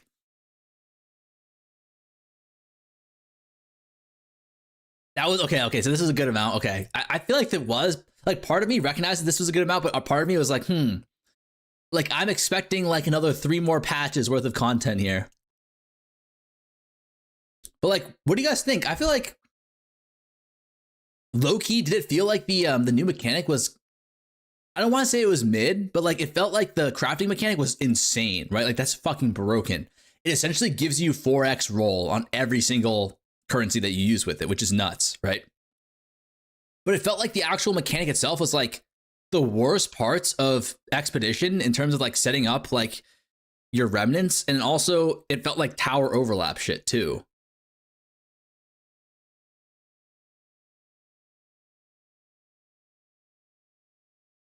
Like that was the only bad thing I saw. Like not bad thing, but like that one is kind of like, it's a question mark in my mind of whether or not it's going to feel good or bad. But everything else was just sick, right? The socket colors was awesome. It was to be honest. It was yeah. I feel like all the other changes were cool. Like I like the Legion changes. I like the Abyss changes. Although it feels kind of like Legion changes, like the one thing that worries me about the Legion changes are the Legion changes just going to be for the Giga high end? You know, like those new uniques, like, is it going to be a 0 or 1 strategy where you're either farming nothing or you're farming something insane? And then for the Abyss, actually, I don't even remember the Abyss changes. The Abyss changes kind of feels like, what was the, like, it's like POE2 Abyss now, where if they start open and then you close them. Oh, right here. Jewels and items with abyssal sockets will remain. In fact, we have given Abyss a similar treatment to what we did with Dell fossils in our last. Will also come with a complete refresh of For Abyss, this boss has a Legion. Oh, it was really with short. some Like, they didn't really tell us much about Abyss, to be honest. So, I'm not sure how good the Abyss rework will be. It also doesn't really feel like too much of a rework, you know? Abyssal Jewels and Stygian Vices. This will also come with a complete refresh of Abyssal Scarabs and Atlas passive tree investment, with some truly dangerous and wild new ways to take on the Lightless Hordes. Q&A is up? Oh, sorry. And I've been working on it for like primarily for quite a few years now. And typically I'll dip my hands into everything and related to the expansion. However, in the last few expansions, Chris has been handling the majority of the league stuff, and I typically handle most of the other bits and bobs. Who is this guy? So, yeah, for example, in this one, things like Mercenary and Legion and the balance, I would have had a hand in. Yeah, and you certainly did a lot on the balance side of things. It looks like you did 150 Well, skills or something. When the patch notes come out, you'll see the changes there. So It's a lot. that's a later nuke. So. And what about for you, Octavian? What do you kind of focus on for people who are not familiar? So the last few leagues, I remember him. You know, I remember this guy. Mercenaries, Mirage, and now Curse of the Allflame. I've been, you know, sort of leading the design on the league mechanic itself. And then basically wherever else I'm needed. So this time around, I did the new Abyss Pinnacle boss. So you can blame me if he kills you. I did a bunch of new uniques.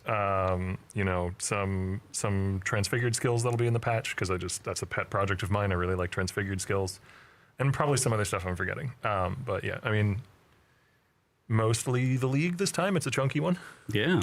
I mean, that was where I was originally planning on starting, was like talking about Curse of the Allflame, where we collect chat's questions and then dive into some of the other things: Mirage, Abyss, Legion, balance crafting. There's a lot of things to talk about today, but obviously the biggest news is the socket color change. It's the one everyone seems to want to know about from what I've seen. It's Pet, I know who to blame. It's a weird one because it's such a long-standing tradition, and there is like, I felt like the initial I feel like I should be mad or something, but I was like, but I'm not. I'm curious, like, how did this one come about after being unchanged for so long? We actually discussed this change on Mirage launch day. So okay, often on just to give some history to it. So on launch day, when there isn't a burning fire, nice. We're all sitting there designing, like, okay, what are we doing next? What are we starting on Monday? Like, I know people think we have a long plan ahead. We don't. Launch day is when we design the next set of content. And a thing that we decided is we worry the message now is that POE2 is for the new audience and POE1's for the existing audience only. And it is obviously for the existing audience, like, obviously. But we also want to make sure we're bringing in new players. And we want to make sure that that audience is growing. Because if you aren't growing the audience, it's only got one way to go, right? Right. That's down. Now, hopefully, it'd be naive to assume it can just sustain the exact same numbers forever with the exact same players, right? People do eventually move on. Yeah. Whatever. So we want the audience to grow. And so when we actually go and look, or when we were discussing this with Mirage, we're like, let's actually think, why are people, you know, getting into the game and then stopping playing? Like, what are the points of friction and where we're losing the audience? And sockets is a huge one. Now, we had already discussed this for POE2 because POE2 removed skilled gems off gear, right? Yeah. So we kind of already were a bit educated in this, and we're like, but the line we drew, like, some people were like, why not remove them entirely off the gear, like you did with POE2? But there are, I would say, I feel this way, and a number of people feel this way, when first playing POE1, or fifth, sixth, whatever, long time ago. A decade and a half ago. There were two things about the game that really caught me and my group of friends and propagated along, and maybe you guys feel the same way, I'm not sure. Propagated. Which Love was that word. I opened the passive tree and fell in love.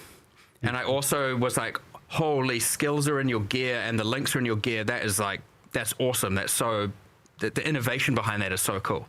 So not wanting to lose the skills and sockets in gear in POE1, I think is, you know, it's a personal line, sure, but I think a lot of people share it, of not wanting to lose that entirely, but also it doesn't need to be having so many layers of friction. And so obviously you got the numbers, you got the links, and then you got the colors.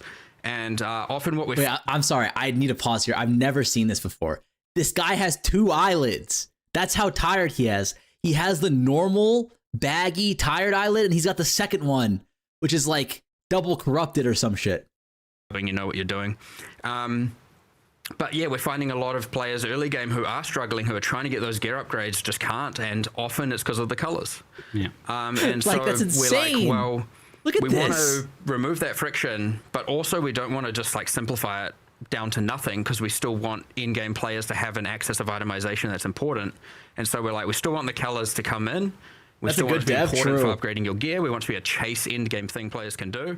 And we honestly think that this hits both of those. And But he it now stares at the allows a lot of people to camera. get into the game easier, make upgrades of their gear without going, I don't know what to do. Like my gear's been the same since level 3 because I can't replace this, or like one piece of gear or another piece of gear.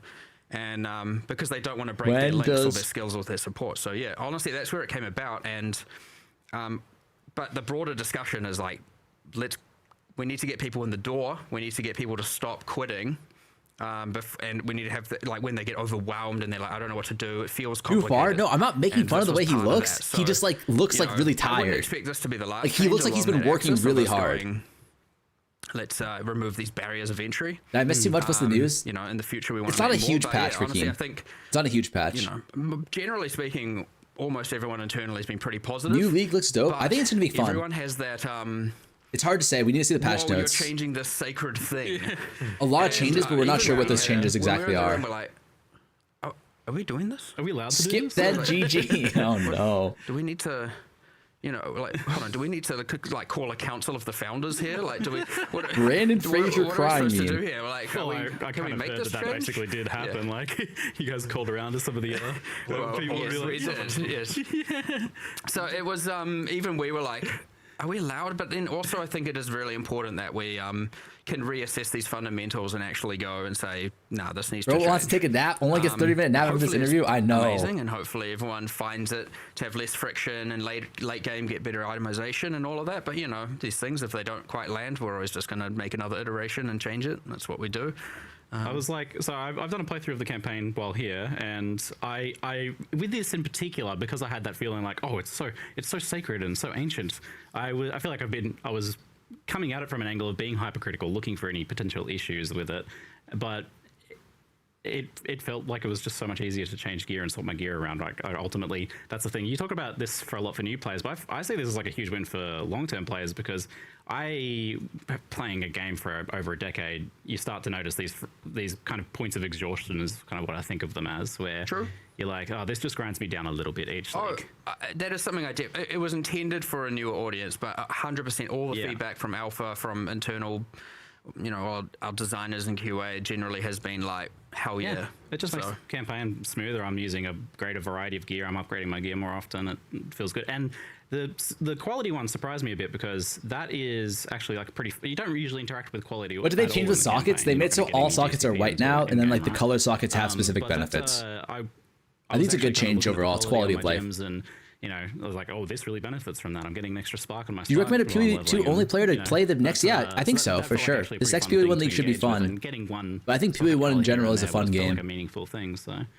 It worked out really nicely as an axis for still rewarding. It's a good change, to be getting, honest. It's a you know, very good change. Some of the correct colors. Yeah. Because Why is quality Octavian innately Loki is much packing? more He's trying to powerful hide it in with his active hand, skill but it's than it is in even your support gem. too much And meat so for a butcher. It's kind of okay if Holy you only have a few of the colors, because you put your strongest skill in the you know, you put your strongest gem in your links, which is your active skill, into the color that it matches.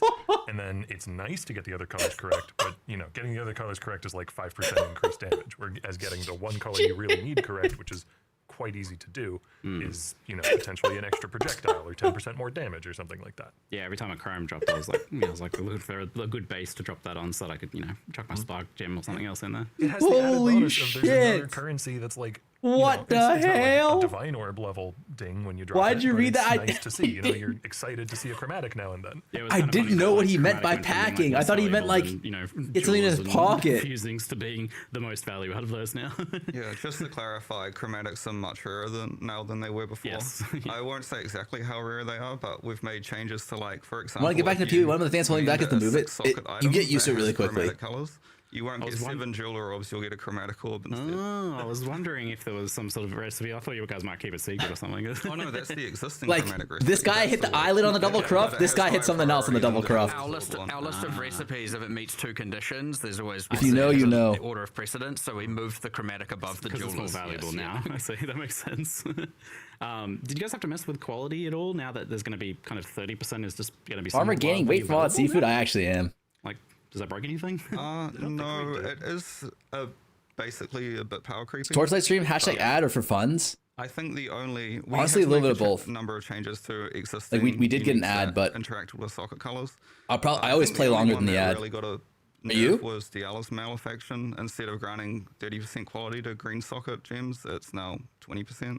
Okay. But if you put a green socket gem in, it's 30%, which is what it had before. So.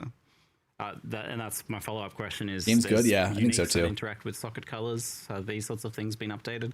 In particular, I was like wondering, like, do you guys do anything with tabula rasa or just kind of leave it, I imagine? I don't know. It didn't need to change. Yeah, I mean, that one It's kind of just 6 link. works, doesn't 6 it? link, still a 6 link, yeah. Still 6 link. Yeah, what Skin of the Loyal and Lords, they just generate with 6 coloured sockets. Yep. So you still want to get the right colours, but... Yeah, but it's much easier to actually use them Wait. now. What else did you do? Pariah. Yeah, so The pets, we yeah. audited all of them. Some of them we were Wait, Skin of the Loyal's gonna be this is not a broke in good this unique, league, we no? should buff it. So Pariah, for example, is one that is now much stronger than it used to be. Yeah, there's subtle changes, but in general, like the design of the uniques didn't really need to change at all. Like Triad Grip and the Or Untouched pizza, Soul you want is some? I'd something. love some pizza. Some I just Domino's, realised my this makes, god. like, a favorite Some thing for me is, authentic like, Italian early buying, Domino's, like, a corrupted holy. 6-link and finding the right colors for that was sometimes tricky, but now like you can use any, right? Because you can put a blue gem in a green socket, you just don't get the bonus. Yeah, Skin of the Loyal's early league is going to be far more accessible now. Yeah, cool. Interesting. So that, Bro knows about a it $10 inadvertently pizza. kinda makes 6 I'm all links about much that more $10 available in pizza. the league, it seems. What's your cat? No, I'm good, man. I'm good. I Maybe appreciate you. You wouldn't even really think about with this, but No need to okay. cash at In me. a way, yeah. Yeah, all right, cool. Haley's cooking Denny's tonight. So I imagine that changed, right? Dino Well, Nuggets. To clarify, when you do get a socket color, so for example, if you're using like a strength base type, you still have, when a socket generates, it's still got a much higher chance to be a red socket compared to a blue or green socket. Ever heard you of still pizza? I roll have socket not. Colors based on the attribute requirements. Now, a Val Orb does what it used to do before, where when it's generating socket colors, it can still re-roll socket colors. Yeah. I think instead of granting white sockets, now it does the inverse and it grants a colored socket. Yeah, so I was but that thinking- colored socket will just be a random red, green or blue. It won't care about the attribute requirements of the item. So a way to get off colors or something, maybe. Interesting. I imagine the crafting bench probably changed. That's what I thought too. But then again, I thought we were drones talking being more about like expensive, maybe it didn't muscles need to. as well. So a chromatic orb guarantees a colored socket, Yeah. but we also have crafting bench options which guarantee 2 colored Oh my sockets and God. guarantee 3 colored sockets. But for varying amounts of chromatic orbs. I can't remember the exact And now numbers. that they're going to be much more valuable as well, that makes sense. It almost kind of solves itself there. Well, super interesting. I look forward to seeing how people feel about that after they've had a chance to play around with it. But, my Like, I need impressions to are be block pretty it out a positive little so bit. far. Hold on. If anything, like, I guess if there's any negative, I could probably nitpick about it. It seems that maybe like it removes some of the identity from those items, mostly more in the campaign where you're not seeing their colors come up all that often. So like armor, energy shield thing is not necessarily as distinct from an invasion thing, since you can change them around a lot more. Was that something you guys were worried about at all with this? Not really. You think they A get little enough of bit. their identity I from understand the that it is, especially from the visuals. Yeah. But like the item holds itself, you know, and with respect to its defense type, its mods. But yeah, I mean, I get that. Almost everyone, I was just thinking about it now, or I play with sockets always shown. I don't think I've seen anyone in a long time not play with sockets always shown. So I was just thinking that, like, generally when you're looking at an item, in fact, you're not really seeing its item art. You're just seeing some combination of colors. So yeah, generally you're going to be like, hey, this doesn't look like how it used to look. But I would honestly say that that doesn't need to be part of it. So it shouldn't need to be part of its identity. Nice. Even though I get that it will. I'm just gonna put feel that like there. for sure. Well, I know this was the main change for this There you expansion, go. but on the side, in your spare time between working on soccer, I can focus again now, boys. You made this thing called Curse of the Orflame. This is a pretty unique and I think delightfully goofy mechanic. It's like You can't unsee the comp. I really can't. At first, I thought, oh, it's delve but moist, but then that seems to be Poking out the oversimplifying it a little bit. Because it's also got a little bit of a blend of other ideas, and definitely seems to very much be its own thing. I'm curious, how did this idea for this like Subnautican League come about? You know what? Strangely, there you go. It actually didn't even start from the point of we should go to the ocean floor. What I wanted was a league where you're exploring in similar sort of to the Wildwood, because I like that mechanic. Oh, this is just bugged. Like, This is just up there for some reason. Don't worry about that. Cover things as you go, and it was originally going to be Weird I believe, like kink. bestiary Women can wear adjacent, padded where it was bras. My gonna be homie in, wears a like, the padded boxers spirit one realm time, where and you all can't the look at bestiary it. Bosses are, and you're like clearing spirit fog. But that was not a thing that we had. Why did it nearly make the it so? assets No, it's to not. be able to pull off Just nearly don't as look well there, as, like, an okay? ocean-themed league. Because Just ignore this area. Go look at half the monsters in the game that pre-existed, and they're on the coast, or they're near the shore, or they're on an island, and therefore, it's crabs and horrible squid creatures and you want me to- starfish and all that. And so it just made a lot more sense. Are you happy to go now? with an ocean-themed Huh? league, and from there, everything just are you happy to feel like less of a exploded man? into being. Yeah, a lot of that also inspiring. Like the same mechanic can often be applied to many different themes in different ways, and so a huge part of the win there, he's talking about ocean biome assets, creatures. Well, we had just done Act 4, right? So and POE2, so all of a sudden we have islands and sea creatures and everything there, and it's Wait, make a coffee. We're still talking about the we like to butcher. reuse stuff and port it back and so we get to use all the modern art. The other thing is the environment artists are familiar with those assets, so when they're trying to put together all these things, they know exactly, and the level designers, they know exactly where everything is.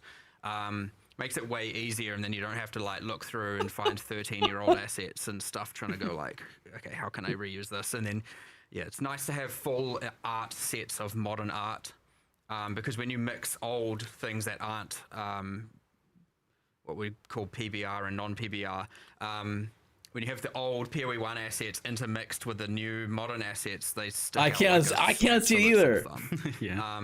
So yeah, going in, obviously it's when you're picking a theme, it's often good to look, what art do we have? How can we use that or reuse that?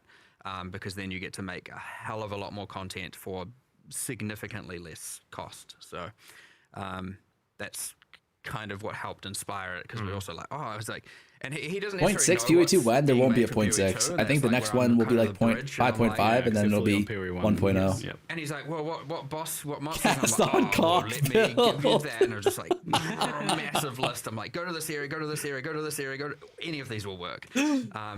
Big starfish. This and dude, all what that does stuff. bro And have Sea otters. right in his pocket? I love otters. So, very- The otters so, definitely caught me by surprise. we had a task that we hadn't finished called Demon Otter. yeah. You didn't even point me at that. I went and found that one. Yeah. I felt slightly bad blowing up the otters. They're kind of cute. Well, you Little- can get one as a pet from the upcoming mystery There you box. go. I feel like I'm like, how did you find that? Are you just going into our issue tracker and typing otter every Is 3 he days? and, like, actively waiting for something to growing? appear? It's like, I refresh the issue tracker at the start of each day because I'm curious what's being worked on, and I saw otter like years ago, Control F otter. and it's stuck in my head. He's sort of a script that just checks for him every day and alerts him, pings in the moment it goes in. Hundreds of these things getting made per day. It's like kind of to just know to search for that is like really weird. So I don't know. I'm sus. So, I mean, so you had some assets for it, but also like if you'd done the Wildwood Einhari sort of thing, that sounds cool, but it wouldn't have been quite as unique as this. I think. Like, I don't think we haven't had this like exploring the ocean floor thing before. I got a question for you. Sure. Is this a real boat league? I was wondering, yeah, because like you go into a boat, but we're not like what makes a boat league? Do you have to be? Does it just have to have a boat in it? Because that's a pretty low bar. You have to be at ocean? Do you have to be Fighting? I think Dude, some people David, draw the what line the at fuck did you sailing. just say? think- Like, I think can't even repeat it what has you to be said, man. Like, moving. what the I fuck, think you man? have to. I think they Fishing? They would say. Hold on, whoa. Hold on, we'll get to that in a second. Like, actually, David, relax, I brother. think that a true boat league to some people is one that must induce seasickness. As in with like that's your line. screen wobble and like. That is not what I thought you would say. You've not done that this week. To be fair. Thank you for not doing that. I feel like the true boat league has to have combat on a boat. We're gonna have some boarding actions or something, like some boat to boat cannons. And Wait, what have they been talking about? Does anyone know? I've got no clue. I guess you can't like spawn specters or anything, and In the Deepwater hub. Sorry, Deepwater was the working name. In the Curse of the Allflame hub area on the Sovereign. you can drop items on the floor. On The the boat. toss about that thing. So you could, In theory, spawn specters there if you wanted to. Words in 15 minutes. Projectiles out to sea. I guess you can. I guess. Sorry, all right, but it was mentioned though, like, does this also count? The same question could be asked of fishing. Does this count as fishing if you're on the I only see ocean one floor sea killing monster. fish? Does that count Okay. as fishing? And does this tread on the toes of the existing fishing mechanics, obviously, as well? You would have had to have considered that. Did you confer with the fishing Are they gonna? team When are they gonna when you- leak the I patch think notes, that going down buddy? and killing fish is not fishing. I think that's. but what if you're holding a spare though? Oh, but we don't have spares, so it doesn't matter. Tonight they said right after this Q&A. So you're basically saying like dynamite fishing doesn't count as fishing then for sure. It's 100% cheating. It is important for us to clear. Wait, it's at the up end of this Q&A? because, like, So we do have to we watch need this. To always be just almost. Do they give like delivering important those information leads, at the not end quite during the delivering Q&A or those no? leads. I just wanted to make sure we succeeded in our goals here. There's this like grand plot of stringing along the PoE community for as long as possible for a boat league. Like, That's true. When I pitched the retheme, Mark was very cautious. Like, oh, we don't want to give them too much. We got to keep them coming back. Endure, for the brothers. We potential cannot boat let league. the sea I monster see what's going win. on here. Yeah, it's like there's this tick box of league must have boat, and then indented boat must not move. You know. Okay. No. All right. Anyway. Anyway, so this is a pretty big change from. Yeah, what are we Mirage, thinking which though? was How are we feeling in-map about the and like? All right, heavily number one, how are we intersected feeling with, about the like, new all league the existing mechanic? mechanics? This is the complete opposite. This is a mostly out of map mechanic, and it's not required for you to understand how it intersects with other mechanics. Is it? I imagine there's like a good reason to kind of like alternate between the two almost. It's as okay. well. The reward is pretty Yeah, good. So one of the benefits of Curse of the Allflame is that it's a very straightforward theme to understand. It's something that, you don't really need to have a lot of grounding in the all of the minutiae. Is it gonna be tuned? of Yeah. Pathofexile to be able to Yeah, understand, fractures. "Ooh, go to ocean. Well, it 4 depends, and Melina, find 'cause it treasure." uses a lot of That's currency submersible. That's just a cool in order to concept, use. whether you are a PoE veteran or not. Which I think it'll be tradable. So And it's also just kind of me liking to jump between things and work on very different concepts. Like, it feels kind of can't like say any specifics. is but the setup we gonna be already so do have annoying for the- a very rough plan for the league what mechanic, 3.30 though? will be, and it's going to go in a completely different direction as well. So I don't know. I just have a lot of ideas that go all over the place, and I Good. Mercenary doesn't count as player anymore, but it's We like rarity. to alternate these things, right? I think the Often mercenary out could of count for league, out of rarity map, If you have the right setup for it, leagues, but you have to go side ascendancy. they have room to be a bit more immersive. They have there's a whole world there. Yeah. Integrating things Crazy into with map corrupting constrains items. what they can Ooh. be. Right? Yeah. Like having true. a pocket of ocean in a desert gets a bit weird, so certain things can work, certain things can't. You know, in the same sense when that he kind has a of big having staff, desert as look like he Mirage always try to in a- cover it. in an oceany biome can feel more like a forest biome can feel a bit weird, it allows you to create a more immersive world, submersive world. New mechanic would be cool to see a PO2 version of it. Looks 6 graphically. Yeah, I think so too. I don't know. I'm silly. Is anyone else There worried are some though lessons about that have been the taken from previous out of league mechanics, like, where setup obviously requirements for the biggest new league one mechanic, is or that no? The Atlas tree is this method of investment that can lead to in Atlas content being able to be juiced to the gills, so to speak. Yeah. And we need a system that's My pizza has arrived. That's the word I'm looking for. Hopefully here, you an got some analog Domino's. to that. Yeah. And that's kind of the voyage system, which we can get into in specifics a little bit later. But it's got multiple axes through which you. About one thing, that's Octavius going near my girl. She will never be the same if he gets to her. And it's kind of meant to be the one-to-one allegory to that. Analog. Yes. Yeah. That was gonna be one of my follow-up questions. Is First time playing because you have PoE? so many, No. axes to juice. This will be things like in my maps, 4th league, I How think. do you make sure that something like this has like a nice long tail to it? That is something you can get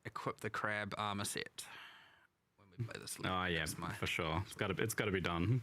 Yeah, I saw some pretty cool looking uniques there, but Typical billionaire talking about how money doesn't give you happiness. There's some pretty you're definitely Like basic pushing crafting. I mean, I think I'll try and do a little bit more POE1 content But, before you League mentioned, launch. You mentioned this Like, some basic the stuffs. crafting system. How does the reward structure for this mechanic works outside of maps in the actual charting and voyaging? Do certain charts have like certain reward types? Are you able to target Holy farm specific tamings. things? So again, this is another point where I wanted to. Don't you also have multiple TorchLight actions. sponsorship in the next So days? there's Yeah, the tonight Dead and Man Sulfur, which is the pretty much coral just green 8 glow hours stuff though. that's So in probably every I'll play single TorchLight this voyage that weekend, and you then do. Monday or Tuesday I'll That's start the doing fuel like Giga for POE1 powering the stuff. crafting system, and that is fully tradable. You get back to doing content when you're So getting that's bored like of this the talking shit. baseline. This mechanic Well, here's just the thing. rewards this all the time. The problem with this is that like half the time, or like 90% of the time, they're like not. They're just like talking, like they're just chatting. You know, they're just like having fun, talking about like random like niche things. But then there's like 10% of the time where they'll actually just drop like really important knowledge that like we kind of need to be semi paying attention There's to one that and ready to spawns, hear. As you saw in the live stream, a new kind of mercenary that you can only get from that room. That's part of POE1 there's crafting one is that it's that more leads to deterministic for the the most part. Can be boss of more the complicated but league. more procedural. I think so There's too. Probably a bunch that I'm forgetting. There's a dozen to 24 of those at least, and we do have some that. Sad might just not play make it into TLI. the It's better than patch, and we POE1. Put in a week later. I think They don't TLI is really really need fun, more but I don't think it coming soon after has launch.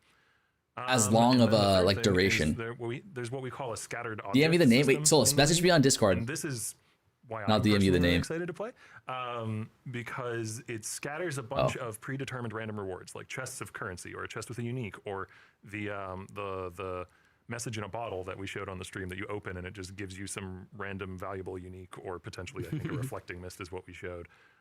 You know, essences, strong boxes, golden lanterns that give you permanent rarity for the rest of the Unethical instance. gamer, Tons jump of off a stuff, building We try to get ASAP, dozens of buddy. outcomes in there. And The those hell? are just scattered on the ocean floor, and they give you the feeling of Synth crafting exploring is to try and brutal, find yeah. Stuff. They're not Like, you're not going completely absolutely blind, dog though. shit. Every lantern that you place has a little indicator on it, and that indicator will point towards the nearest scattered object, nearest reward you might want. So you know where to go to place the next lantern. I would like to to see find a Farmer treasure beating chest or whatever. Fatalis challenge in Yep. Monster Hunter something- World something Iceborne. I've different never to played say Monster the Hunter Wild World. Wood, where you just go, I'm going that way. This one at least gives you a guidance to go, I'm going to find something if I go over here. Yeah. Now you don't know what the something is necessarily. You know, it could be an essence monster or a strong box or a chest with a unique in it. Finished the mirror But it to will be 10? No, I did something that you not. would want. It doesn't. Technically, many there are also boggers. mines on the seafloor that explode when you step on Hashtag's them. out? They're not No, very after the frequent. Q&A. The lanterns seen any don't of point those. to Any those. YouTubers that you recommend for POE1? Yeah, Ziz is a really good That's what one. you're getting. I was like, they better not point at those. Yeah, you're implying there's some sort of reward to get. No. I would say more just like look for Some sort YouTube of reward videos, not release. specific content creators, you know? As again, the comparison to Wildwood there. Why is that don't you it have an ensures editor? a I do. minimum- you're getting something out of it. Yeah. Farmer with an as eye long as you tracker. follow it. I would. You all as know where the opposed eye to, tracker like, would be.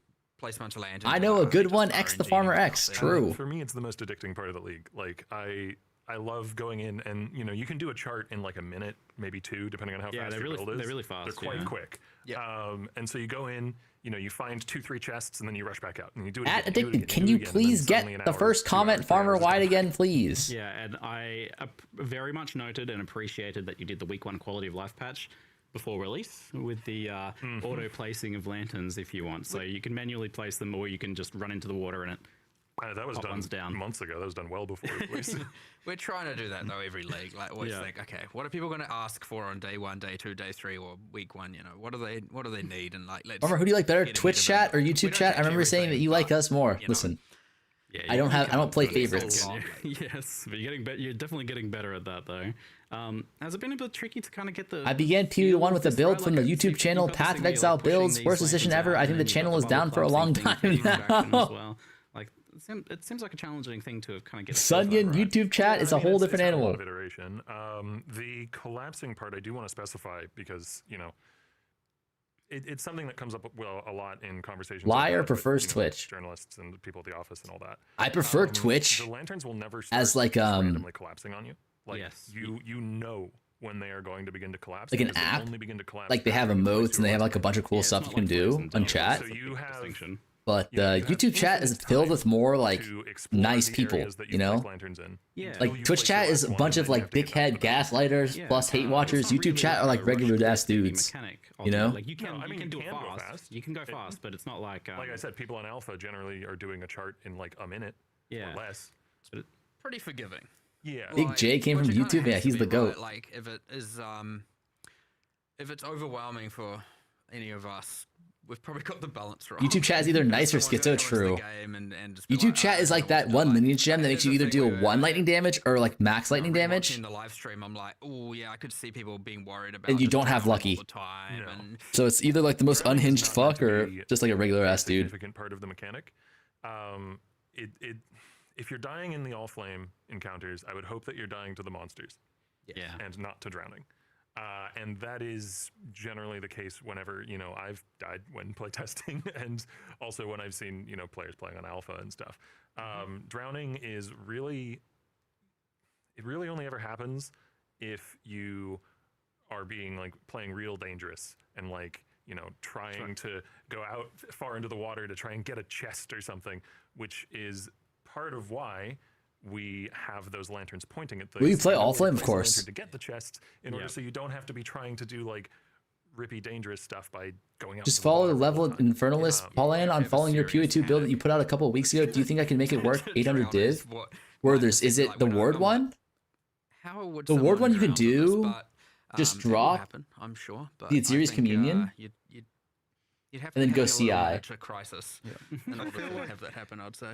I feel like you'll do it once and then you'll learn from it. But I feel And just like get cheaper jewels you'll too. lose one character and then I only drowned once, and I was like, oh, it was kind of, that was a bit silly.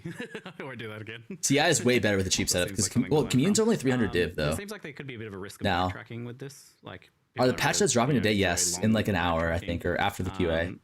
But I noticed with the charts, you can kind of a lot of the time you're placing your things in a circle, so you're not really backtracking so much. You end up where you started anyway. But with the voyages, there might Fuck be is this some emote? backtracking, or maybe not, depending. So I feel Oh, backtracking? I don't want to sound like I'm overemphasizing this too much, but the charts are quite small. Yes. Like by the time you've placed all, you get 7 lanterns once you upgrade your lantern count. By the time you've placed all 7 lanterns, you are maybe a couple screens away Raj from not where you going started. core. Maybe Yeah. a little bit further than that if you go out in a full straight line. So the charts are meant to be like really bite-sized encounters.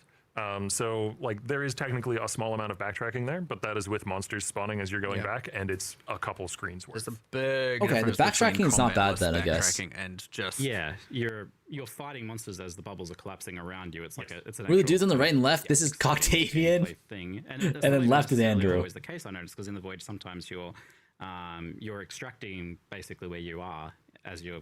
Is POE1 going to be a skip league? I don't know. I think it'll be fun. I think even if they like, here's the thing about and each of them at their center has a place Hold where up. you can leave. So you'll never have to. X done, thank you for the backtrack prime. to where you started I in a voyage. think That would be POE1 and insane POE2 are terrible. games such that You get to if leave every at league, each if of every these other individual league, chart they just reset the locations, economy and they like I didn't said, add any the other charts are changes, I would relatively still play bite-sized, both so that means you're again. never really more Maybe than not for as long, but I would still screens play or those even for like half at distance least 1 away from a month. place where you could leave when you want But to. I think Yeah. if I'm going to be honest about this new POE1 reveal, I'm not sure how hype I am. I think we're going to have to see more information, but I'm not like the new league mechanic looks like a lot of setup Well, actually, originally it was going to and potentially some like, be similar. I'm not sure if the mechanic is going to be that like I wanna say juicy, similar but to we'll have to Hard actually see it, I you don't know? want players to interpret that as like, you know, similar in power level. It may or may not be. But I think they reworked Legion and they also reworked Abyss. So I think between the League mechanic, Legion, and Abyss, it'll probably be really fun on League start. And then after the first week, they're probably going to do some sort of power adjustments like they did in POE2. And they're going to buff some of the mechanics that are too like that are underperforming and potentially nerf them, the ones that are overperforming. You know, we had actually gotten relatively far along in the development of that, and I was just like, this is lame. We shouldn't do the same thing. Legion is cracked, literally new builds, yeah. And so But the problem with, okay, so like, I'm going to say like some problems, but I don't think these are like just problems, right? The problems with the new league mechanic is it seems like it's a lot of setup, and I don't know how rewarding it is, but it could be like not that bad for the setup, and it could be like insanely rewarding, so that'd be nuts. If these are question marks, right? Legion looks like it's going to be really rewarding, but it might be a 0 or 1 situation, like doing breach, like doing breach rings in POE2 where you hit the big ticket +1 all skills and you make like a third of a mirror or 2 mirrors or whatever, or you have nothing, and just try right? to see it through no matter what, and you just get And then Abyss, they literally showed us like no information about it.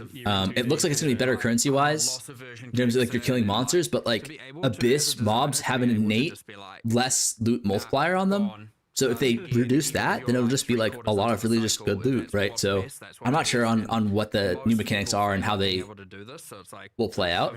When you came to me for that, So I was like, wow, okay, this is cool. I'm a little bit hesitant to like give a review, but like just what I'm looking at so far, nothing has struck me as like super exciting yet. But that can all change when we look at the The numbers. infrastructure was able to be kept because it is still UI-wise very similar, where you like put in. Oh my items, God, like, bro! credits, Always talking about the and negatives with you POE change to- folk. Now you also put in a currency with the item that you want to use it on, or use on it. So the main part of it is this splitting so that you can use an exalt or something and then see like, you know. Is it true that this is the last POE1 league before and then discontinuation? choose your best No. one, and that's obviously very powerful, especially for some of the bigger grubs. What do you think the best build for a player that only played POE2 and wants to try POE1? We don't know yet. I'll make a video about that for sure at some point. So not every single crafting step, but many of the crafting steps. We need to see the passions first. Dagathor, thank you for the prime, man. Amount of what we call intangibility to an item, and it's just a value that will be shown on the item and ticks up. And the intangibility in the item is equal to a chance when you do another all flame craft on that item for it to only have one result, which effectively means you just did the craft with no extra bonus. So basically, what it boils down to is You like the more POE1 or you 2 all better, flame and craft on why? One specific base, one I specific think item, the more and more and okay, more don't call me a difficult it fence becomes sitter, to but I continue actually like them like crafting very, that very item. similarly. Um, I think and POE1 is a there better are some ways around game this when that you're however, farming endgame. people Actually, who I don't even know if play that's true this league. found that, you know, things like recombination, because if you take the mod you're trying to chase on the base that has high intangibility, and you put it on Honestly, the I would say base I like that POE2 doesn't have better. intangibility, now you can do. I would say I like keep it, POE2 better, but we'll have to see how this league goes. If this league is a banger, I might not. You know, Awakener's orbs Like, is a I think similar the thing, where POE2 league is creating an entirely new this base last account, POE2 league but was better than the last there's POE1 also league, in my a opinion. cat, which is the new currencies that we've added that interact only with. But I think POE1 does a lot of things better than POE2. Like POE1, the end game map blasting feels better. Like not div per hour better, but just I don't know. The setup takes a lot less time. Like the Valor won't work with this. But it does feel like it's less diverse. Like in endgame for POE1, there was one farm you could do, pretty much. It was Breach, right? One of the ones that would be. There's like maybe 2 farms. It was like Breach and one other. I forgot what the other one was. But in POE2, it felt like you can farm everything pretty successfully. POE1, it feels better. Like you don't have to do any setup. You have scarabs instead of tablets. Map rolling was a little bit annoying though. Like I don't know. It's so hard to compare because like they do so many different things well and poorly. Like I really don't like this super special vol magic. Yeah. Just kind of working with weird ghost magic. Oh, there's less inflation in POE1. Together well in my mind, but that is very much me alone who is holding. You that can do subjective take. Ritual Breach, Chisel Rush Farm. that whole random unpredictability and turning. Chisel Rush Farm is good, but it's like for normal mod like exalting, for example. I don't know. Sure, there's going to be some good. It doesn't outcomes, feel like but as for exciting. the Like fact the best div per hour is Breach, and it's also like the most fun. You have tinks, you have chances for big drops, whatever. But PoE2, it felt like every single strat had that too.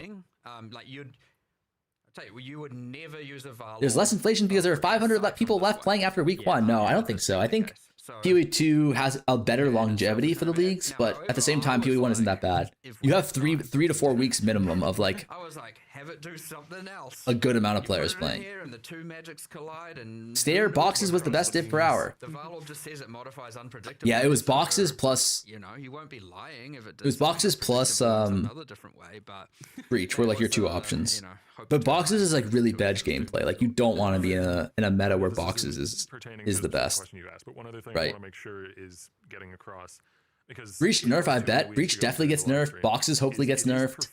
I mean, honestly, like, I hope what they do is like in PoE2, think about this. They literally buffed every single league mechanic and everyone was like, this is amazing, right? If they do the same thing in PoE1, I think it'll be a great league. Like people want loot in their loot game, right? So they just need a buff Blight, they need a buff Right, So yeah. in theory, with an exalt, you could exalt the same mod on all the Abyss, outputs. they need a That's buff stupid Legion. unlikely, but it could happen. So if They just gotta buff everything. It's not Yeah. broken. Buff everything and then slightly nerf Breach, and then we're chilling.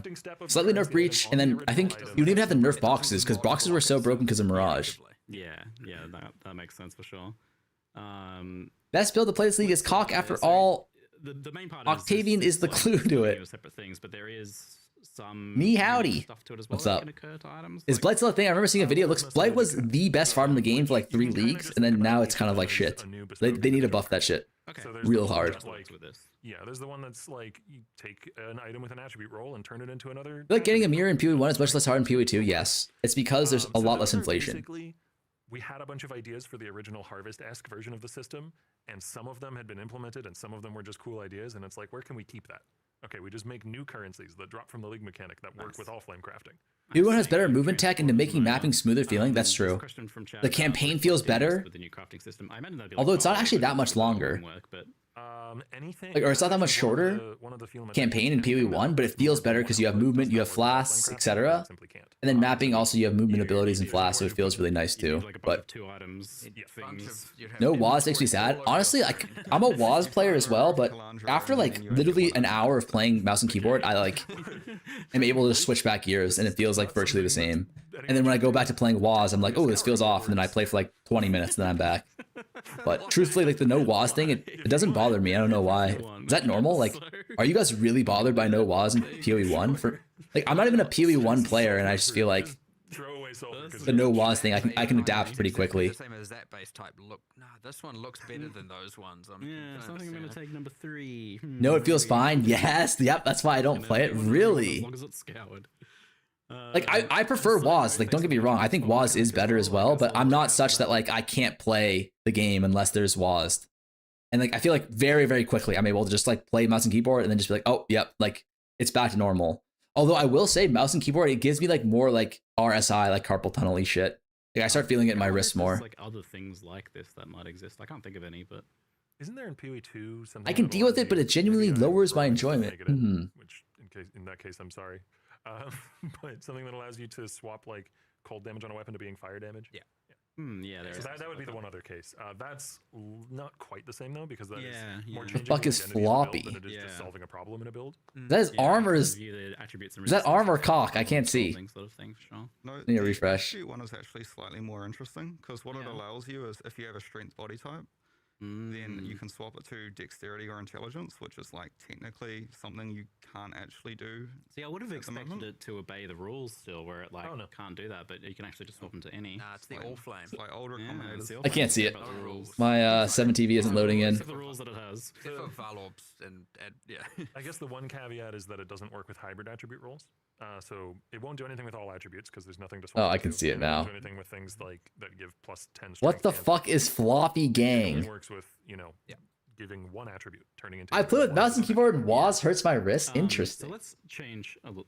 Interesting, focus a little bit here interesting, to interesting. Mirage, which was announced to not be going I think core in 3.2.9. Point and play feels good to Is it play, but something WAS you'd like feels to go better. for in the Yeah. future? I don't know if you already announced anything about that. Short You answer is jump yes. seamlessly from controller to no, you can't. Yeah, you seemed pretty keen when I was. I looking don't at think it. controller is that well Leagues supported in similar. POE1. Truthfully, There's a few reasons for that. We like. Ooh, to I can have claim our- my, this is more production internal thing, but my we drops. Like to have our Yay. live realm be as close as possible to our internal realm. Yep. Right, and so if we've Yay. let's say and let's say we're having to make fixes to the live realm, we have to be open to be able to make fixes to the live realm. So if all of a sudden I want to we've play Legion with redone the Assassin code Bino base to again. not be a This league, man, it is so fun. or we've made all these Are you talking changes about and Assassin everything, Bino the with capacity for us to Blade then Vortex? things on live Because Blade becomes Vortex 100% is getting significantly gutted. Interesting, yeah. So Right. that's like the production. So that would generally that doesn't matter in the latter 2 months of a cycle, but in the first 2 months it would be like we don't really want to do that. Otherwise, we don't have the capacity to respond to things going wrong on live. It's safe to say Blade after Vortex 2 getting months, fucked? Not as much goes wrong. Yeah, Blade Vortex is getting straight Then you've only deleted from got the 2 game. months to now No. do all the changes on top of the fact we've got Nah, this Viper to Strike of prepare, we've got Mamba. all the other content coming in. So like adding that Mm. in itself. Just Whose build is that? causes Is that some Jung's problems build? for us where we're like, oh, now we have to. How can we figure out how we can make? Or is these that changes Anime and get Princess's them build? live without having what we are committing? Nah, the to guy in the trailer internally played be BV Poison. even It's gonna close get to what's live. buffed. And so that's a more like it's something maybe the players don't Jung, really okay. think about because it's really a problem exclusive to us internally. But yeah, like the league worked. I think the other one Literally you were 5 mentioning as billion different well, people have made a Mamba. I That's heard true. you bring out was like Watch them not touch it. If they don't touch it, I'm league starting that shit 120%. It's like, are we going to sign ourselves up for the maintenance here? You know, similar, like Reliquarian, but more. I guess I do want that maintenance. I want Mirage in the game. Nice. But I want to do it. Blade Vortex ain't getting a nerf. Only minion pack is getting gutted. Yeah, but like no one's playing BV unless it's minion packed, right? Hampering to future development of leagues. Because if every league going forward, it is the most fun skill in the game, to be fair. Really? Mamba? Then we need to make 100% sure that. Where is Jonathan? Jonathan is only on POE2 now. You know, continue to no farmer custom league starter for us. I think I'm gonna try and make one this league.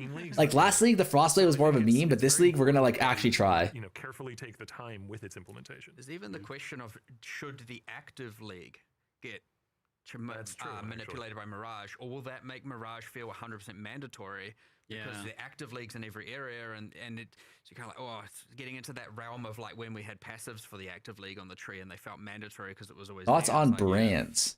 Gotta be careful with that. So probably brands. I think brands is more like a mid-high budget build, no? Don't follow the farmer bait build, please. Save yourself. Time to do it, of course. That's always the. How about you save yourself a fucking floppy on your forehead, old gup? If Mirage is even like an investable mechanic on your Atlas tree, like we could implement it similar to like the farmer build. Can't wait to reroll after 8 hours. It almost sounds like that might be a better idea for this one, because like it's really good news that isn't Blade Vortex one of those skills that look boring and feel unsatisfying but are best for Valdo builds?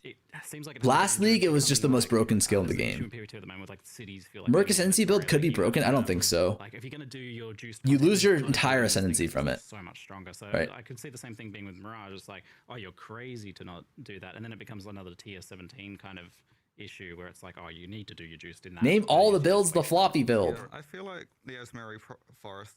I will never play this guy league starter. You're investing lots of, like, just wait, buddy. Just wait. Into it, then it's not like you're gonna just keep fishing maps until you find it. Yeah, and it's just Blade Vortex carried by the sacrifice minion gem. Yes, by minion pack. 100%. I imagine that's probably the route. I suspect most people really just want to know when they're getting their shrine belt back. Yes, and that was my follow-up question.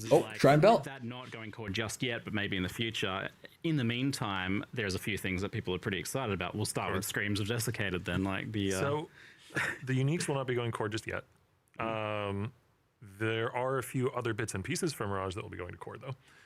Just earlier this week, I added Atlas passive support to Heist for. Okay, never mind. It's not. Just joined your server, and I'm already getting catfish DMs. Rewards at the end of Blueprint Wings. Hit him with the El Hermano deck, Solus. And sort of, we're like volatile Valobs are super cool. Yes. I wouldn't want to just. Yeah. I think what we'll do is we've currently moved them to Sanctum, so it's a way of making Sanctum more rewarding. I cannot be typing that. I can't wait for the Solus El Hermano twit longer. That's all I gotta say. As a Sanctum exclusive reward. Right, yeah. The other one that we moved was the Crystallized Rancor. That was the one that enabled all the new, like, the minion harvest craft. Hello, Mr. Farmer. Thank you for streaming. You are the reason I play my first ever POE1 league during Breach. You ruined my life. Get a boss in one of those, they always drop the Crystallized Rancor. Nice, cool. 07, buddy. Another soul has been claimed. As well, which has always been a goal to give each thing their own rewards. We are doing more and more and more of that, and people. Did he just say that they'll make Sanctum better? Ain't nobody going Sanctum, little gut. We have a goal. Did Farmer see the Fubgoon clip? Send it to me, buddy. Two things. One of which is certainly more ambitious.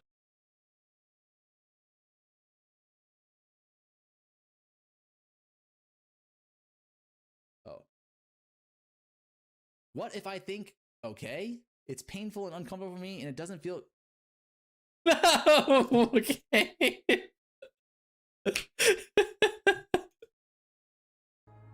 53 minutes.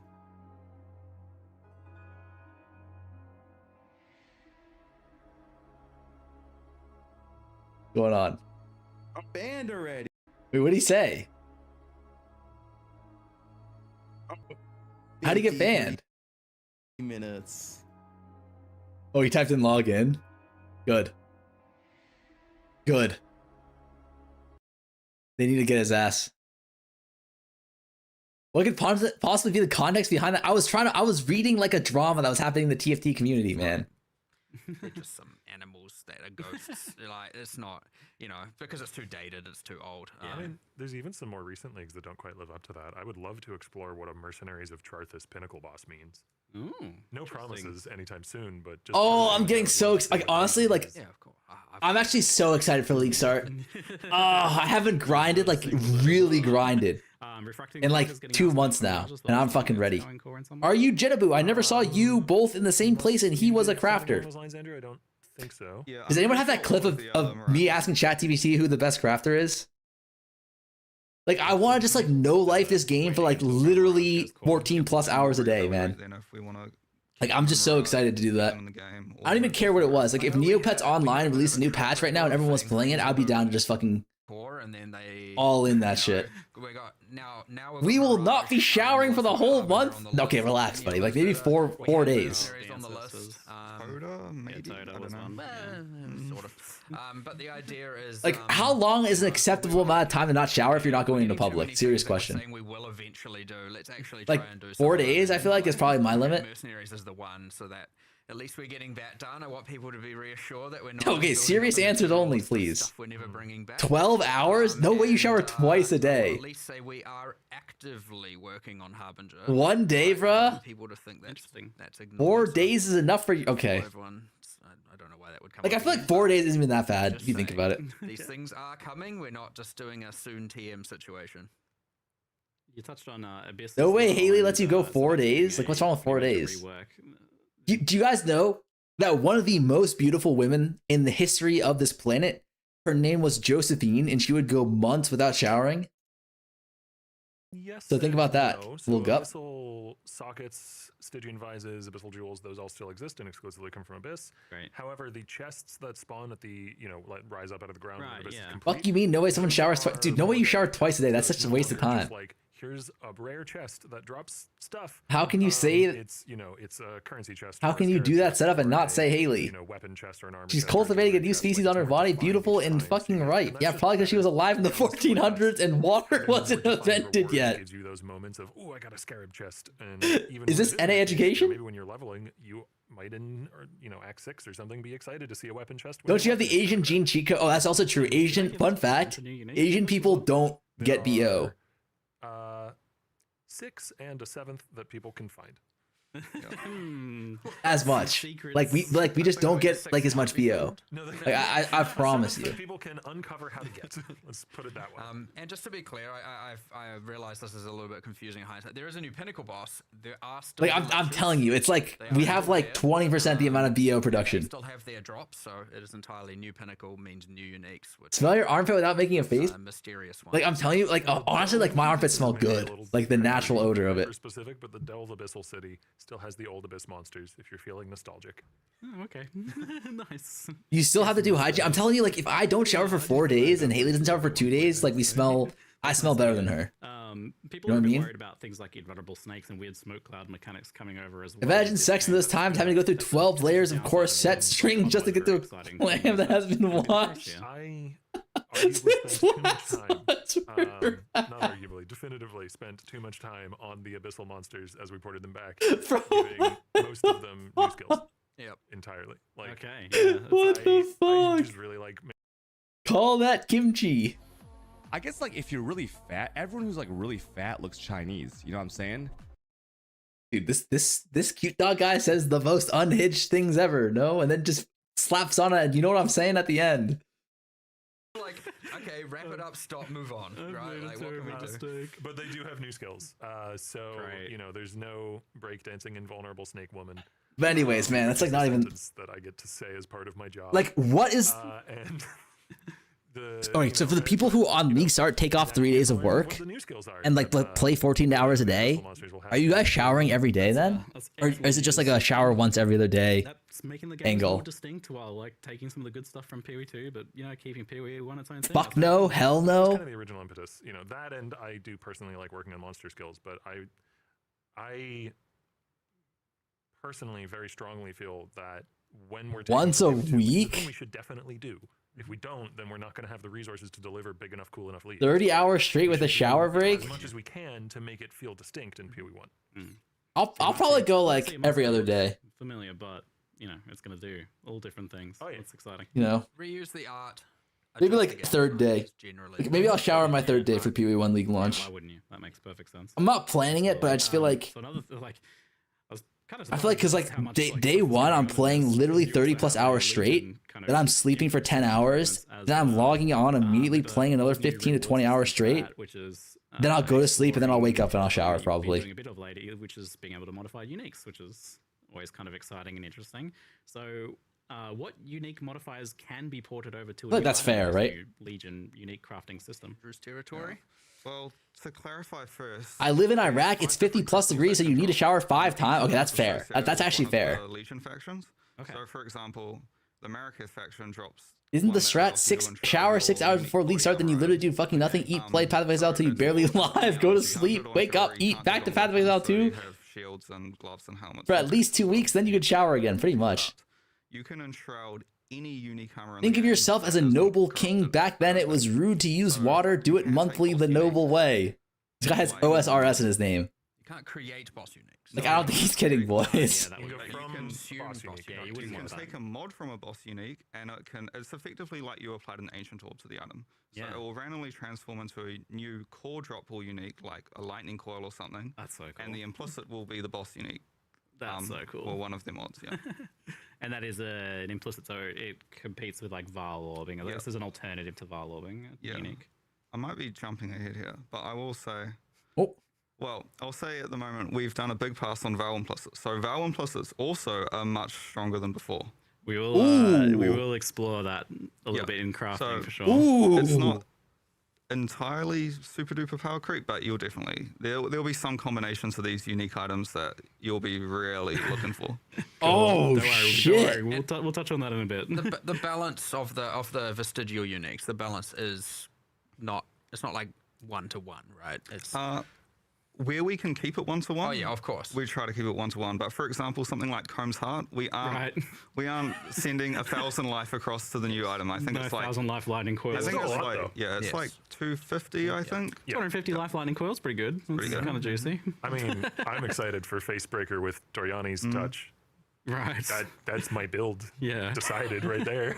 So it seems like this is only taking the definitive mod off the unique, not just like some it's random. Usually thing of a lame. single specific mod. So if an item has like 5 different mods, there's only one specific one that it will port over. That's kind of insane. know Yeah, all the there's a time. few cases like Shaper's Touch and 3 Dragons where they've got like a cycle of 3 mods Right, yeah. where it will randomly pick one of the 3, but generally it's just one specific mod. Yeah, that's fun. So the flavor, the main thing. The thing Yeah, that's actually insane. We got to take a look at some of these unique. That is very POE1 exciting. unique So, list. unique crafting stuff. It's good to see you exploring that. I'm really. I guess it's somewhat similar to Elder's Legacy, right? Like a little bit. The funny thing is, Wait, where's that we list that design these independently because we we figured this out pretty That early Pal was in looking at. league development. So this would have been like 4 months ago or so that we figured out this Yeah. is what we're doing for Legion vestigial items. And then I was talking to David, who's one of the POE2 designers, and he's like, "Oh yeah, we have this really cool thing where you can put a rune that takes the unique mod and puts it on another unit." It's like, what? You We're stole doing our that in idea. POE1. But it does feel very different, to be fair. Yeah, so I feel like this same concept is like all of a sudden being explored from a bunch of different angles by different people, which is kind of cool because you're going to arrive at a bunch of cool ideas that you're going to arrive at a bunch of cool It's ideas the that, actual you know, literal eventually case can- of the great minds. The actual literal case of say we're great. We're just Sorry, that was way too long of echoes. minds. So that is like a pretty exciting new thing that you can do with Legion, but with incubators being removed, which is kind of like the Hello? base, a lot of the base. Hello, model of Palstone, please, Legion, doing Legions in maps. please Do read you my feel like the raw POE reward wiki. value Legion will still be there? Is that being Rarity, kinda compensated in unique, some areas? tier, Yeah, well, POE personally, last wiki. league I actually ran a lot of Legions, so I knew like the pain points especially. Yeah. And I was flooded with so many incubators. I literally had to filter out like 95% of incubators. Yeah. Oh Very my few of god. them I felt like actually gave much like value, and I just was annoyed that every few maps I needed to apply 10 currency incubators. Yeah, I think this is a good change. So I don't think you're losing too much. You still have all the other reward icons. Like another thing to note is, I think it Looking was for mentioned this? is, like Abyss Jewels are now exclusive to Abyss. Yeah. Talismans are now exclusive Kind to of. Talisman. There was like Legion Wait. has a smaller best, yeah. a pool. better one though. A smaller pool of rewards means Yeah, you it was are like a- seeing it was like a more list like variety this. of Okay, dude. rewards, unique rewards more common. But also remove those included other it. Right, they're not being ones. replaced. Like instead of a random incubator that you were filtering out, it's going to be a currency box or something instead. So okay, that makes sense. It's a nice side benefit of this whole, ongoing. Oh, here it is. Yes, effort this to one. Get each league mechanic to give its own special thing exclusively. Yeah. Because it kind Good. of incidentally. isn't this buffs gonna be the rewards broken other for, like- mechanics too? Like, were you ever really For excited to see unique an Abyssal weapons? Jewel from Tujin when you rerolled his shop? You won't see those anymore. You know what I mean? 1,000 people clicking reroll on Tujin every day. Yeah, this is absolutely the right move. It gives people their niches, their little thing to be proud of. Like, I'm supplying the Abyss Jewels to the market. When it comes to like conceptual, It's only going to be armors? Oh, okay, that makes sense. I've got these pain points. I want to improve some leagues, and I think the thing we're trying to do here, and I hope it's something players prefer. Instead of going fix a little bit here and a little bit there and a little bit there across all the leagues, I'm like, nah, let's just go all in on a league, do the exclusivity. Give it an identity, be it a pinnacle boss. Dude, this item is broken. Upgrade it to Aegis fix all the Aurora. Problems with it. Full fresh coat of paint across the board, and also quality of life. Any just like, the whole you couldn't break out. You had to find the last monsters when breaking out a legion, and now you don't need to. Is like honestly a huge difference. Yeah, that was me lastly. I'm just cycloning through the whole Legion, and I'm just going back and forth over it multiple times, being like, why won't you start? You get the thing on the same unique though. Like, imagine Calm's Heart with plus 250 on comms. No, you can't. You definitely can't. Market manipulation before start. Good job, farmer. What market manipulation, buddy? And a couple others with Legion, like getting rid of the icons, so you don't just have those arcade style reward icons covering your screen in domain, all that. But then we're like, well, while we're at it, new reward system. Oh, could you imagine if you can get the Squire and, on like another shield? Like, new pinnacle, why not? Because it needs it. And we kind of hinted towards some ominous. Actually, that wouldn't be that mastermind good. of Legion there, so you can already see we're heading in a direction towards More to come. Yeah. Cool.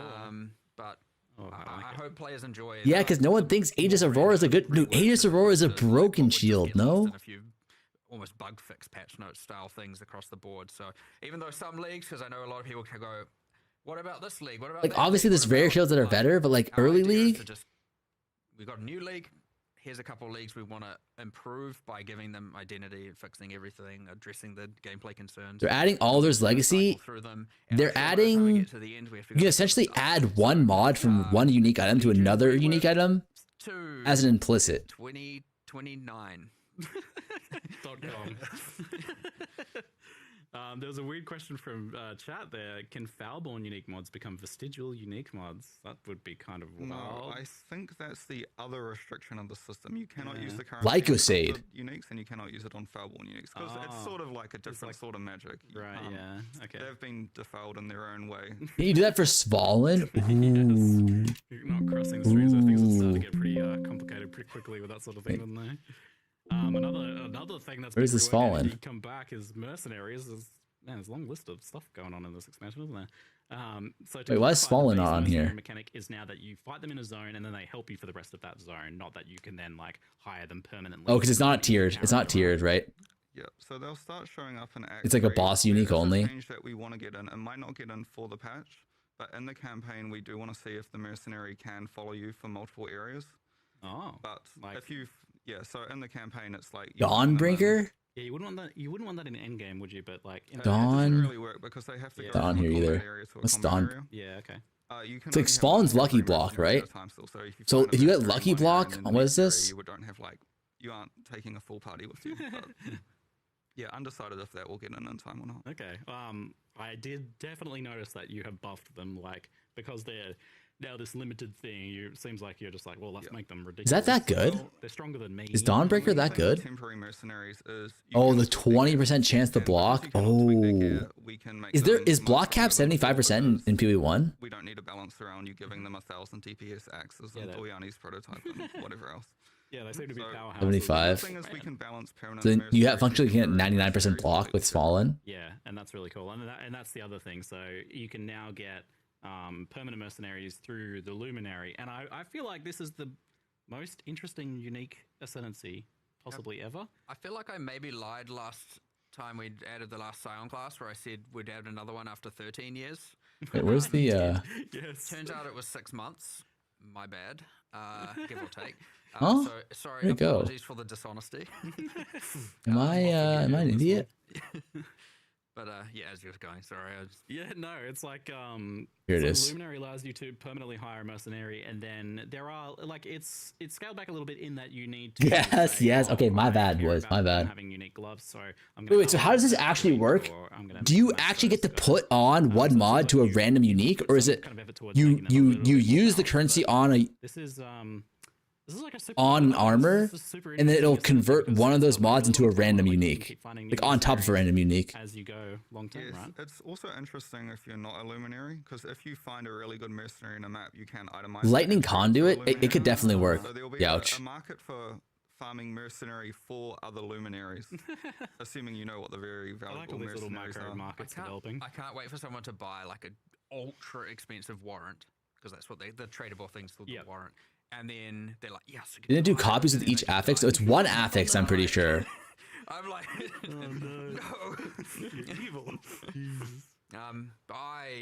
You get a random unique with the affix. Okay, that is kind of sad. Because like that just means like 99.9% of the time you're getting absolute dog shit. No, You got this, like all three classes. The Ascendant obviously is a bit more. a different unique at the same time. Yeah, that's kind of rough. Very unique That's really classes. rough because it's like Insane build variety. It ended up just being amazing and Belly special of the and Beast. When I was a kid, this item was broken. You know, icing on I don't the know cake, why though. honestly. I'm looking forward to playing Like, it. isn't this shit kind of dog shit though? I guess it's the 30% extra life, but like It's either going to be a flame link mercenary, me using the flame link, or channeling lightning tendrils, which sounds weird, but there's stuff. I was gonna say Andrew has adjusted. a lot of those shitter armors are dirt cheap but pretty common. But I think the actual currency itself to make them will be pretty expensive. When you were a kid, we didn't have internet. Modi, you're older than me, you dumb fuck. like, what are we even Will saying? mercenaries revive automatically if they die after changing zones, or do they need to be revived with gold? Oh, this?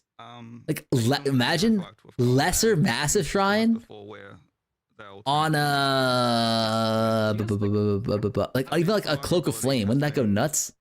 No, I don't think it's. I'm old, so it went negative again. So I'm actually young. Okay. Put defensive gear on them, I think. I can't remember. It was too long ago when I looked at the balance for the. Figure it out.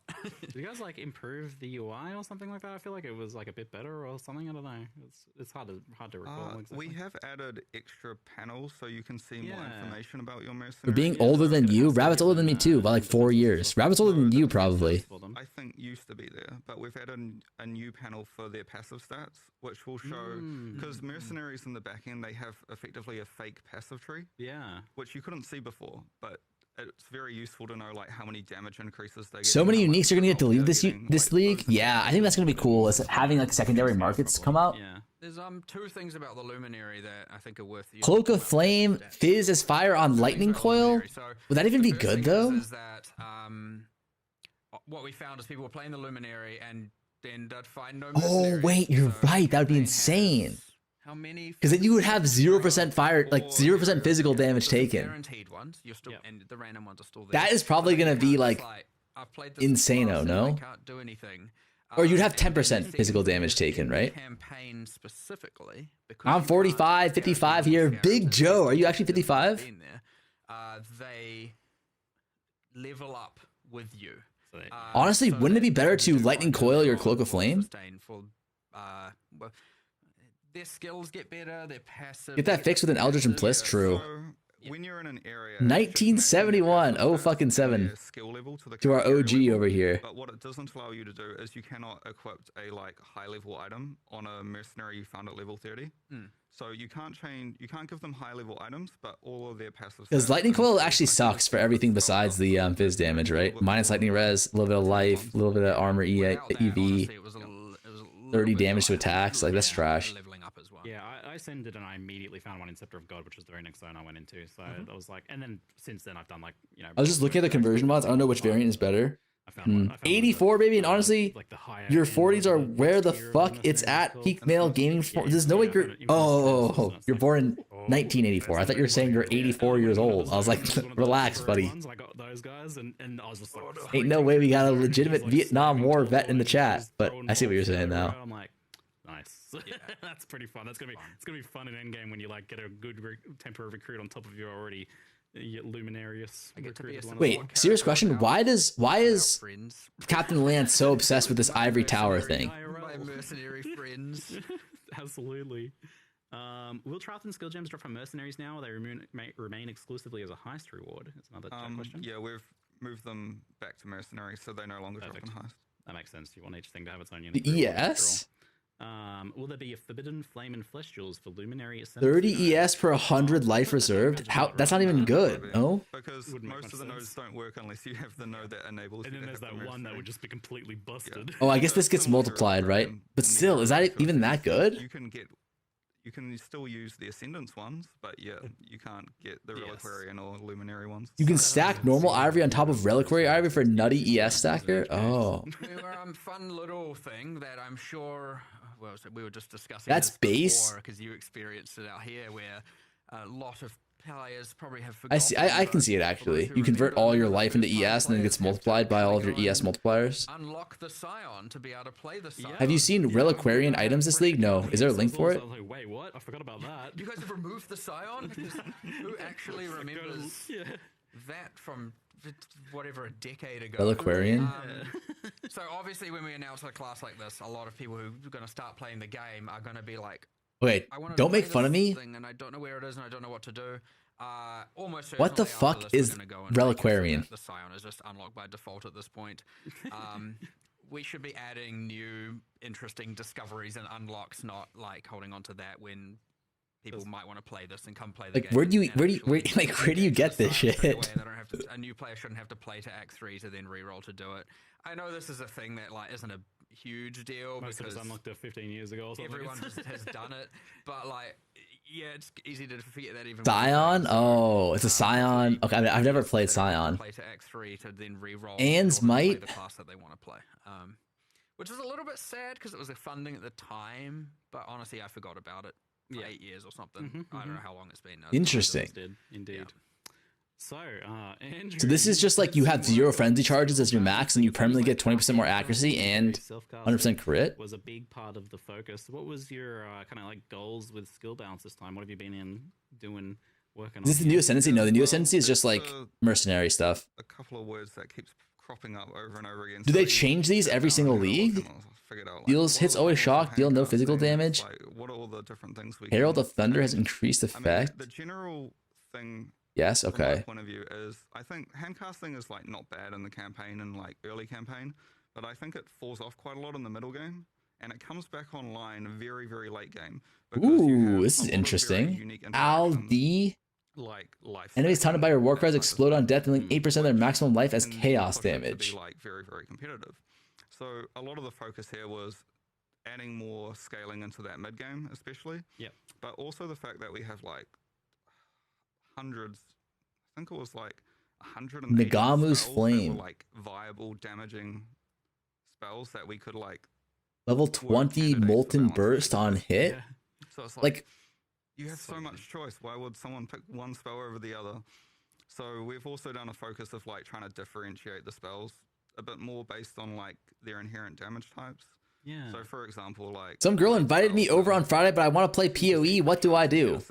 So they're massively crit focused, whereas fire spells have lower. Oh mana shit! cost Just than see you on them, but they Thursday, have buddy. higher damage effectiveness, which sort of leans into them being very good for ignite. Yeah, I noticed you were doing more elemental distinction as well. Yeah, so like same. I saw similar kind of reasoning behind cold and lightning as well. Like lightning is faster, but higher mana cost. Yeah, so lightning will be interesting. Does this work on belts? Lightning has, Like, could you have a fucking headhunter imbued mage blood? Also higher, so That's like a double whammy for like how do you manage the mana on that, and then if you're doing archmage things. as Mirror well. price gonna 5x by the time you're back. Let her know your priority. Cost potentially. yeah, I mean, Can I send her a snapshot of you saying I can't go? You can't go, buddy. There's not a huge amount of things that scale. It's off. probably limited. Um, Was also current probably protocol giga unlikely to actually roll think mage there blood, are a right? few in which case Okay. Yeah. that is actually a buff for those. I guess they said armor only, right? So jewelry doesn't come or can't count. Yeah.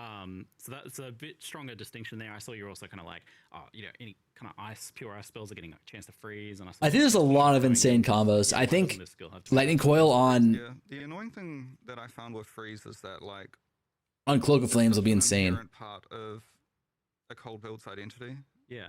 but most skills just can't freeze unless they invest into critical strike chance.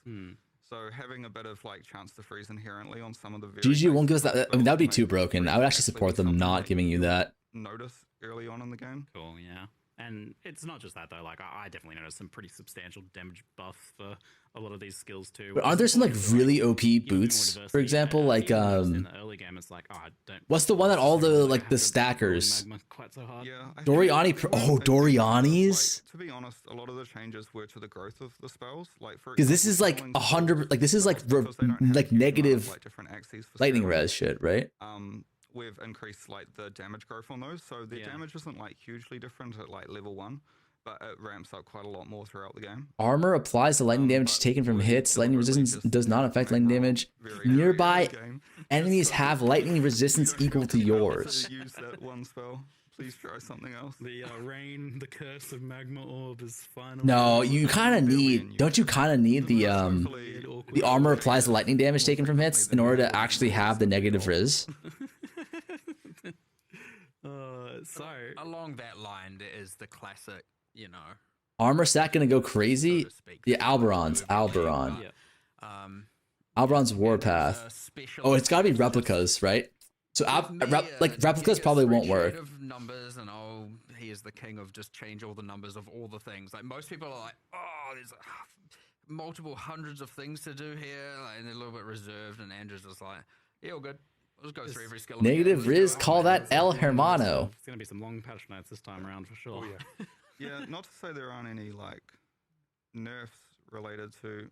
Yeah, there's gonna be some insanely broken combos. No. Spells, I don't want to just buff every challenge spell. I wish I knew more about. I'm playing totems. No, I'm playing mines. Like the OP unique combos, because I'm sure there's gonna be some insane ones. Yes, that's a good thing. Otherwise, you're not even necessarily then making people want to handcast, right? Like, obviously. So. Yeah. Do you think that they might Also, do we think that like they're gonna tell us which like is it gonna be like the OP part of each thing gets moved? The dream is cast while moving, but that is I don't know if we'll ever see that in POE1. So that's a tricky one, isn't it? Requires the new rigs, I assume. Yep, we will someday. Wait, I have a question. When you do this unique thing, is it like they give you a currency, then you use it on one item, and then it destroys that item, and then converts it into a different item with one unique modifier? I think so, right? Same reason why there's no WASD. Yeah, I see the question, and we've answered it before. The WASD Yes? Okay. question, but that's the same thing. We is that understand it how- kind of needs the. We don't know, dude. I think we do Understand how know. popular those things will be, and it will happen. It's just taking its time, and not due to us like not caring. There is a whole department actively working on aiming towards this goal. Yeah, all the time. Yeah. So ironically, with the discussion and like a lot of the focus being on hand casting, self casting, and trying to make those better comparative to like triggered another means. Really, you make it random, making it a currency thing? They already said it's going to be one specific modifier. There has still been Not like any. cast on crit and cast while channeling, and those feeling weak. It'd be hard to top the Expedition Dopamine Rush. Especially like It's different in this game. You're getting way more. Like each div that you drop in this game is worth way more. They're a lot weaker now, or that's a lot less viable. Is that something you've considered or looking at in the future at all? There is this new node on Assassin, which is sort of insane for cast on crit. Interesting. If you're familiar with bifurcation, Has New League started or is it on the 24th? It's next Friday, so it's 24th, yeah. With crits bifurcating in POE2, we pretty much ported the exact same mechanic back to POE1, which is especially. Wonder if we get to choose what mod takes. I think we won't get to choose. It'll just be like one set mod for each item gets moved 100% of the time. Cast on crit, I'm like, And they were saying that it's going to be like more of like the unique parts of the item. So for example, like the Embalmer, it'll always be like the socketed gems. But on an item that has multiple unique portions, I don't know what would get moved. It's probably just going to be like set. So cast while channeling has received some buffs. Could you imagine it's like Vol Karis? It's just the -5 socketed and non-vols. Like this is insane. Vol Caress +5 socketed Vol gems. There was the exceptional support. We should probably touch on that. So you did the removal of the awakened support. That's gotta be nuts. Bro, Farmer, that pizza fucked me up. What did you do to me? But you're acting like I hit you with the questions here and there Coctavian. about it, and I'm I've leaking. seen, Okay, relax. people saying, especially like dot builds, maybe Ball common caress, builds, no. like, they lost a lot from the transition. You know, they had a bunch of damage now before that they don't have now. They were kind of already something that was a bit capped in terms Where's of the list of PO2 skill problem that gems? a lot of those non-ailment dots have is there's very few mechanics that you can do something like super interesting. Is with. there a list? Yeah. And previously, a lot of the Oh, old Awakened POE1. supports were just pure damage multipliers. Yeah. All the supports they used were like Awakened Burning Damage, Awakened Deadly Ailment, or Yeah, not yeah. that one, but Swift Affliction or whatever. So, yeah, they certainly did lose a little bit of damage at like the super endgame, but Wait, was this the one that was Hopefully broken like 2 leagues I'm ago with the undecided. int Like I deck said before, we stacking? still got some, like, Cleave? Or is that Reeve? I've got a specific list of spell dot skills, which I haven't exactly figured out Reeve? how I want to buff yet, because it could just be damage UE.ninja. growth. But I think the correct answer is we add more different. It could be support gems. There could be just some in-game itemization that like adds extra axes of scaling to these. Kinetic Fusillade. It was shown in the live stream, but one of the packs is very focused. Wait, towards really? I thought it was yeah, K-Bach. Pact of Gore, depending on like. How Oh, many there's a different KF Totems build, right? non-damaging dot skills you use, you'll get like a huge bonus to their like Slayer. damage and- So there's Ellie still some hit. stuff that's going to come in the patch notes as probably early next week. So the dot skills, as he mentioned. Oh, wow. Cyclone. Maybe. Chieftain actually had a good amount of play rate. And RF. even Blade working on Vortex Chieftain. That working on was some keystones that was and us, that kind of boys. thing that we haven't quite figured out. But the hope is to be able to do them. Ooh. Like kind of one for fire, one for lightning, one for cold, something like that. Wow. No promises, but they're close. Wait, we weren't Like Chieftain, were 80% we? into solving it, and there's No, we just were. a few bits left. But we Quite exciting. didn't want to add something too kind of convoluted. Necromancer. So just trying to find out how to Raise simplify them and make Spectre. it feel a bit more fundamental, as opposed to Avok. just like a confusing mess. And if Huh. some of that can just be a matter Us? of What do you mean description, us? Which. Oh my God. Also, I don't know if people noticed, but we have the helper. Big ones were system K-Bach? now. Yeah, it looks like K-Bach was like I definitely noticed that. like there's a lot of K-Bach players. Hierophant and Necromancer. I was like, wait a second, that's a tooltip right there. Yeah. On that note, though, we don't have everything. I feel like isn't Gladiator broken? Has it? The old stuff. Like as an ascendancy, isn't this shit nuts? It's a Gonna lot get of, you know, updated.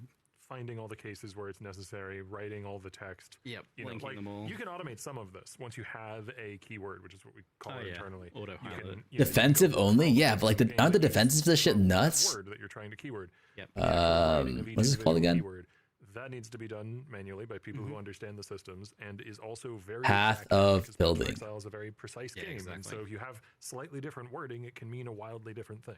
We only let a few people in house actually write these things because we want to make sure they're very consistent.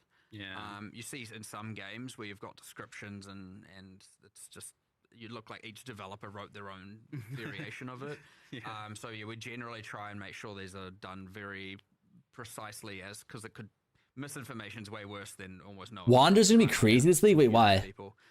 So yeah, Gladiator Frostblades. Holy shit, we might be back. You know, we're needing those specific people to be free to do it. But yeah, it's a good cure. 'Cause, like, you take this node, right? 50% chance to block from- Yeah, so that's just random pivot, but I just remembered that. When And then chance to block is lucky if you've blocked. Wait, I see chat bringing up nearby. Did we get that nearby? Oh thing, yeah, I Andrew? was gonna mention. bleeding enemies you kill explode dealing Yeah, 20% of their so max life as What fizz. we're gonna do is we're gonna do a restart patch, like a content update, maybe a week or two after release. Yeah. And for that, I have a plan where I'm gonna unify all the nearby keywords. They are buffing casters. Nearby, close, present, proximal, all of Okay, that when you stuff. say wanders, And, I you know, I all think the keywords, only of and you'll be able to highlight the kinetic keyword blast. and Am I wrong in solve thinking around that? your character. Like the entire history of my POE1 knowledge with wands is just kinetic blast or K-Bach. Just to be clear, I saw last time people going, what do you mean there's a weak one? Isn't Bifurcate's crits on Shadow the most busted shit ever? The client has been restarted. Like, Yeah. So it just forces everybody off the Some game. and eternal back on. terminology leaking It's out. about client server synchronous. Yeah. That does sound broken. It's broken by POE2 standards. I don't know if it's broken by POE1 standards though. Patch internally, and I see some people rightfully so misinterpret that as a economy restart or something. I'm like, no. You don't need to do that for a tooltip. No. Not usually. Wait, I thought Mechanic tooltips. Assassin legit only travel for bossing because it has 0 I feel defenses. like that landed, and there was also kind of like linked questions about. Well, we talked about custom crit, but also like.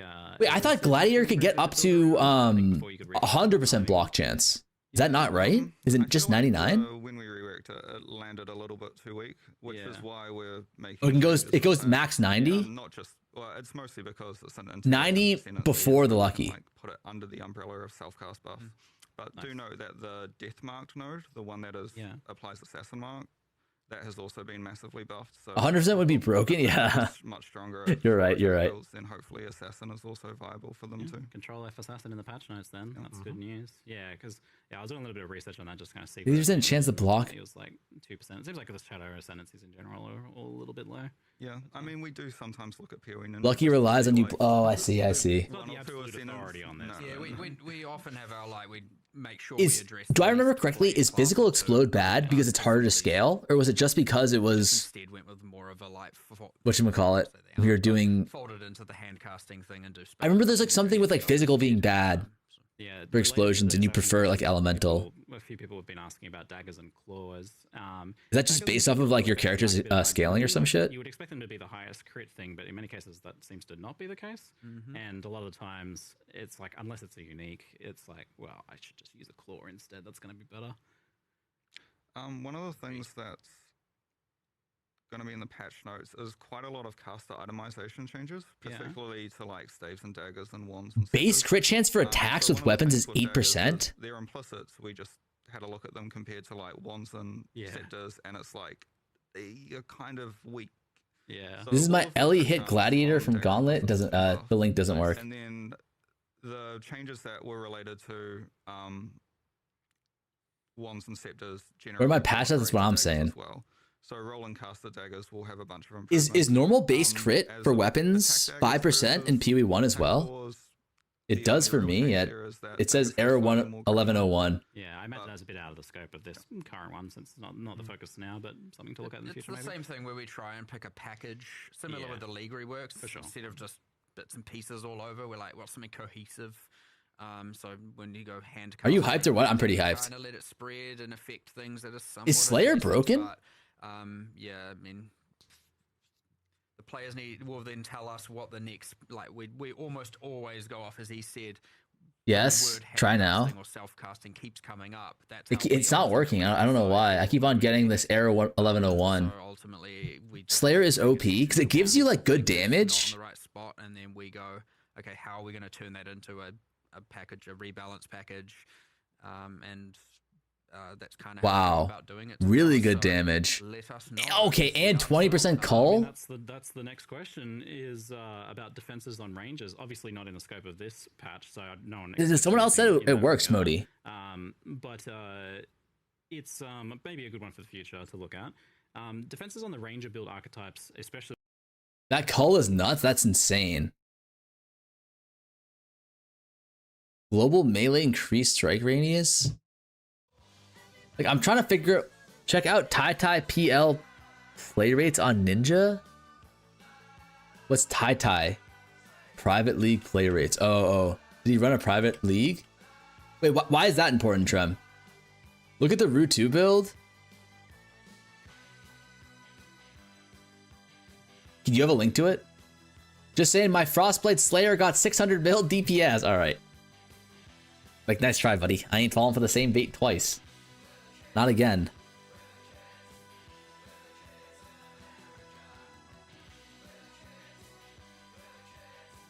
Wait, is this endless hunger thing broken too?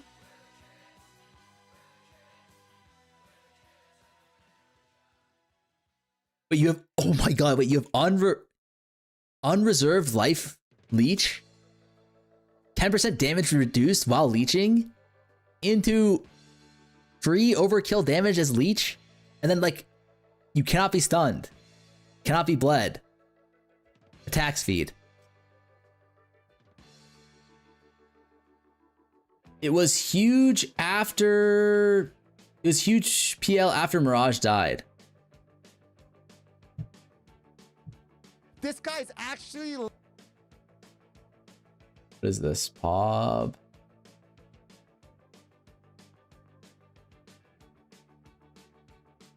POB. This one? Let's see this.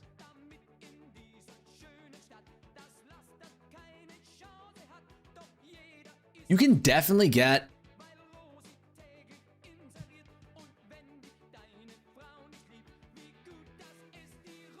wait.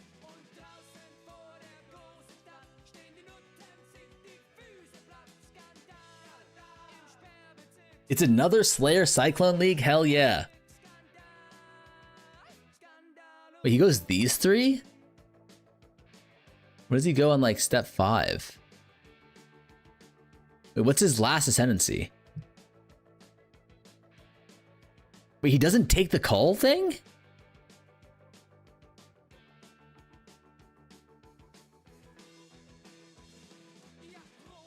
Hull is bait? Wait, really? This is 20% more damage though, no?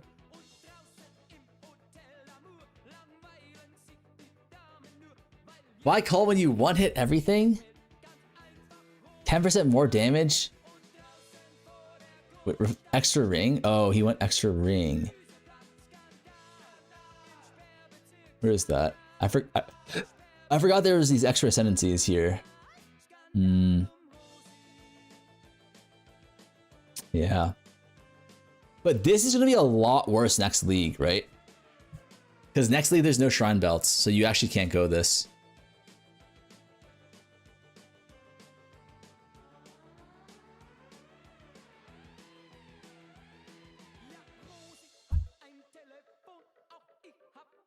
Why call when it needs 4 points? But like, aren't these 2 points like not even bad? Bane of Legends, 10% more damage, and then 20%. This is 30% more damage. Oh, with hits and with hits and ailments against unique enemies, right?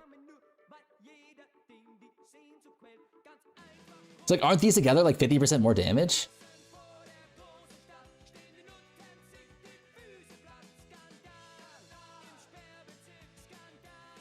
I mean, this is actually more, right? Because they're multiplicative. It's shit endgame, really? Synth mods deleted? Wait, God bless? Hold up. Is this confirmed? It removes the identity of implicits on like weapons, for example. So the whole identity was you take multiple for those who maybe remember the league, you take multiple items explicits mods and put them as implicits on something. You know, like the whole idea was that you're turning explicit mods Genevu died for this. And then we removed that conversion process and then just had. So really what it just looks like is there's just a random amalgamation of different modifiers that are I support this 100%. This shit is too fucking complicated. You never synthesized it. It's just an item. So even like just immersively, it's just like, or narratively, or in world, it's like, what does this even mean? Now that there's no actual crafting bench to achieve it that Synthesis had during its league forever ago. But yeah, then it's just like, okay, now you've just got this amalgamation of so many different stats that are just contesting with design, well, ultimately blocking design space, and they don't really have a purpose. So like, we just eradicate it so we can free up some, you know, make some of these other things more powerful, or free up some design space to be able to do some more stuff in the future. Which we then did immediately use, right, Andrew? Yeah. So, tell me more. Well, I guess that's sort of like the vestigial items, but those are unique, so they don't really compete with synthesis bases. But the main thing we did is we took most of the interesting, powerful synthesis implicits and turn them into Val corruption implicits. Yeah, so you can corrupt a ring and get +1. Oh, that's not what I wanted them to do. Well, that's a potential big buff to Val Orbs. Then it seems like that's a much more interesting thing. That's not really what I wanted, to be honest. I think I thought they were gonna add the power somewhere else, outside of synths. That's kind of annoying then. But I think it's good, honestly. I think you know, there was too much power creep already. I don't hate this nerf, honestly. Like I don't hate them nerfing the gear that we have. Like the gear that we have is already too good. You know what I mean? And I think synth was just like super annoying to do. It really what's it called? It gate kept a lot of mirror crafts, right?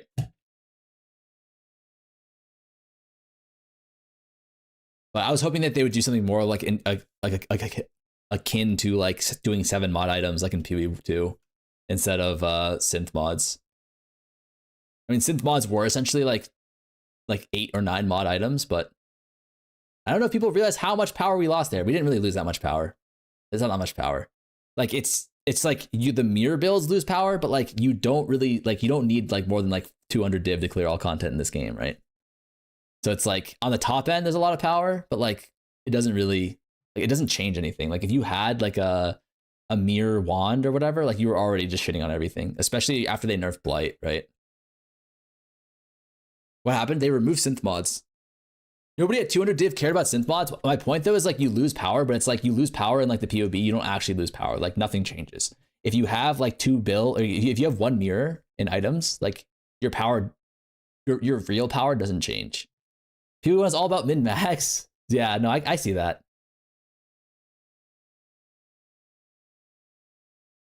Like I think in previous leagues maybe it mattered. Maybe it will matter this league, but I don't hate that either. I don't hate them making it like harder at the top ends. It will cut a lot of builds that needed that power. I don't think there were that many builds that needed the synth mods to like function. Because like I think POE1, especially like this, like the last league was like too easy already. You know what I mean? Like maybe POE1 and like the Blight League was like you needed it, but like this league it just feels like, or this last league it felt like it was just too easy. Like there wasn't there wasn't a content in POE1 that was like Expedition in POE2 where you're like multi-mirror builds are getting slapped. It was just too easy because minion path. That's also true. That's also true. I'm not gonna lie, that's true. But I think even like a good meta build, you know, like after you have 200 div or like 500 div, like half a mirror, I'd say you're pretty much just shitting on all content. And there's no like Giga Juice Blight this league or last league, right? So what happened? They're very high variance. So what did he say? Something about Delve? Not the point in all the unique maps. Sad. Yeah. It came up as part of the Atlas anomaly discussion. You know, there was a point where we were like, should all unique maps just be Atlas anomalies? And should we then do a pass on all the unique maps to make them more worthy? And it was just too much of a rabbit hole of work at the time. You know, it was maybe a month before release, and that's not the point in the development cycle where you can make that kind of decision. Yeah. Or if you have this up, yeah, me too. Doyani's Machinarium is no longer required for challenge completion. However, Doyani's Delusion, the unique boots that drop from the map have been like, they always drop Corrupted with an Implicit, and they've been massively buffed. So they're very high variance. So you'll want to run that map to find some potentially crazy boots. Awesome. So we recently had some of the bigger Chaos Orb sinks removed, probably causing the quick spike to 300 plus Chaos to Divine ratio that was in Mirage compared to the more typical 150-ish that we had in Keepers and before that. So I'm curious, like, is this something you guys really look at or care about too much? Are you like, the economy's going to economy? Like, what are your thoughts about it? What are the impacts on players of this sort of change? They don't care about our economy. So much. I mean, that's the impression I've got in the past. If that was 3,000, whatever, obviously, the magnitude matters. This is kind of like the player's domain a bit more. We don't want to necessarily influence it too much all the time. Yeah, maybe the new de facto currency will be chromatic orbs. You never know. Could you imagine? Oh, yeah. I don't know. The economy. They don't care. Yeah, I think Slayer is pretty cool. But wait, I have a question. Are people who play Slayer almost always melee builds? Right? Is that true? Yeah. Why is that? Is it all about strike range?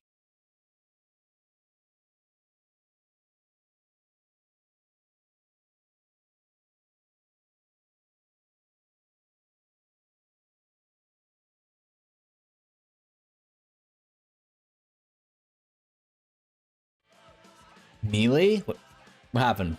Why are you guys meleeing me?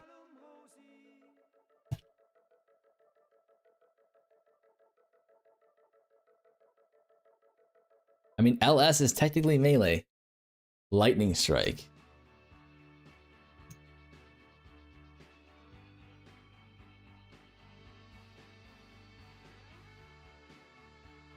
Let's see Farmer's non-Slayer melee. You don't want to see my non-Slayer melee build. This drop works in POE2? I'm actually not sure.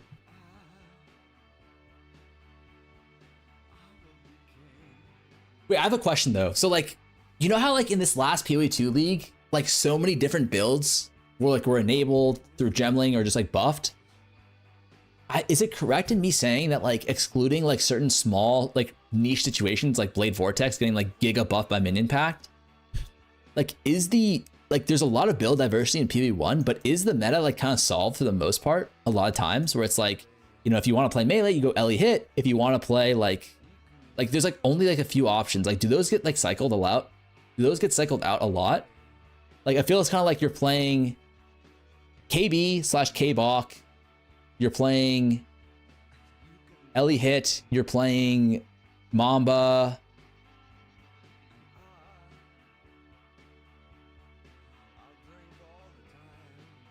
Like it feels kind of like those archetypes or like those like blocks of builds will kind of account for like 80% of the play rate, right? They kill some builds oftentimes, but there are staples. Ellie hit Slayer fun chat. I always play ranged. I've never played it. It's just natural skill ascendancy synergies. Just because of their innate mechanic. That's what I mean. Like it feels like certain skills are just like so broken, right? Like Ellie hit is really broken for melee, right? Because it's like, I forget what it is. It's like your weapon doesn't matter that much or some shit. Like you don't need flat damage from your weapon for Ellie hit or some shit like that, right? And then it has good AoE too. Flat from skill, exactly. You cannot compare it to not taking flash in League. Streamers affect the play rates more than anything, really? That's true. I can see that.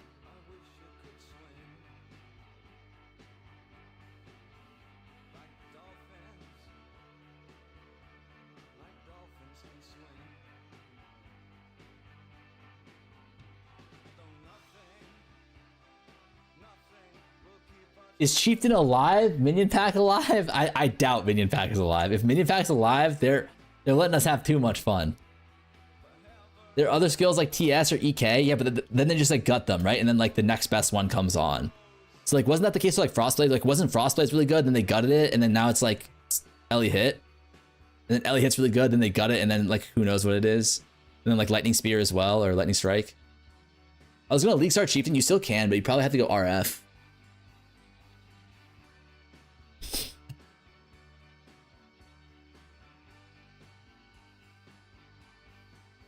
Like, dude, this fucking... I still think Chieftain is like one of the best builds, or like one of the best ascendancy of the game. But the problem is it's like pure utility and defense. There's no damage in there. But like, if you have something like Blade Vortex, then like, dog, this shit is so broken. Especially on a budget.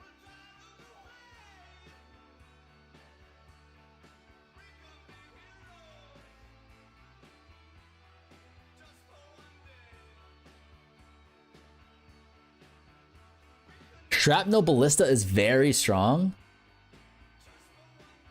Explodes all that matters. I mean, like not really. Like, I mean, look at this. You have Velaka, which is like literally probably one of the best.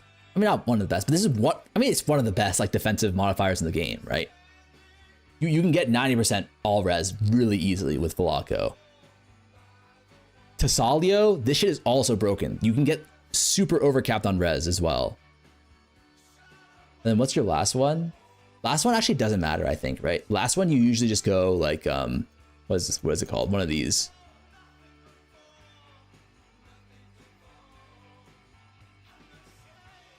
Please don't go RF. It's my comfy build. No, I'm not going to go RF, I don't think.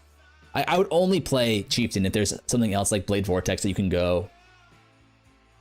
That's a little bit different than RF. Dude, Inquisitor is so good for budget. Inquisitor. Is that this one? Oh.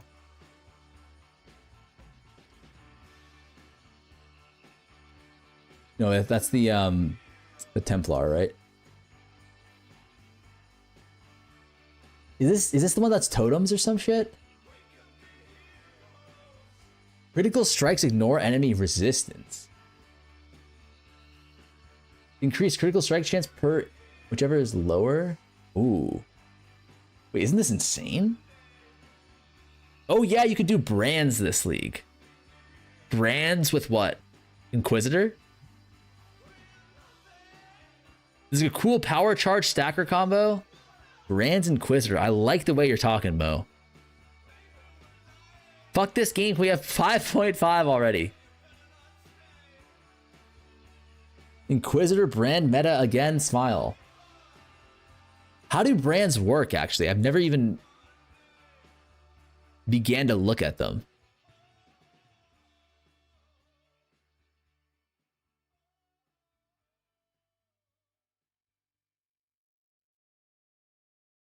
You attach it to an enemy until it dies, but is it like mines or totems where it's like there's a specific skill that you can turn into a brand?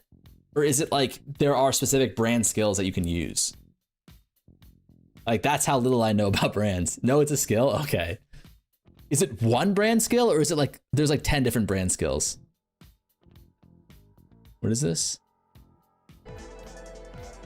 Herald Stack Penance Brand Elementalist. Gooner Hideout, okay.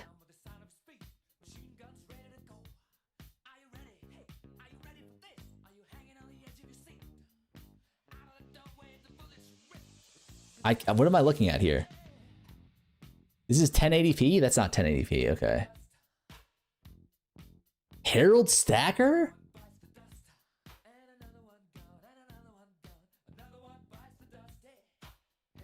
Wait, I'm sorry. Are heralds broken in POE1 as well? Not nearly as broken as POE2, right? Do heralds give you like gain, or do they give you? They don't give you explosions, right? Isn't that 3.27? It is 3.27. It's better in POE1? Wait, hold up. Let me see this guy. Yeah, the pobs aren't working for me. Oh, you know what it is? It's probably my POB isn't updated, right?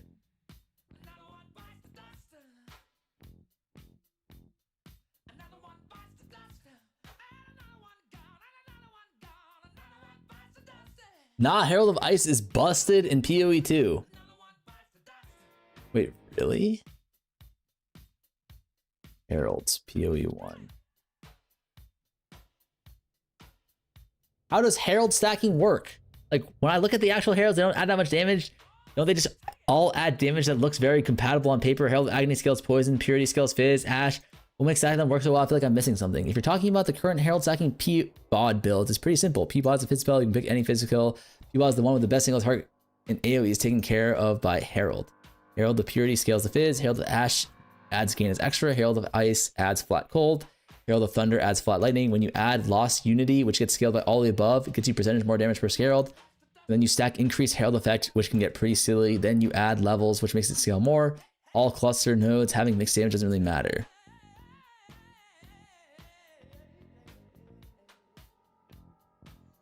Four heralds get 10% more damage. We look at what the heralds actually do, and if is oh, interesting.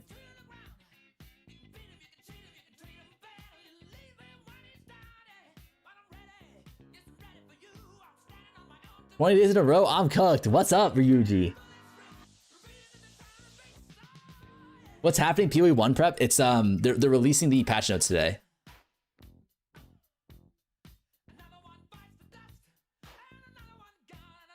Are they almost done? We've got some rapid quality of life and technical questions. I made that build last league. Patches in 25 minutes or so. I think so. I would guess around 30 minutes. Chat, would you like Farmer to rub your belly? Okay, that's my bad. I didn't mean to click allow on that one. The automod got that guy, but that was my 3.26 Inquisitor, I think.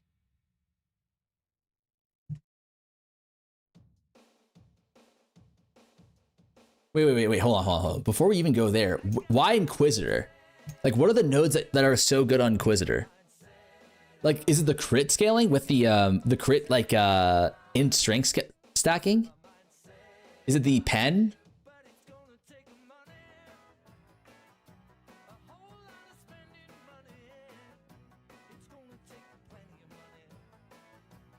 And it's a consecrated ground, really? Wait, why is consecrated ground so good? You have to be stationary for this, which I guess applies for like shield charge, right? So this is like your defenses. Ooh, ES. If you go Herald's Elementalist is a must, I think. Wait, explain yourself. Wait, is Herald stacking one of those things that's really expensive to do? Like, to do efficiently? Check Lost Unity Ring. Lost Unity, POE.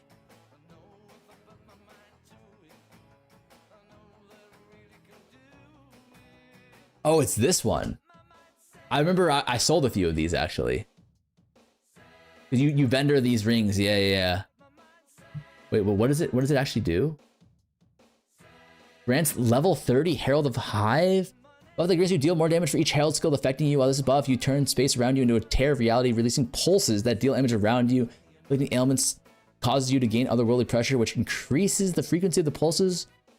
You will lose otherworldly pressure over time at a rate which increases the more of it you have. The damage inflicted is not affected by modifier. Damage cannot be reflected. Wait, cannot inflict ailments. Wait, is this damage that cannot be reflected specifically from the pulse? 10% increased pull over other 3% more damage per Herald skill affecting you.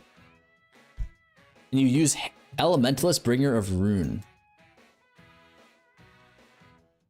Elementalist.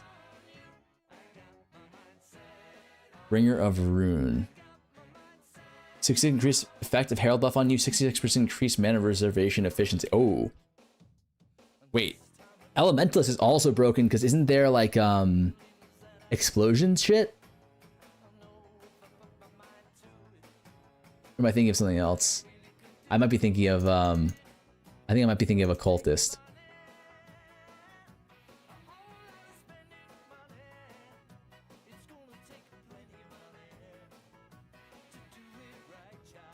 Now explodes our Occultist? Okay.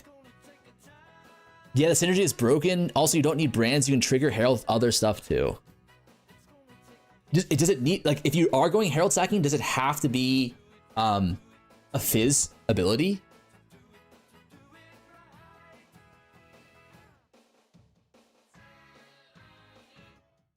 Lil Gup Farmer, what's up, buddy? Nah. Trigger level 20 primal aegis when allocated. Primal aegis can take for allocated notable skill. Other aegis are disabled, cannot take reflected. Ooh. Wait, Bastion of Elements is kind of nuts, no? Brands are just good because they provide the lacking single target DPS. You get the Lycia bloodline for the other Herald node. Lycia bloodline.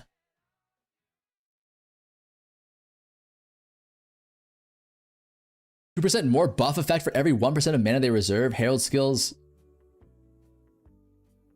and minions from Herald skills deal 1% more damage for every 1% of maximum life those skills reserve. So do you go like...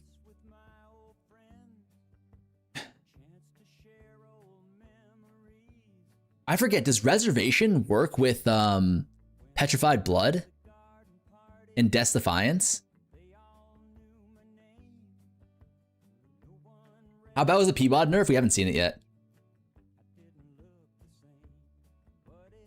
PB reserves life.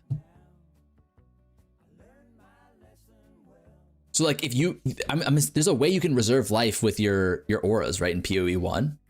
So is it the more life you reserve, the better DD is?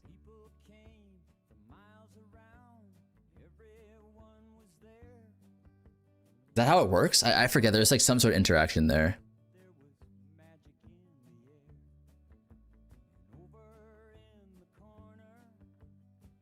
Hits always shock. That's pretty good.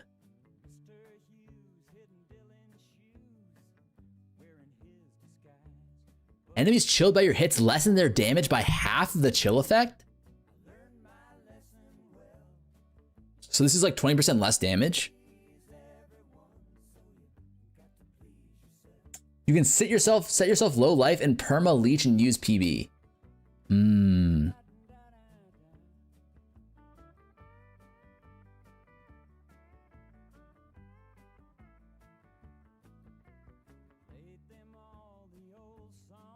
So are you pretty much just going Bringer of Ruin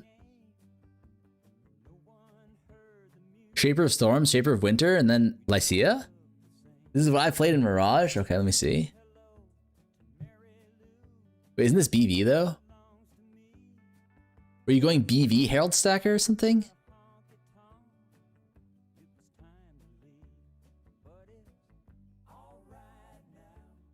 Yes, okay.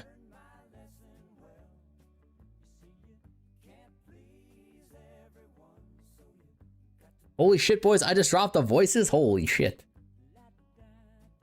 Is this gonna be another bait build? Okay, first of all, I never bait builded in POE1. I explicitly said the POE1 Frostblade shit was intentionally a troll build. Do not play it.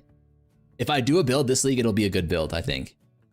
Like, it'll be with the intention of it being like playable as a starter.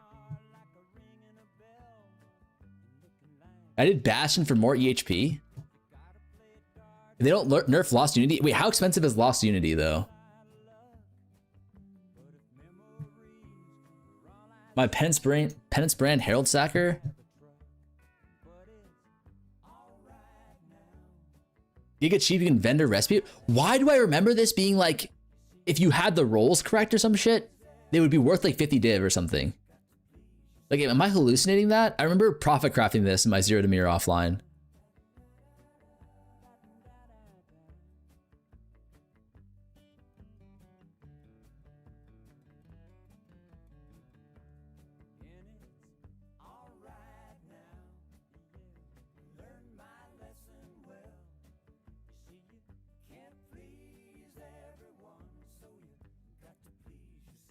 Use a min-max in the build. Your trigger skill just needs enough DPS the boss. Oh wait, BV only work because minion pack? Yeah. So is it correct in assuming that like the Herald stacking gives you a ton of value in terms of like just giving you more damage and shit, but it also guarantees you on a single target ability really good clear?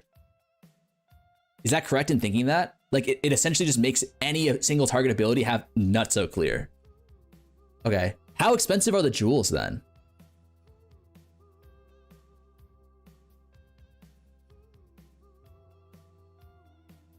Like, of course, these are, oh shit, I forgot. You could re-roll clusters.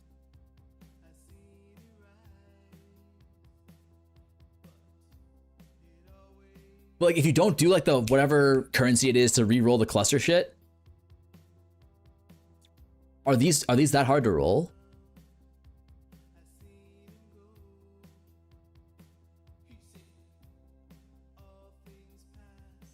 We don't know because we don't have Mirage. Okay, well, let's not worry about this for now. You need Delhi currency to reroll clusters. But I'm assuming that like day 4 of new league, we're not going to be rerolling clusters, right? With Delhi currency. Like, that shit's too expensive. Actually, maybe not, because that shit is really cheap on early league. But it was only cheap early league because no one knew what they were like how to use them yet.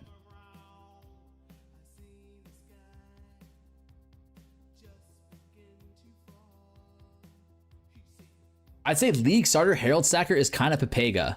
Wait, really? Because isn't all you need is a Lost Unity, which should be cheap, right?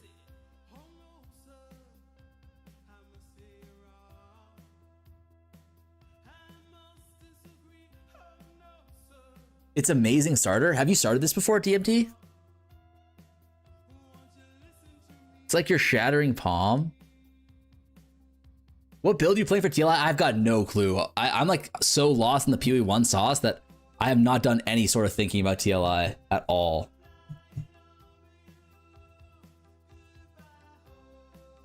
You need enough damage to clear? But isn't Herald stacking so good enough that like... Doesn't TLI start in 3 hours? Yeah. What? Okay.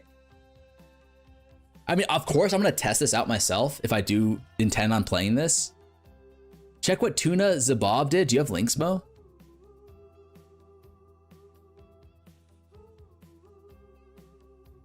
Because, like, don't you just get so much fucking value out of just your Ascendancy plus this ring?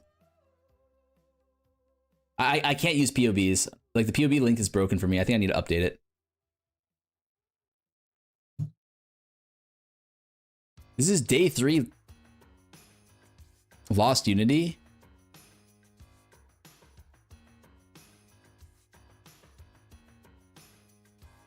Wait.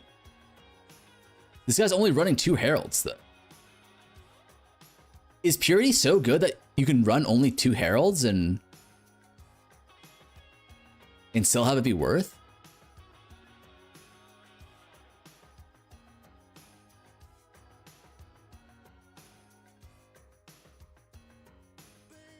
It's a Reap League starter. Reap is strong early.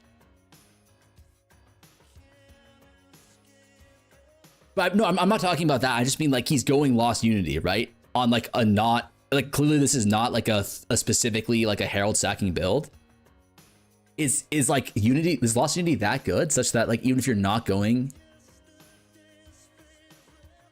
We got new Reap this league too? Okay. I see, that's what I mean. You need something to transition to full stacker. So you start out with like Reap with a little bit of stacking and then you go full stacking. But then like, you'd probably want to switch your ability too to something that's like more single target. I mean, you're pulling a day 3 example without context. That's true. That's true. It depends on how broken something is. Okay. If you have an ability that has good clear as well as good single target, you just have no need for Herald stacking, right? Or is Herald stacking just a nice to have as well?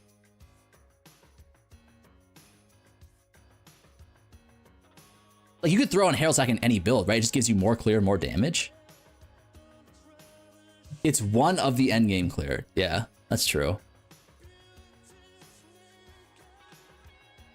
You get to the point of auto bombing. You either Herald stack or explode in the endgame, one of the two. Okay.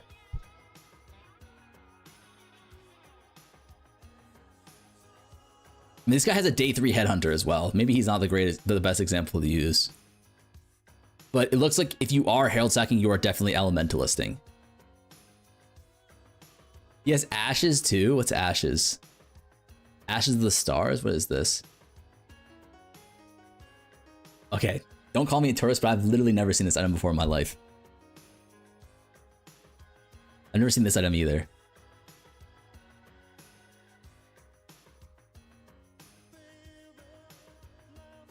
But this looks good.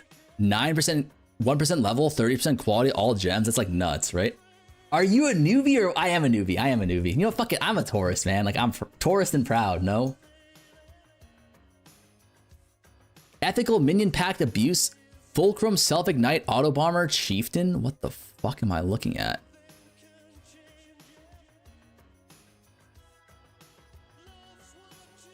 No, this is too deep. This is too deep for me. This is multiple mirrors, right? Like auto bombers are generally like multiple mirrors, no? Ethical my ass. I'm just gonna run Bell Shatter on League start.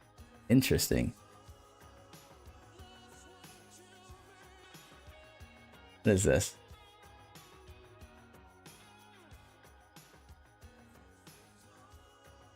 Check 50 div budget last league. I made it. Crossblades is bad.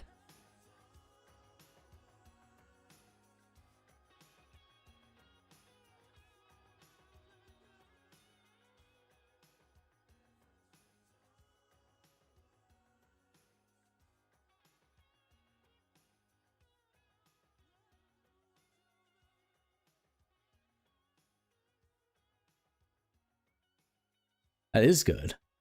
Interesting. We got some chefs in the kitchen here, boys.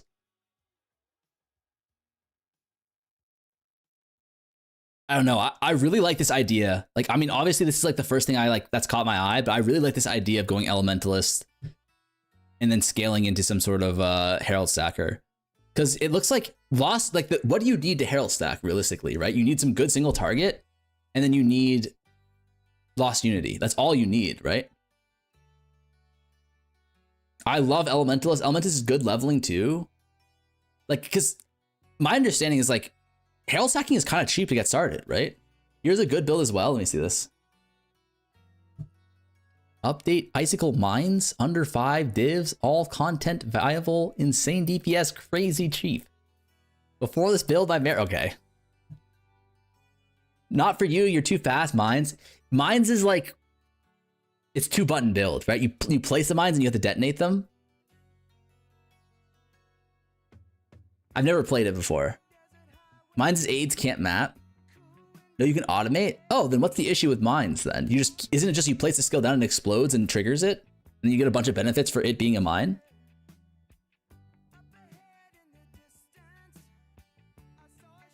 Delayed? But like, totems are delayed, right? I guess totems cast multiple times.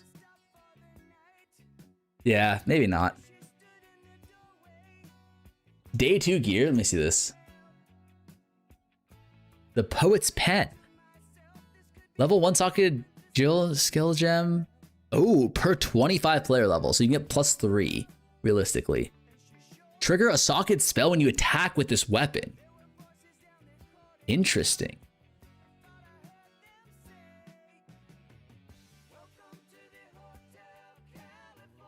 Why would you want to trigger it though? Wouldn't you want to just self-cast for the most part?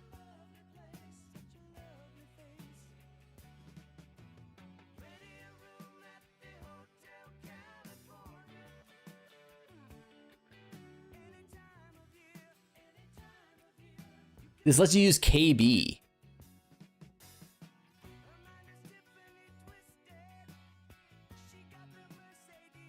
So you use KB to attack, and then the like reap and exsanguinate trigger automatically. Bro really said, wouldn't you want to self-cast?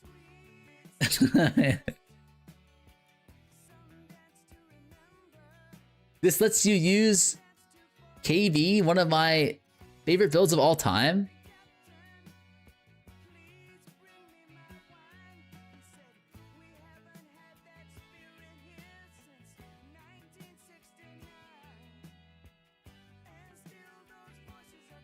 Wait, what?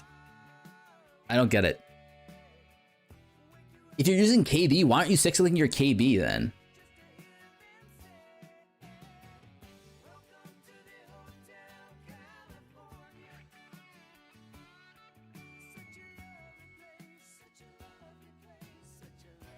I can walk you through it if you'd like. Let me link auto. It procs KF Insanguinate. Doesn't it proc Insanguinate plus Reap? Link for a quick gameplay.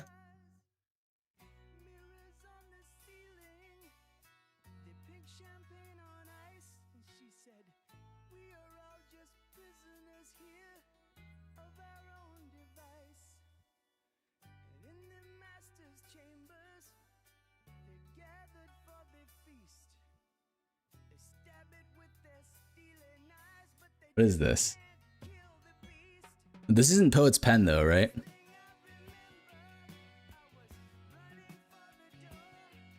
That's just KB, yeah. Wait, so Johan, what is this? Like, wait, why Vol Reap in here? Like, why is Vol Reap in your 6-link and not like KB, for example? What's Lil Guppeth up to? No way I got Lil Guppeth by this guy. Doesn't read YouTube chat. You're going to get himself copies. Wait. Oh, yeah. Good call. Actually, really good call. Holy shit. I haven't already gotten copy striked.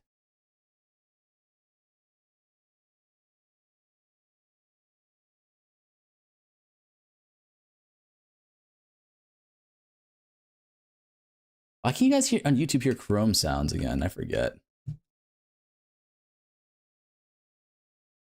Thank you. Good comms. Riku, my fucking goat. Thank you. Guys, if you ever hear music on YouTube, spam my ass. Because I do not want to get copyright striked.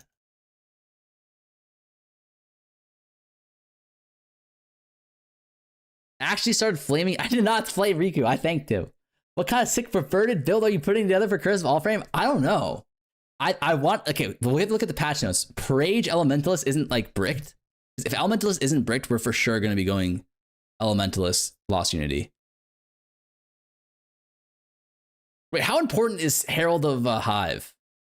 It's like 12% more Herald damage? Is that even that much? Rue explains it better. Please watch. Okay, hold up.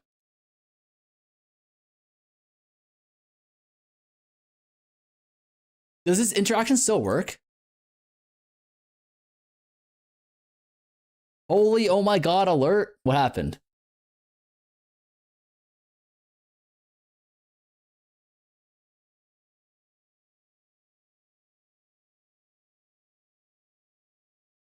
You know what you can do next league? Okay. I can already tell this is a Vate. Perma in-game scuba. Yep, there it is.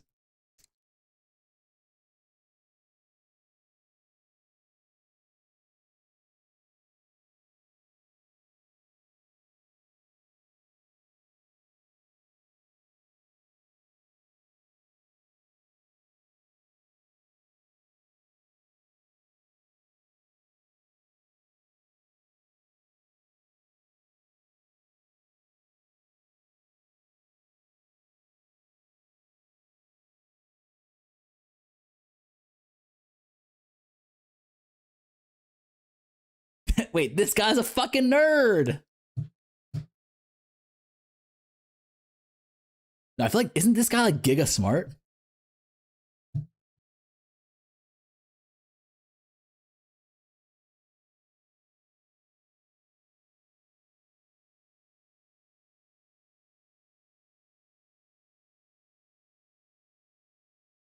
Brew is the GOAT build maker. No one can beat him.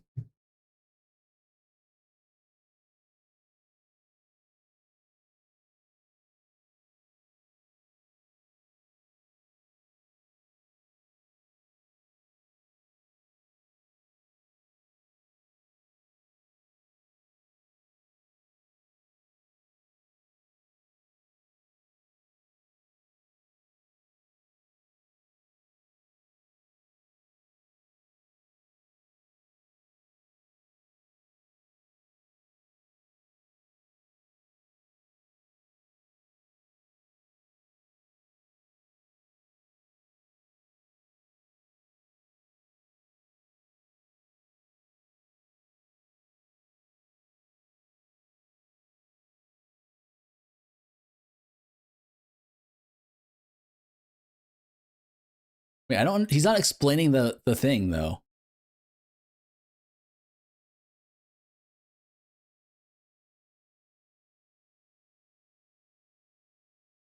Like, where's the explanation? Yeah, that's rude. Good luck. Wait, like, Johan, I need you to explain to me what I need. Like, what I need to learn. What do you need explained? Like, what is the interaction here? Like why Poet's Pen? Watch the video like 8 times.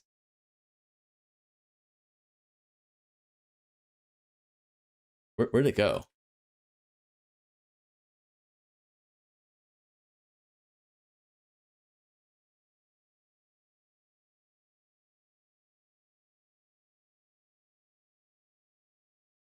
AI can answer you, bro. Read the item. Like,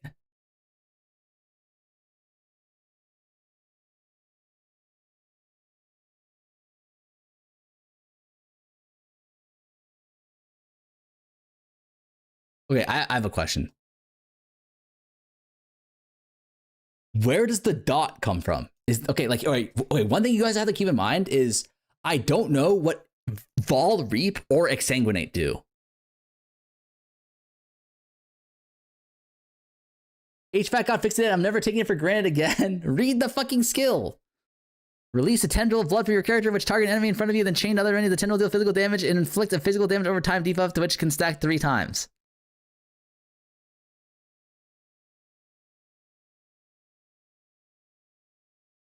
Modifier to spell damage apply to this skill's damage over time effect.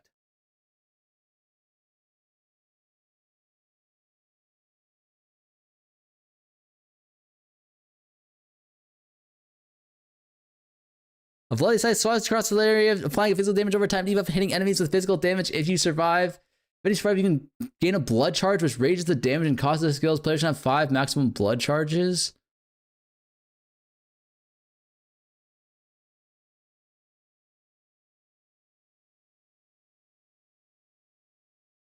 Wait.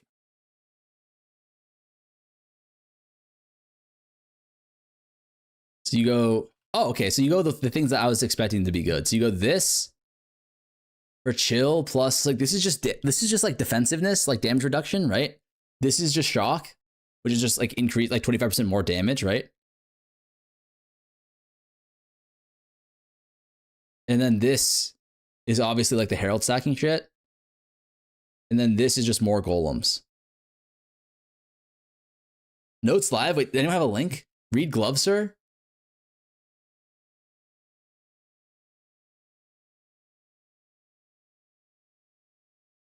Bleeding enemies you kill. Okay. Alert. Patch notes live. Wait, where's the link? Linka. Is it a bait? Oh my god, it's real. Wait, hold on. Curse of the All Flame Challenge League. Valerie. How the fuck did I read that as Valerie the first time? A dangerous Corsair captain, blah, blah, blah, dives to the ocean floor, blah, blah, blah, blah. Wait, skip that part. New content and features. Introduce 2 Bloodline classes, 1 exclusive. Exceptional skill gem, Pact of Bidet. Cast a Pact, empowering spell that fire projectiles. Apply an effect to an area around a targeted skill location or firing chaining beams, causing them to deal more damage and have enhanced coverage. However, this skill also burns you with an affliction. Pact of Gore. Cast a Pact, empowering damage over time spells, but burdening you with an affliction. This skill also grants Hunger of Gore buff for a duration, causing Flash Rend to trigger periodically. You know what? We should check Minion Pact first. You guys are right. Let's check the OP shit first. Minion Pact has been reworked. It is now called Communion Support. It supports spell skills that hit enemies and cannot modify the skills of minions. Support spells deal 20 to 30 added physical damage for each permanent minion at gem level 3. A cost reservation multiplier. Ew. So I don't think this is gonna work the way we thought. Okay, hold on. What's that ring called? Lost Unity. Okay. Unity. Okay. Elementalist. Wait, no Elementalist changes. Okay. Our League Start plan is still intact. It has passed the first gauntlet. Ellie hit 07. Wait, really?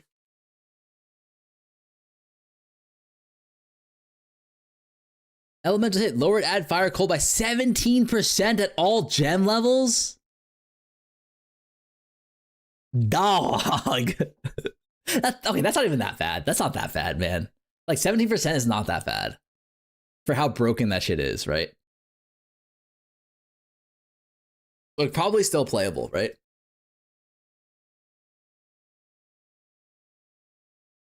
Okay. Exceptional support gem, coursing currents, support skills that hit enemies, providing increased effective chilled shots with support, causing enemies to be chilled when they are shocked by your hits, and shocked when they are chilled by your hits. Oh. Exceptional support gem, Crystal Fall, will trigger falling crystal on hit, causing a giant crystal of abyssal soulstone to be called from above, slamming them on the target location. Supports slam skills cannot be supported. Okay. New intelligence / strength skill, mana infused staff, arcane energy, lowering your mana cost, increasing your chance to block when you block. Will this be OP for like auto bombers?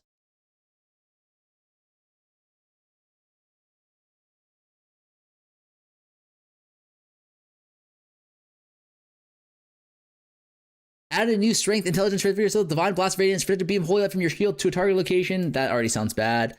Holy Hammers of Spirals. Oh wait, I thought this was gonna be hammered in from Diablo 2. I got real excited because it's like hammers, holy, and spirals. Like all 3 things describe hammered in, but slam the ground, consuming all power charges and calling down a cascade of holy hammers from above in an outward spiral. Further hammers are called down for each power charge consumed. Meh. Meh. Add a new strength transfigured skill, holy sweep of hammer and fall, sweep a single mace staff, calling down holy hammers for duration increases. New intelligence trailer, reap of butchery, a bloody size sweeps around you, applying physical damage over time debuff, hitting enemies with extra physical damage if any survive. Wait, what is the difference between reap of butchery and just normal reap?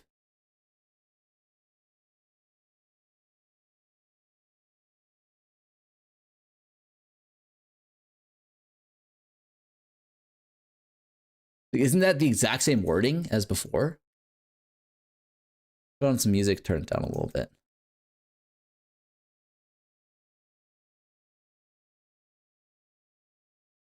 Where's my oh, here we go. 15 new unique items, 3 new div cards, added keywording and pinning system in POE2, allowing you to inspect certain words for more information. That's amazing, QOL. Let's skip to the good shit though. Mercenaries of Tarthras. This is bad, right? We've already kind of know all this. Wager, if you lose the gold you levied will be forfeited in the mercenary teleports. However, if you win, you will be aided for a number of areas in addition to winning spoils, of course. Okay. So you need some gold here.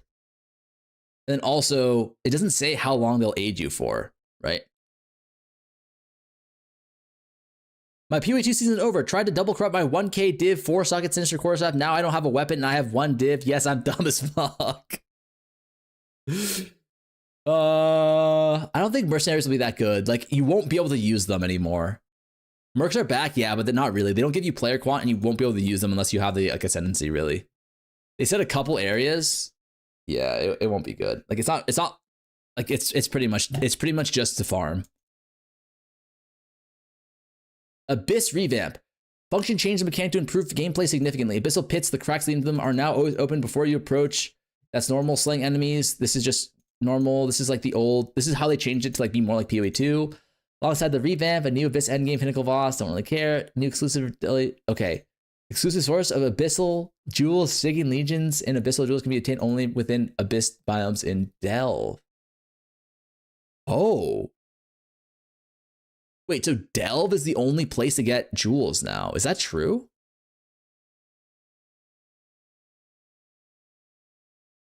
Like, am I reading that correctly? Oh, can still be... Abyss is now... though Abyssal... Okay, hold on, I can't read. Hold up. Serious question, who the fuck put me in charge of reading shit? But wait, where else would you be able to get jewels and vises? Was it through Abyssal biomes in Delve? Abyssal Deli Orbs can no longer be obtained. You did for some dumb fuck reason. All right, relax, buddy. Abyssal Jewels can no longer roll increased damage with hits, ailments against Abyssal monsters. Oh god, that's actually, these are huge buffs. This is actually a huge buff. They deleted like 7 modifiers that actually didn't do shit. Abyss Scarab now has a limit of 5 from 2. If an area already has an Abyss, modifiers can cause areas to contain additional abysses. Now add 2 pits. Huh. Just post the link to AI and ask for a summary. Abyss Scarab multitude now grants Abyss Chasm to spawn 100% increased monsters per soul fed. This doesn't mean anything though, because I'm pretty sure Abyss mobs have like a negative rarity multiplier on them, or a negative quant multiplier on them. Cause abysses in the area to not contain a reward and instead create an abyssal crystal. Is abyssal crystal... that's like the thing that has like 3 life phases or some shit. And they spawn rares out of each phase.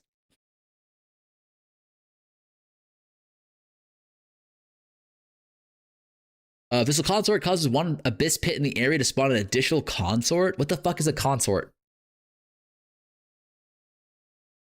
Highest tier modifier for Abyssal Jewels. Increased cold elements up 15%. Damage to recoup its mana up 3%. Mana. Ooh. So mana was nerfed. Added cold damage was buffed.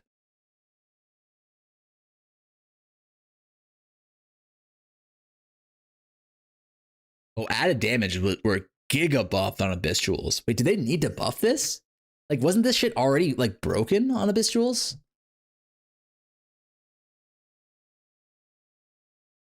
Control F Frostblade. Let's see here. Frost Blades. Wait, they didn't touch Frostblades again? Like, how? Wait, okay, serious question. How the fuck did Frostblades not get a buff? I actually need to know. Like, how did they not get a buff, buddy?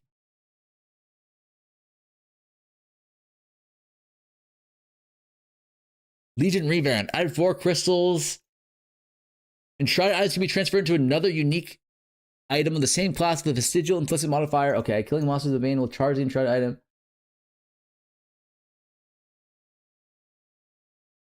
Add new currency items that can drop from Legion Generals which can enshroud unique items. Karai, Enshrouding Crystal. Okay. Okay. So these are how you actually enshroud uniques. Search for Kinetic Fusillade. Kinetic Fusillade. Now has attack speed of 125%, previously 200. A base duration of 0.5 seconds, previously 0.7. And now it costs 6 to 10 mana at skill gems. 1 to 20, previously 4 to 6.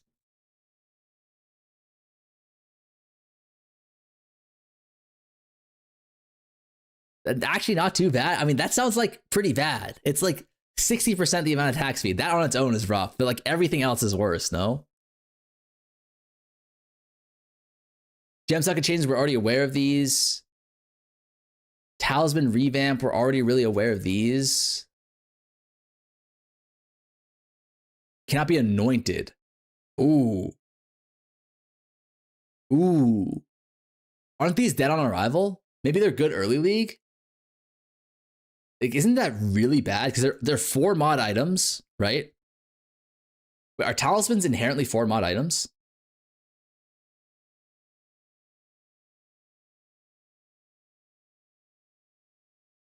Is Legion endgame mechanic now? We have to see. It doesn't look that great. They are craftable, but are they 4 mod maximum?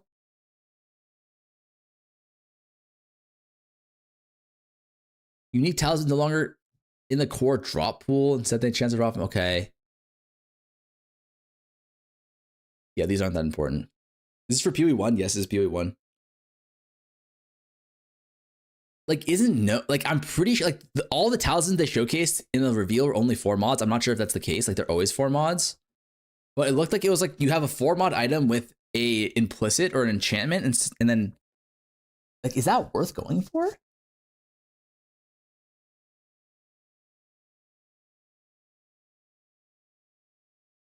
Ooh. After completing a ritual altar encounter, Locust will now point to the next one. So that's the POE2 quality of life, right? That's really good. Syndicate leaders can no longer drop all flame embers. Can now drop all flame embers in the Kulamac. Betrayal. These aren't super impactful. Okay, Breach. The average number of monsters in Breach monster packs has been reduced. That's bad. How much, though? We don't know. The number of monster packs spawned in Unstable Breach has been reduced by 25%. The progress for killing Breach monsters has been increased by 17% to, oh my god. Like, oh my god. It didn't need to get fucking taken out back old Yeller style, though. 10% reduced pack size. 5% now grant 5% increased rare monsters. Ooh, that's actually better, right? Involved now grants 15% increased rare magic monsters previously. Ooh. Ooh. Ooh. Small passes that grant breaches in your mouth grant spawn 8% magic monsters now have values of 5%. These changes do not affect the amount of hive blood or womb gifts you receive. Equipment items affect birth by Genesis tree inherently have less modifier tier rating and bias towards higher tier base type. Ooh, that's good. Lower inherent chance to birth additional equipment items. That's not that good. The maximum number of equipment Genesis tree points is now 16, previously 20. Ooh, small equipment Genesis tree passive that grant chance for womb gifts to birth additional item now have values of 25%, previously 50. Equipment Genesis tree passive now grant chance for modifier specific type now have values of 300%, previously 500%.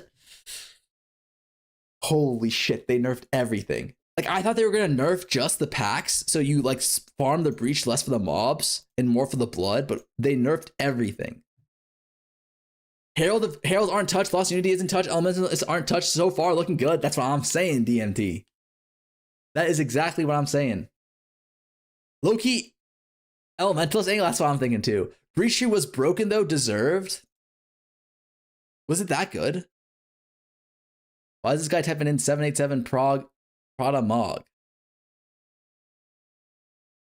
Yes. Was it really that good? I don't remember.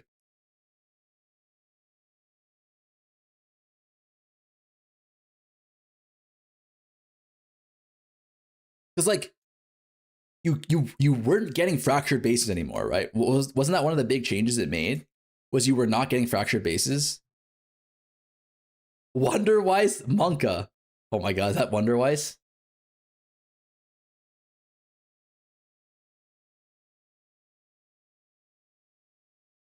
This is good for me. Like for crafters, this you should see this as a crafter and think, holy shit, I'm gonna make so much fucking money on League Start. Which is what I'm thinking right now. Don't say his name, Monka. Strange location to begin to manifest on the atlas, which Kirak has labeled as anomalies. Upon entering maps, voice zone, there's a unique chance that when you open your next atlas, an anomaly may manifest. Atlas anomalies. So these are just unique maps.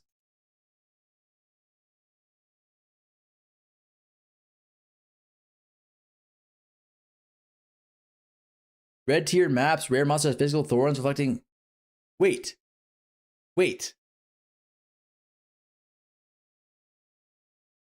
Reflect map modifiers have been reworked, causing to reflect a percentage of physical and elemental damage. Instead, they cause rare monsters. That's insane.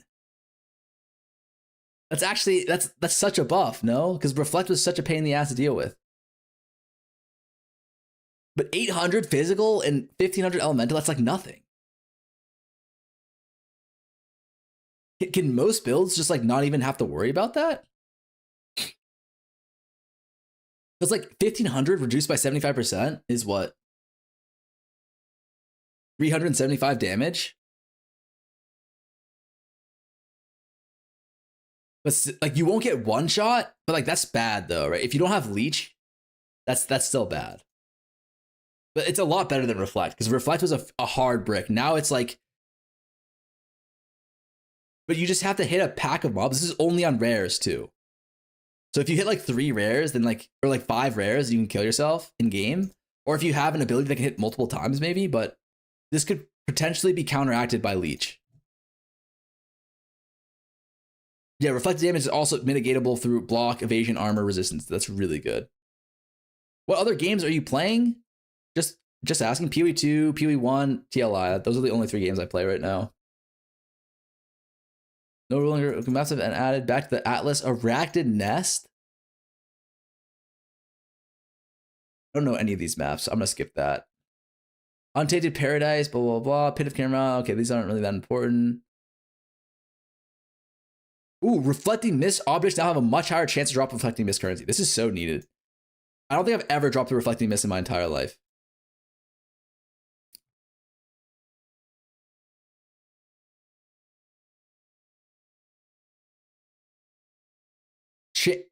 Sources of chance to avoid all damage from hits are now additive with sources of avoiding damage as a specific type from hits. Toxic Sewers back. Is that good? Like all I care about is Jungle Valley still around and is Dune still around?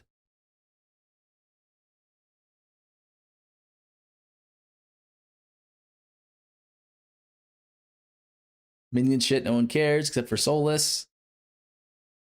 Toxic Sewers, it's the best gold map. Listen, buddy, I've given up my hideout warrior ways, okay? Ascendancy changes. Notable no longer causes enemies can have any attack is out 10% increase effect of your marks per maximum power charge, 3% of leech is instant per maximum power charge. Bifuriated critical strikes cause critical strikes to have chance, so it's lucky crit.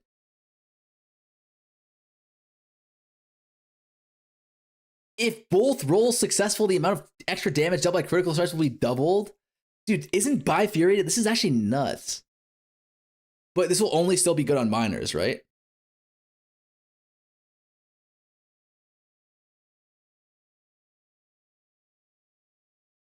That's what it does in POE2? Yeah, exactly.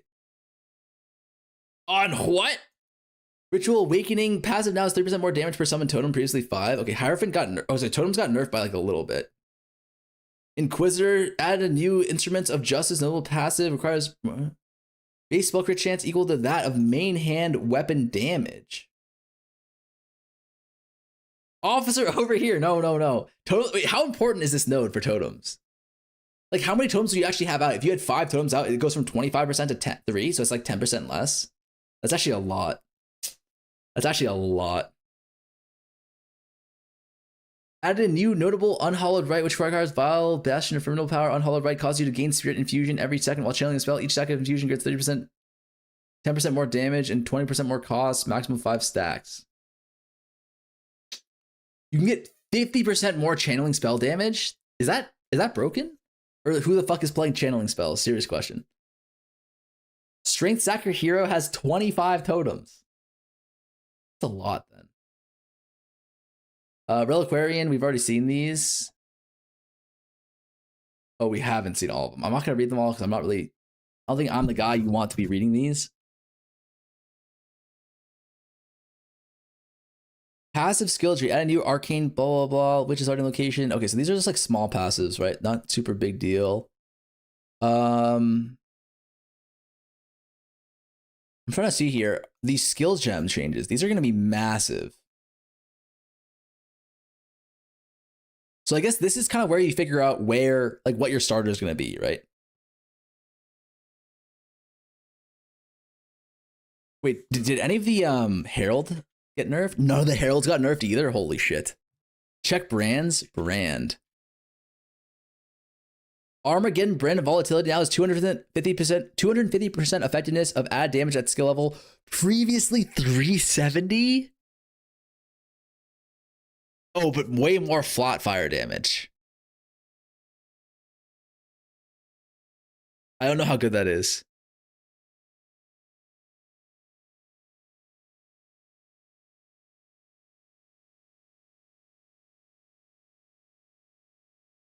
No one cares about Armageddon brand? Okay. Yeah, it looks like brand's gonna get nerfed then.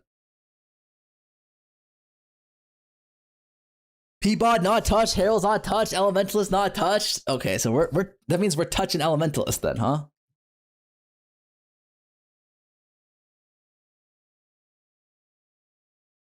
Holy, I guess that we were running that. EK got a big buff. What does EK even stand for?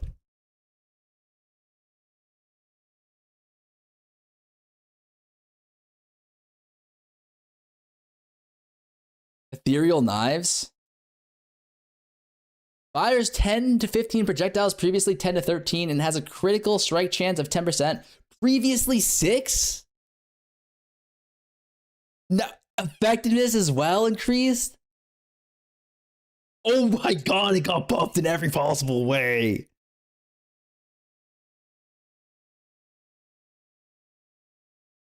Wait, isn't that nuts?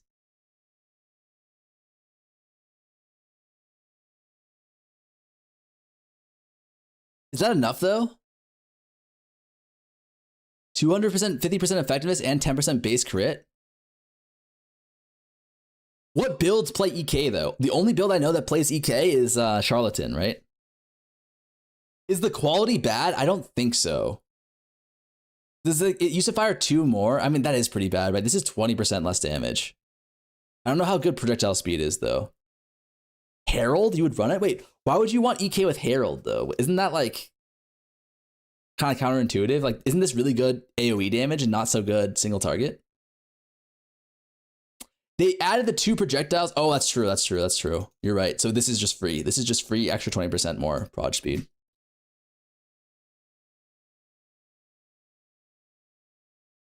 Are the Ethereal Knife like variants? Are these good?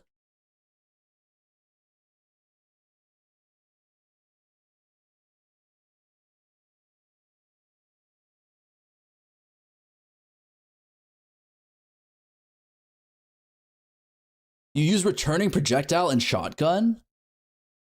Oh, it works like that?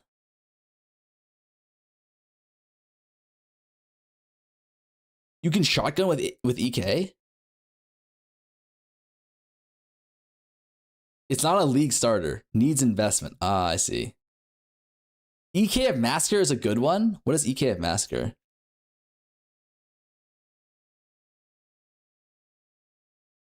One button mapper.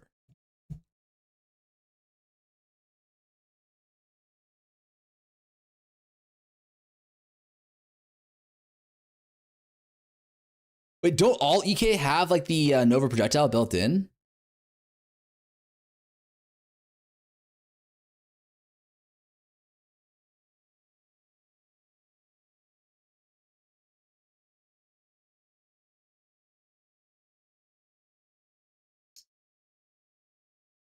Yes, dude, look at the video though. Let me see this video.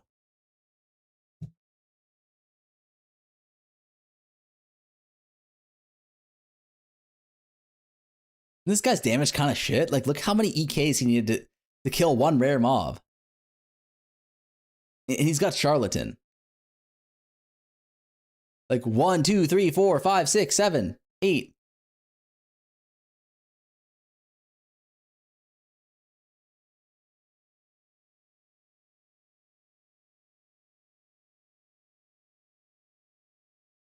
Okay. But, bro, he is ramping. Yeah, but like, I'm assuming this is really, really expensive.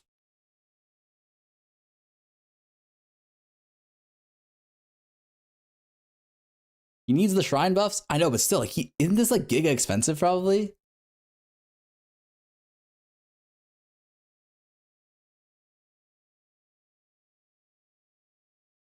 I guess what I'm saying is it's hard for me to tell the power from what I saw. Essence Drain buffed? Holy shit.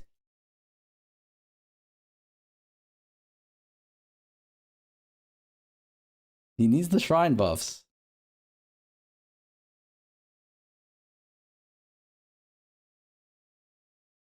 My point though is like, what is the benefit of EK of Massacre over normal EK? They're both fizz damage, right? They both have 250% effectiveness. Oh no, I mean, isn't normal EK just better now?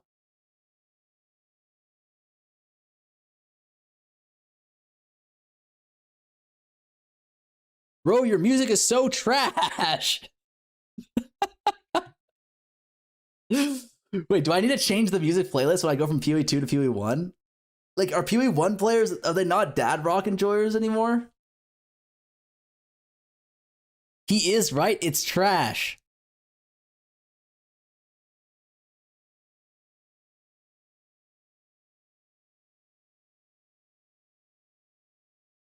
Dad rock enjoyers are casuals. Ah. Regular EK doesn't have Nova? Wait, really? Wait, does regular EK? I thought all the EKs were just like projectiles exploding from you from the center.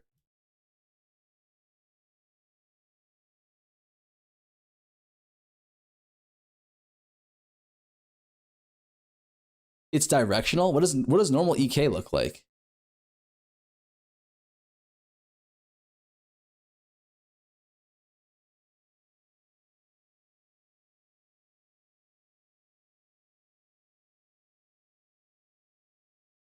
Oh, it's a cone. I see.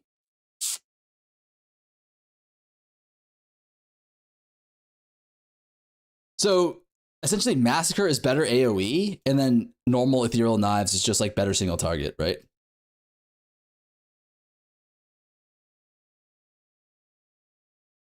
So like normal EK could be a league starter, no?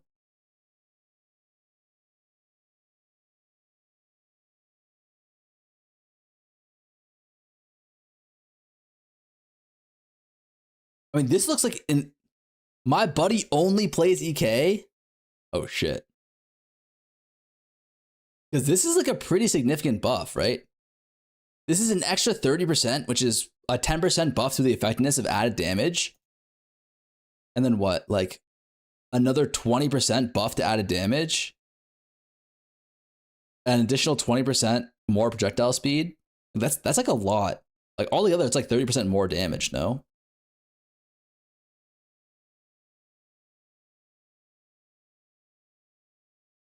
Look at Link. Let me see this. This is just Massacre, right?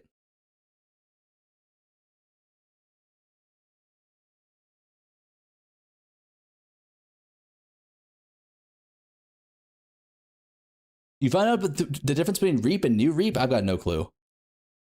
I sent the difference. Wait, I already saw the difference. Reap. No, I did not find out the difference between the two reaps.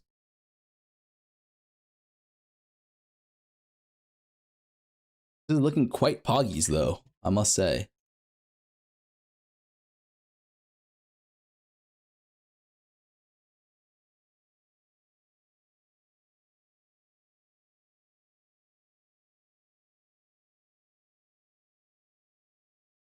What the fuck? The new corrupts are nuts? Dude, I'm so excited for this league, actually. There are a lot of pretty cool changes.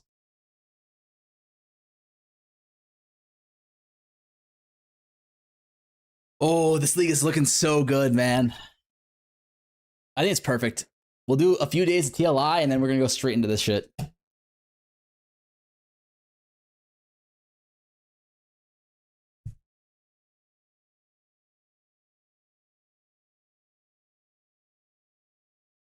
Look at this insane thing.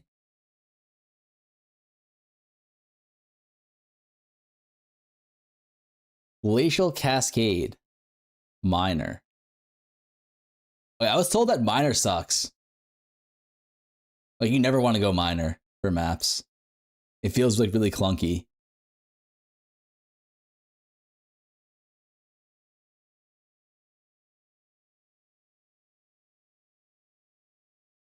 Low defense, clunky animation.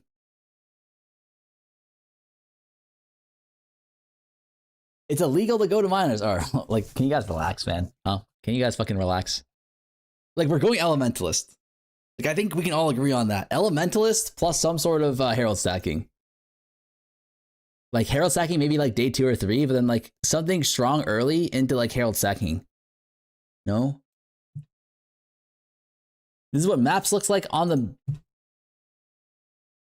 build I was told you about? Okay.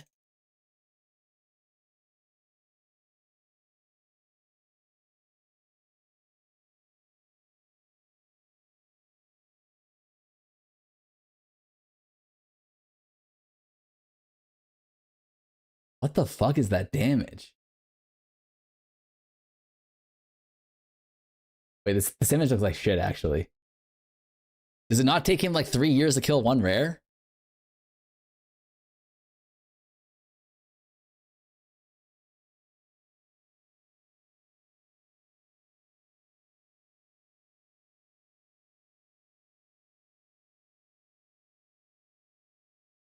That's on shit gear, but like a lot of other builds will be able to do that better, like way better on shit gear, right?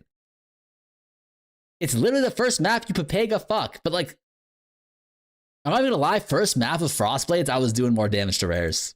Like, just like keep that in mind.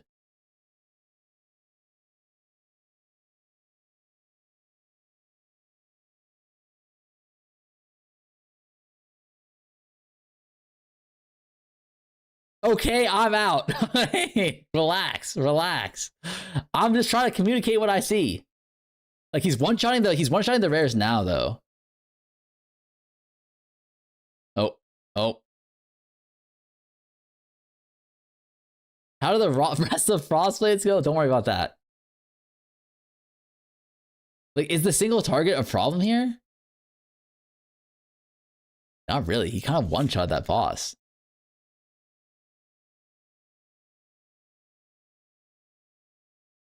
The rare you saw was reduced fizz damage and extra life. Okay, my bad, man. I didn't mean to yuck your yum.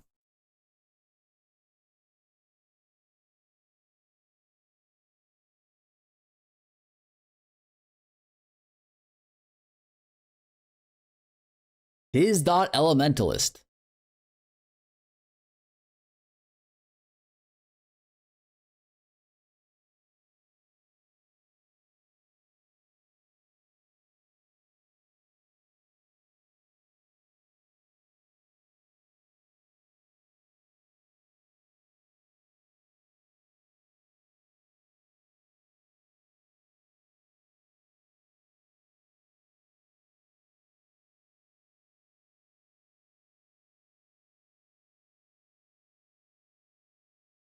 I shouldn't be saying this, but this build is amazing. Wait, why shouldn't you be saying this?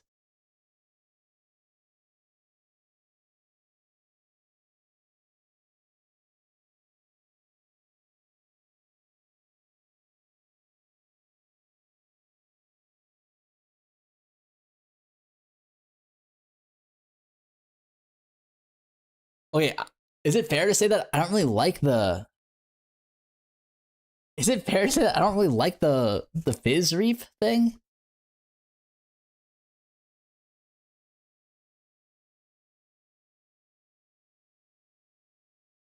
I guess like what are the other options, right?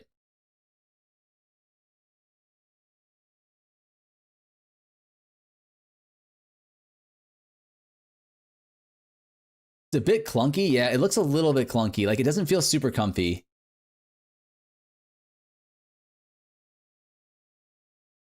You can go new Reap Transfigure P brands. I guess P brands would be the other option, right? The new Reap and automate it. Wait. How does the new Reap and automate work? It'll just cast every once in a while.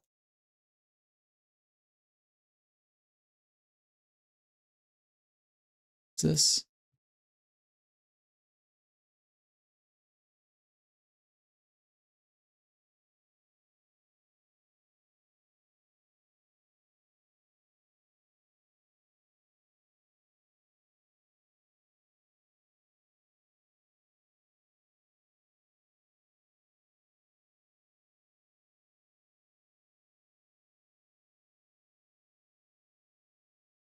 Check V brand. It's like perfect starter before Herald.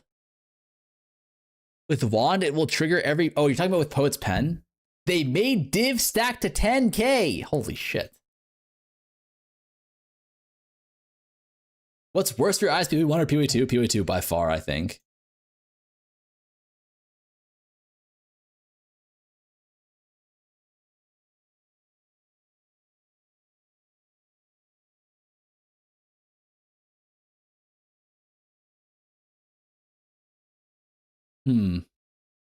With the wand, it will trigger. Okay. So you're saying the wand will trigger. The wand will automate it, is what you mean. No way K-Bach in Mirage League gave me epilepsy. Have you seen Cast on Crit Comet? With 3 casts on crits.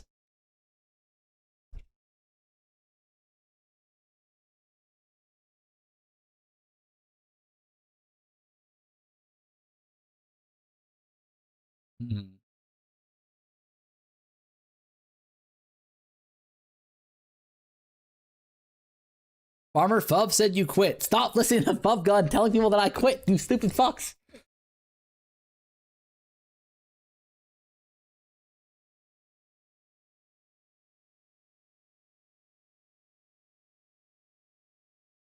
Wait, what's the penance brand that people did it not get nerfed? Penance brand? So you could do like, wait, how does penance brand feel as a league start? Good, right? It's really good single damage, target damage, but like bad clear, right? But didn't you arm T with your 0 to mirror? No. Penis brand can't level. You can't level.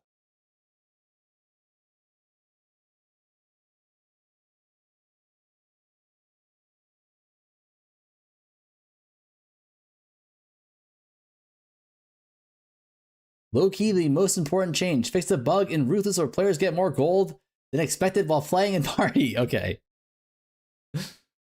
Oh no. What will we do? The Ruthless players got too much gold.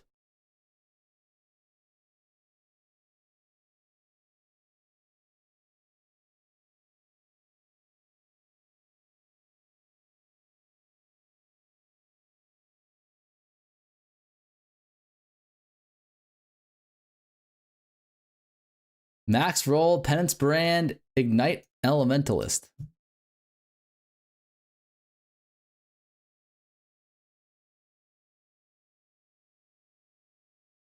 Amazing clearing potential, shaper of flames, ignite proliferation combined to cause satisfying explosion change.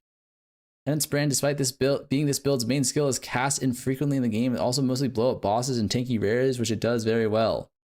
Herald stacking a source of explosions, ignite proliferation. Penance brand ignite, he is playing it in hardcore. Yeah, that one. Huh.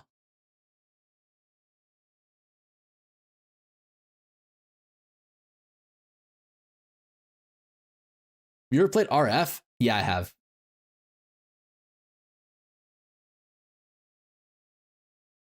You need a level as Armageddon brand, I think.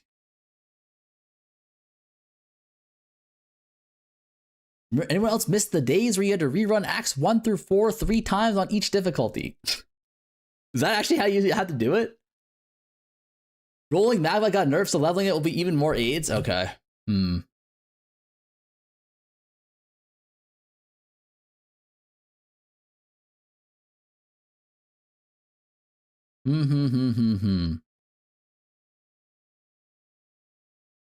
I like EK. Like, how? Wait, could EK leveling be good if it's like buffed the way it is?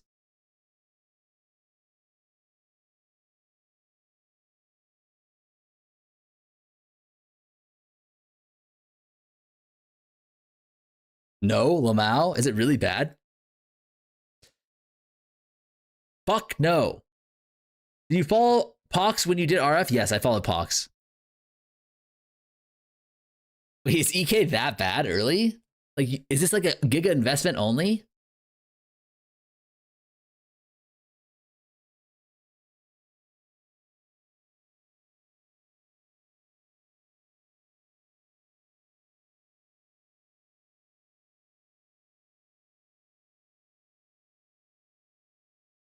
Let me put it this way. I'd rather watch you play Frostblades for 10 hours straight than level. Wait, EK is worse than Frostblades?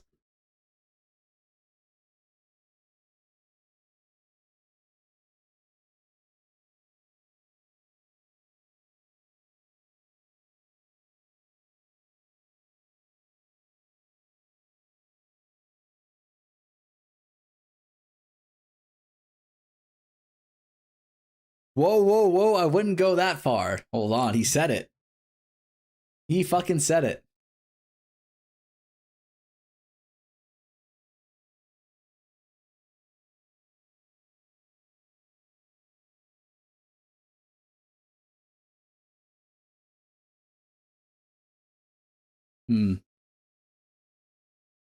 I like Elementalist as a league starter. I really do.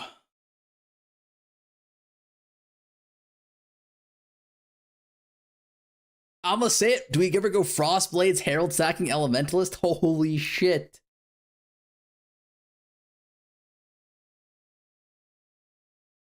You should level as Blade Vortex Minion Pack Chieftain? What the fuck?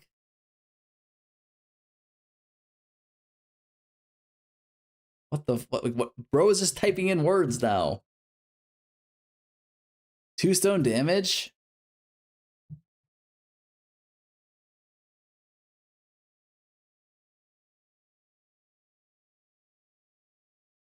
What do I do with the 2 quads of rings now? I actually don't know. Like, you can just keep those, I think. I don't think I'm going to be doing the Gamba. Go end, sorry, okay.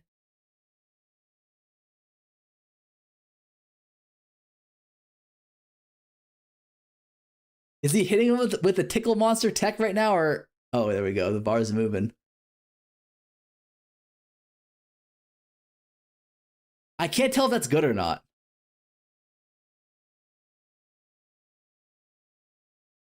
Like, that looks bad, but I don't know.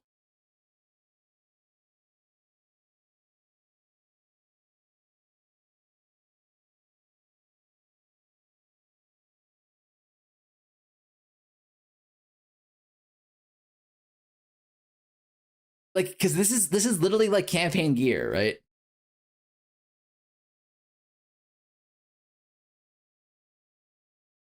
Or like early map gear, like campaign gear plus like 10 maps or some shit, right?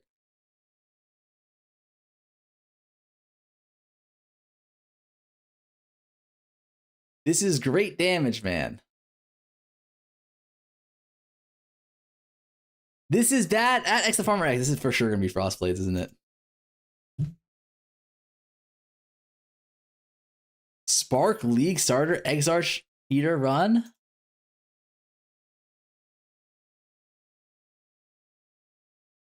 Who the fuck is League starting Spark? Wait, where's the damage?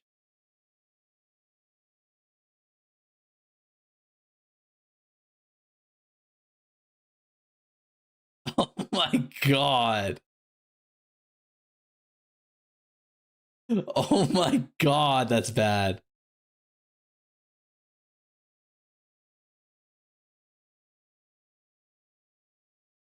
Yeah, that's real bad. Okay.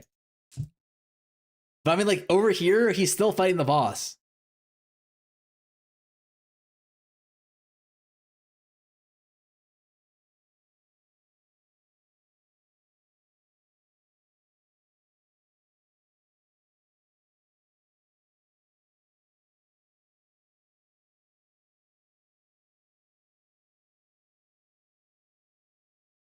So is it exsanguinate for clear and then reap for single target?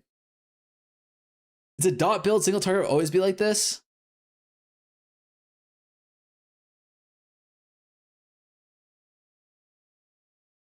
Just buy a carry.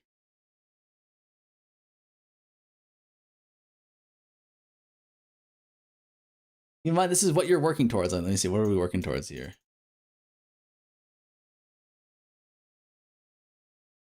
What? What is this?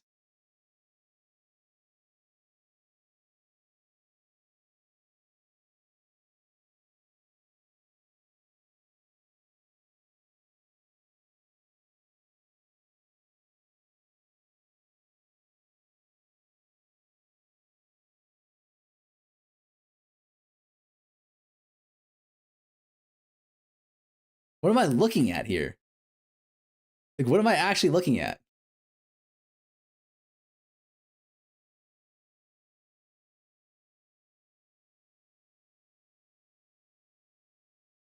I never played POE1, only POE2. This all sounds exciting. What should I try it? And what should I expect? I think you should definitely give it a shot. The future, that right there is a cat in a hard hat. Definitely try it, but definitely expect a learning curve. Wait, how is he just killing everything without casting? Oh, this is an auto bomber. I thought this was the fucking reap exsanguinate shit.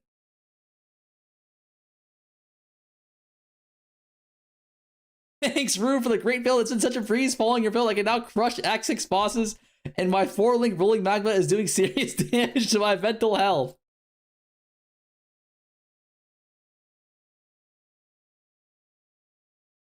The title says Fizz Dot Auto Bomber. I didn't read the title, brother. I got linked something about the fucking Fizz Dot shit. That's just the min-max version? Okay, that's very cool.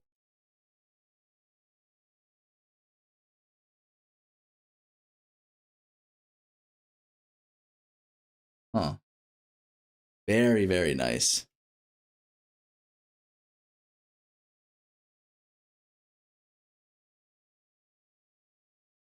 Chat, is anyone playing TLI tonight? I feel like I might just play tomorrow.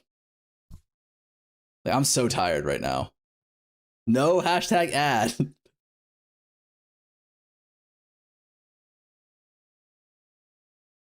That's why I like FizzDot, because the builds you can work towards are amazing. Finishing Song of the Elves is a new player part 1. Holy, wait, why is it just RuneScape?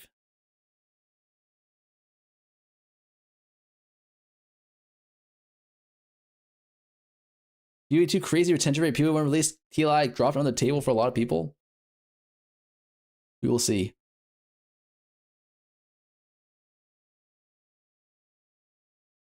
I think there's a lot of interesting shit. It's looking like the POE1 league is going to be a banger too.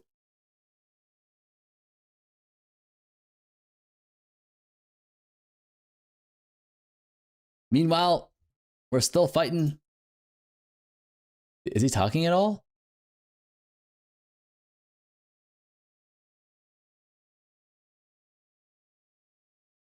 I have a question. Is 6 hour Eater? That's slow for him, right? Doesn't he do like 4.5 hours?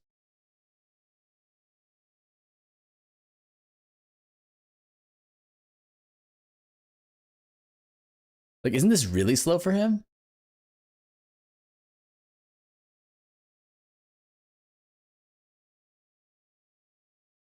How come Farmer is the only PoE streamer not reading? I was reading it. Didn't Jung do sub 4 hour 2-stone with Ellie hit? Holy shit. Holy shit.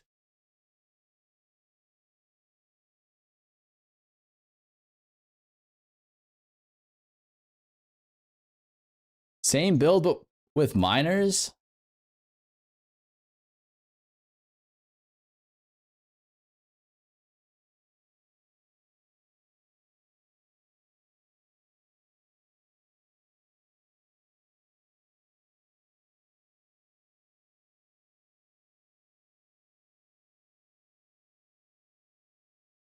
How? Oh, 07. Thank you for the raid, dude. What have you thought about it all? What you're playing?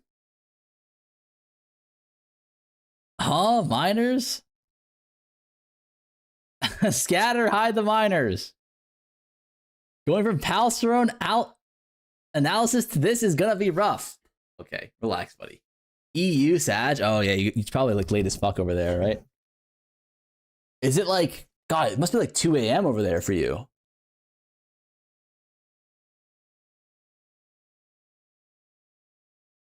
$1 a.m. It's 1:50, 3 a.m., 5:20 for me. Jesus Christ. Go to sleep, you fucks. No? Is it not a go to sleep angle? So TLI starts at 3 a.m.? TLI for me starts at 10 p.m. I'm probably just going to play it tomorrow too.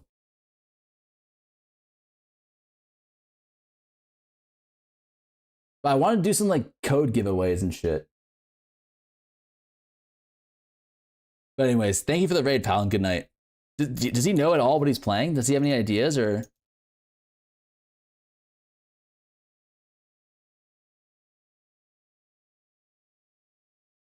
Inspiration for stars, click here. Ooh, whose list is this?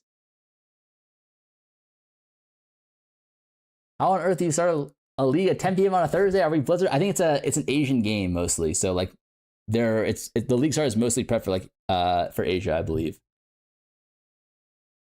Not yet. Eyes on self-cast builds. Ooh.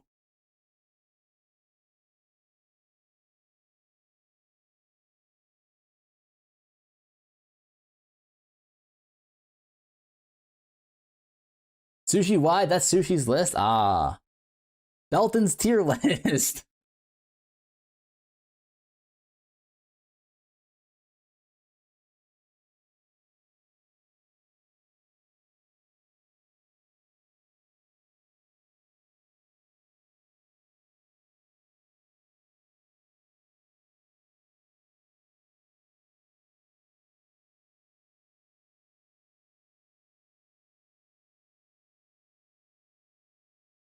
Wait, I have a question.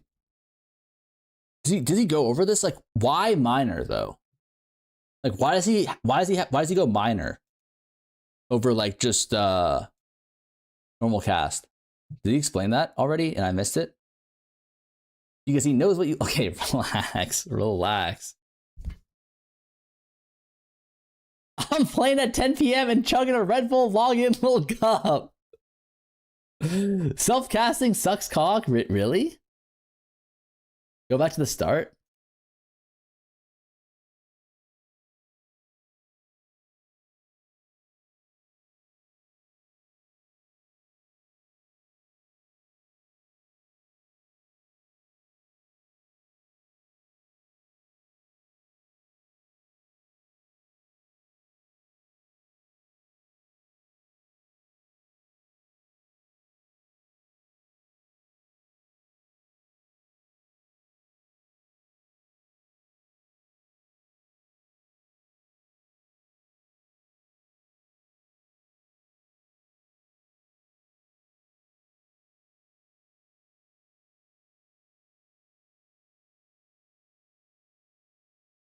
Oh.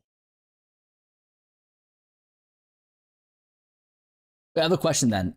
Wouldn't Poet's Pen also solve this issue? Play this back in the day, it slaps. Ooh.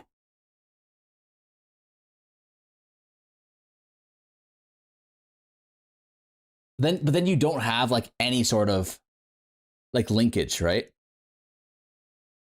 I don't understand the love for one click through the game. I get bored in 5 minutes.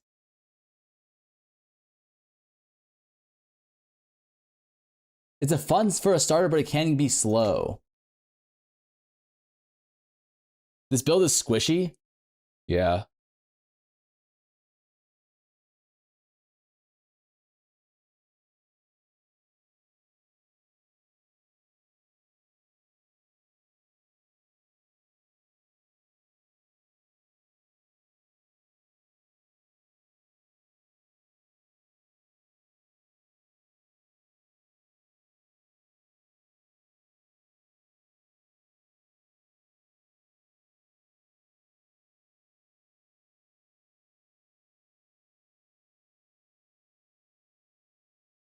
What ascendancy is this guy? I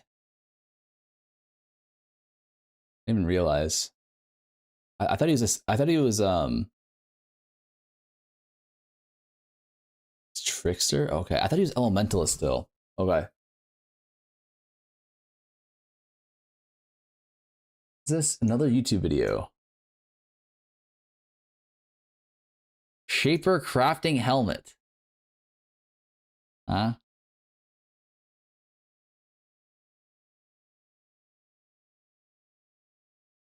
Wrong video. It has to be a wrong video, right?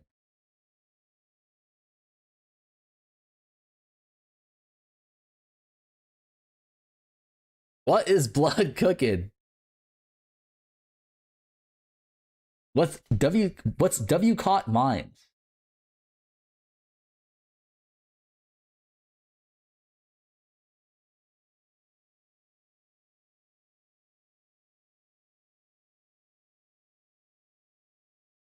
Just saw Maw of Mischief ignite Infernalist if you want to swap into Herald Stacker easiest.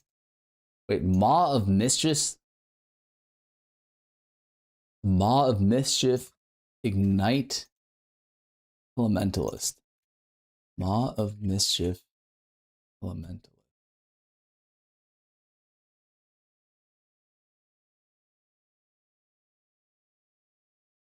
Maw is clunky. You won't like it. Okay, I'll look at it, but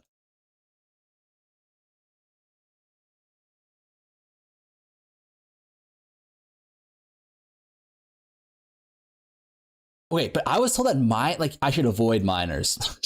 I should avoid playing mines.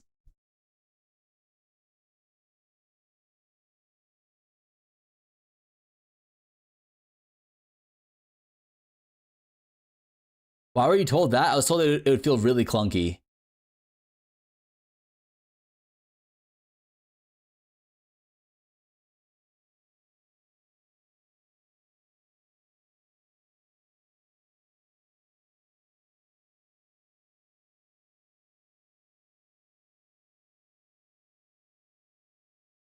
Mines are not clunky at all. Maybe I'll do a play run or like a act.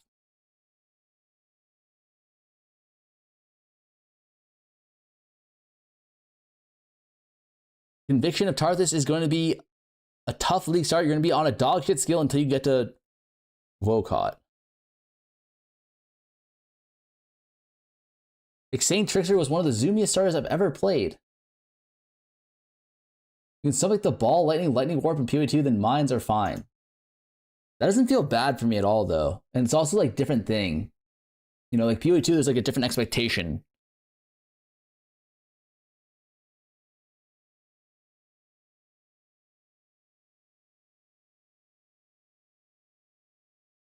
You play Xang. I was leaning mostly towards Xang Reap.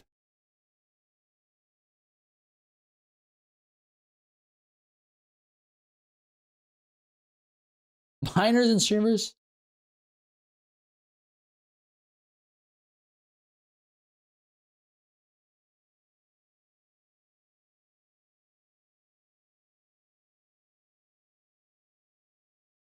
Pyroclast slaps before you swap to Xang Reap. Pyroclast? Oh, for like the first two levels? Pyroclast.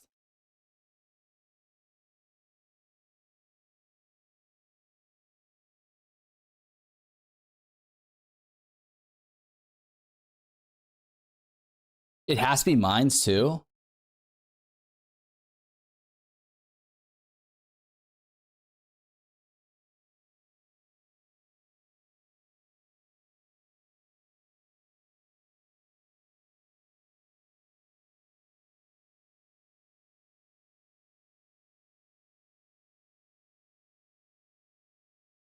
Remember that this is just so you're able to get the ring and a few other setups? You're talking about for Herald stacking.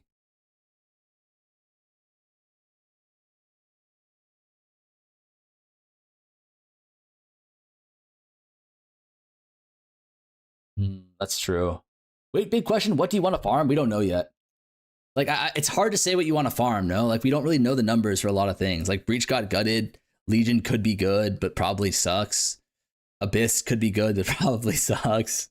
League Mechanic could be good, but probably sucks. But I think all the farms that could be good but might suck are going to be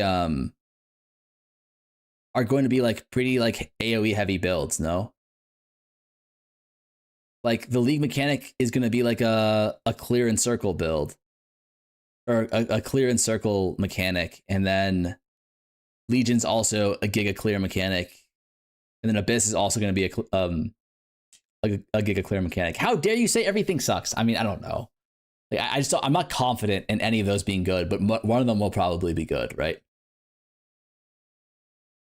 Then picking a build is not an option. You need to know what you're doing, mapping or bossing. Oh, definitely not bossing. It's gonna be mapping. I don't boss. I'm not a big bossing fan.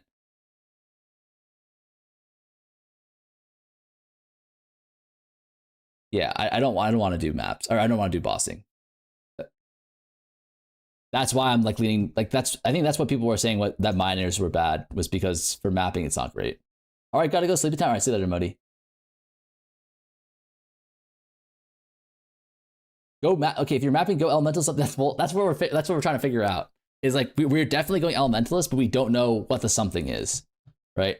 Like we want to go herald stacking elementalist as like our like maybe day 2 transition, but I don't know what like our day 1 or even like our day 2 like items are going to be, or main ability is going to be, right? EOW Red Vials build. What's EOW? EK, but EK I was told is like you need to have some good damage, right? Eye of Winter. POE1. Is it mines or?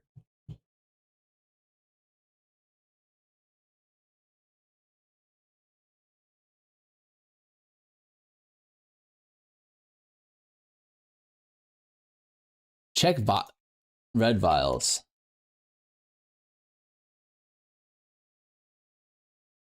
POE, what's this? All blue gear with unique valued under 2 divs total. Level 91 elementalist did not spec 7 points.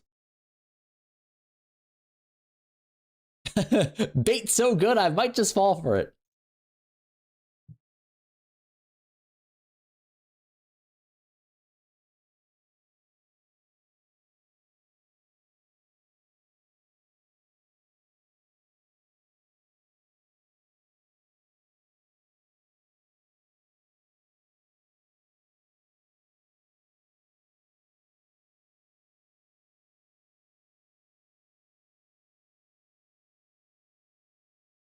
Interesting.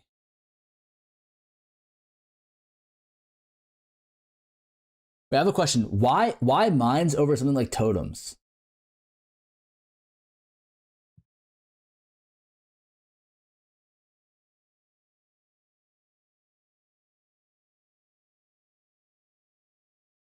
Yeah, what are we starting with? We're still trying to figure that out. We definitely are going to go elementalist.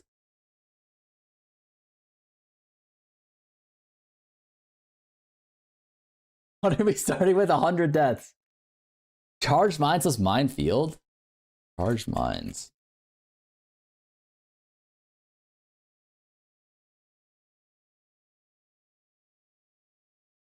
%% mine throwing speed for finish charge. 25% increased critical strike chance per power charge when used by mines.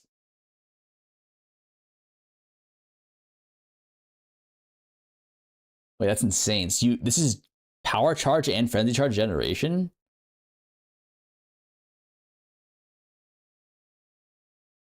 And minefield? That's actually insane. And then also you get like some pretty solid benefit for having the charges themselves. But like I one thing that I don't get though is like, wait, how many like mines can you throw down at once realistically? Minefield.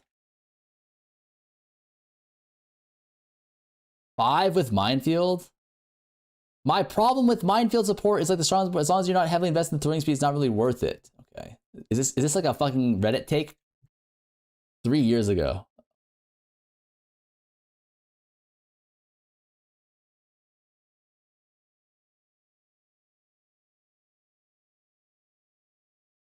You can just play Static Strike and make another character if you want speed. Charged Mind's nerf. Wait, is it?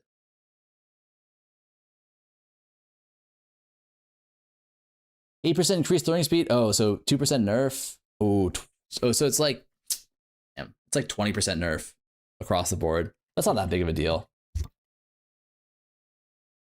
Throw up to 4 additional. So this is just like GMP, right? Oh, with less throwing speed instead of like less damage.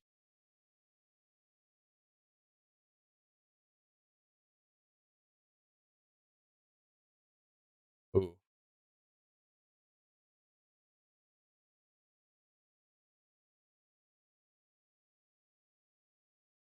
Wait, so why Eye of Winter though? Dude, this is actually kind of cool. This is like Diablo 2 Frozen Orb, right?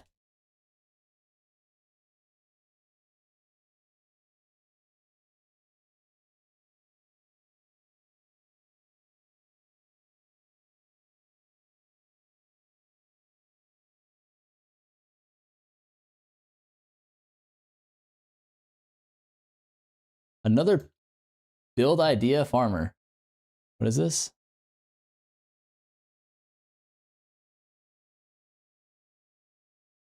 Hemp chain, so it's efficient, summon. Wait, what is this? Summon Stone of Safeguard? Hemp chains. Oh, Impending Doom. Got you. I remember I played a build like this a couple leagues ago.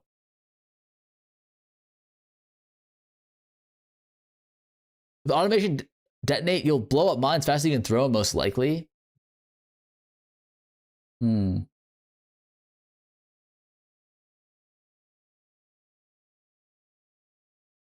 By the way, mines and traps reserve mana instead of using them directly. If you didn't know, I did not know. This is the gameplay.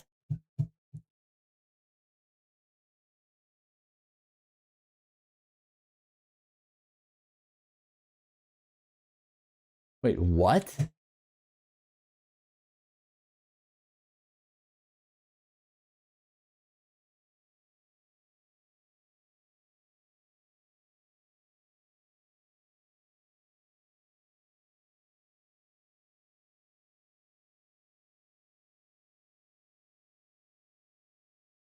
This is not cheap, by the way. Oh, okay. Look at this. Damn it.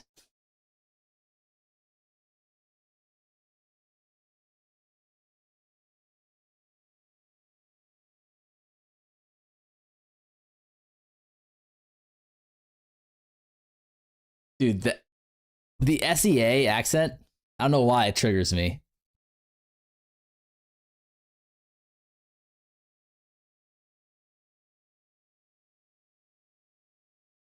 Racist? How's that racist?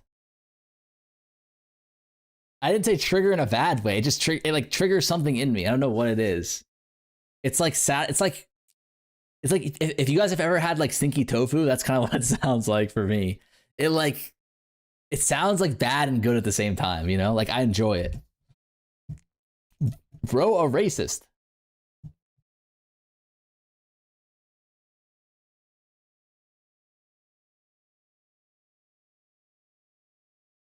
Inner Asian racist coming out. I like the sound.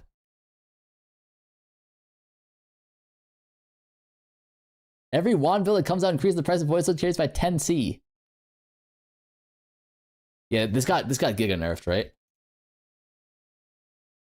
Clustering. Previous 200%, so 25% nerf. And then like another 15%. That's not that bad. It's not that bad. You are stinky tofu to me, but like stinky tofu is good.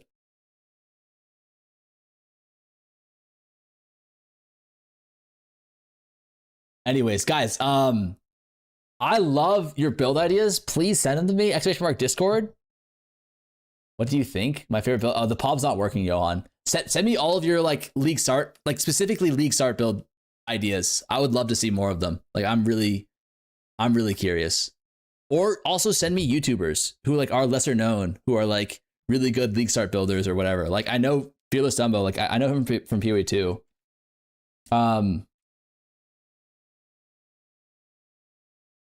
I'll do more research. Send me. Oh, Johan, my fucking goat. BB die or it's okay. BB die. BB giga die.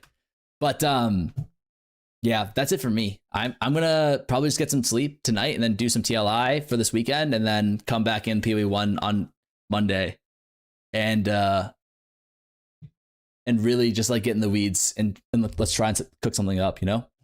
But thank you guys so much. I will be on Tamale this weekend. If you want to skip, it's TLI, hashtag ad. It's a fun game though, but I'll like probably Monday, Tuesday at the latest, I'm going to be back on POE1. 07 boys.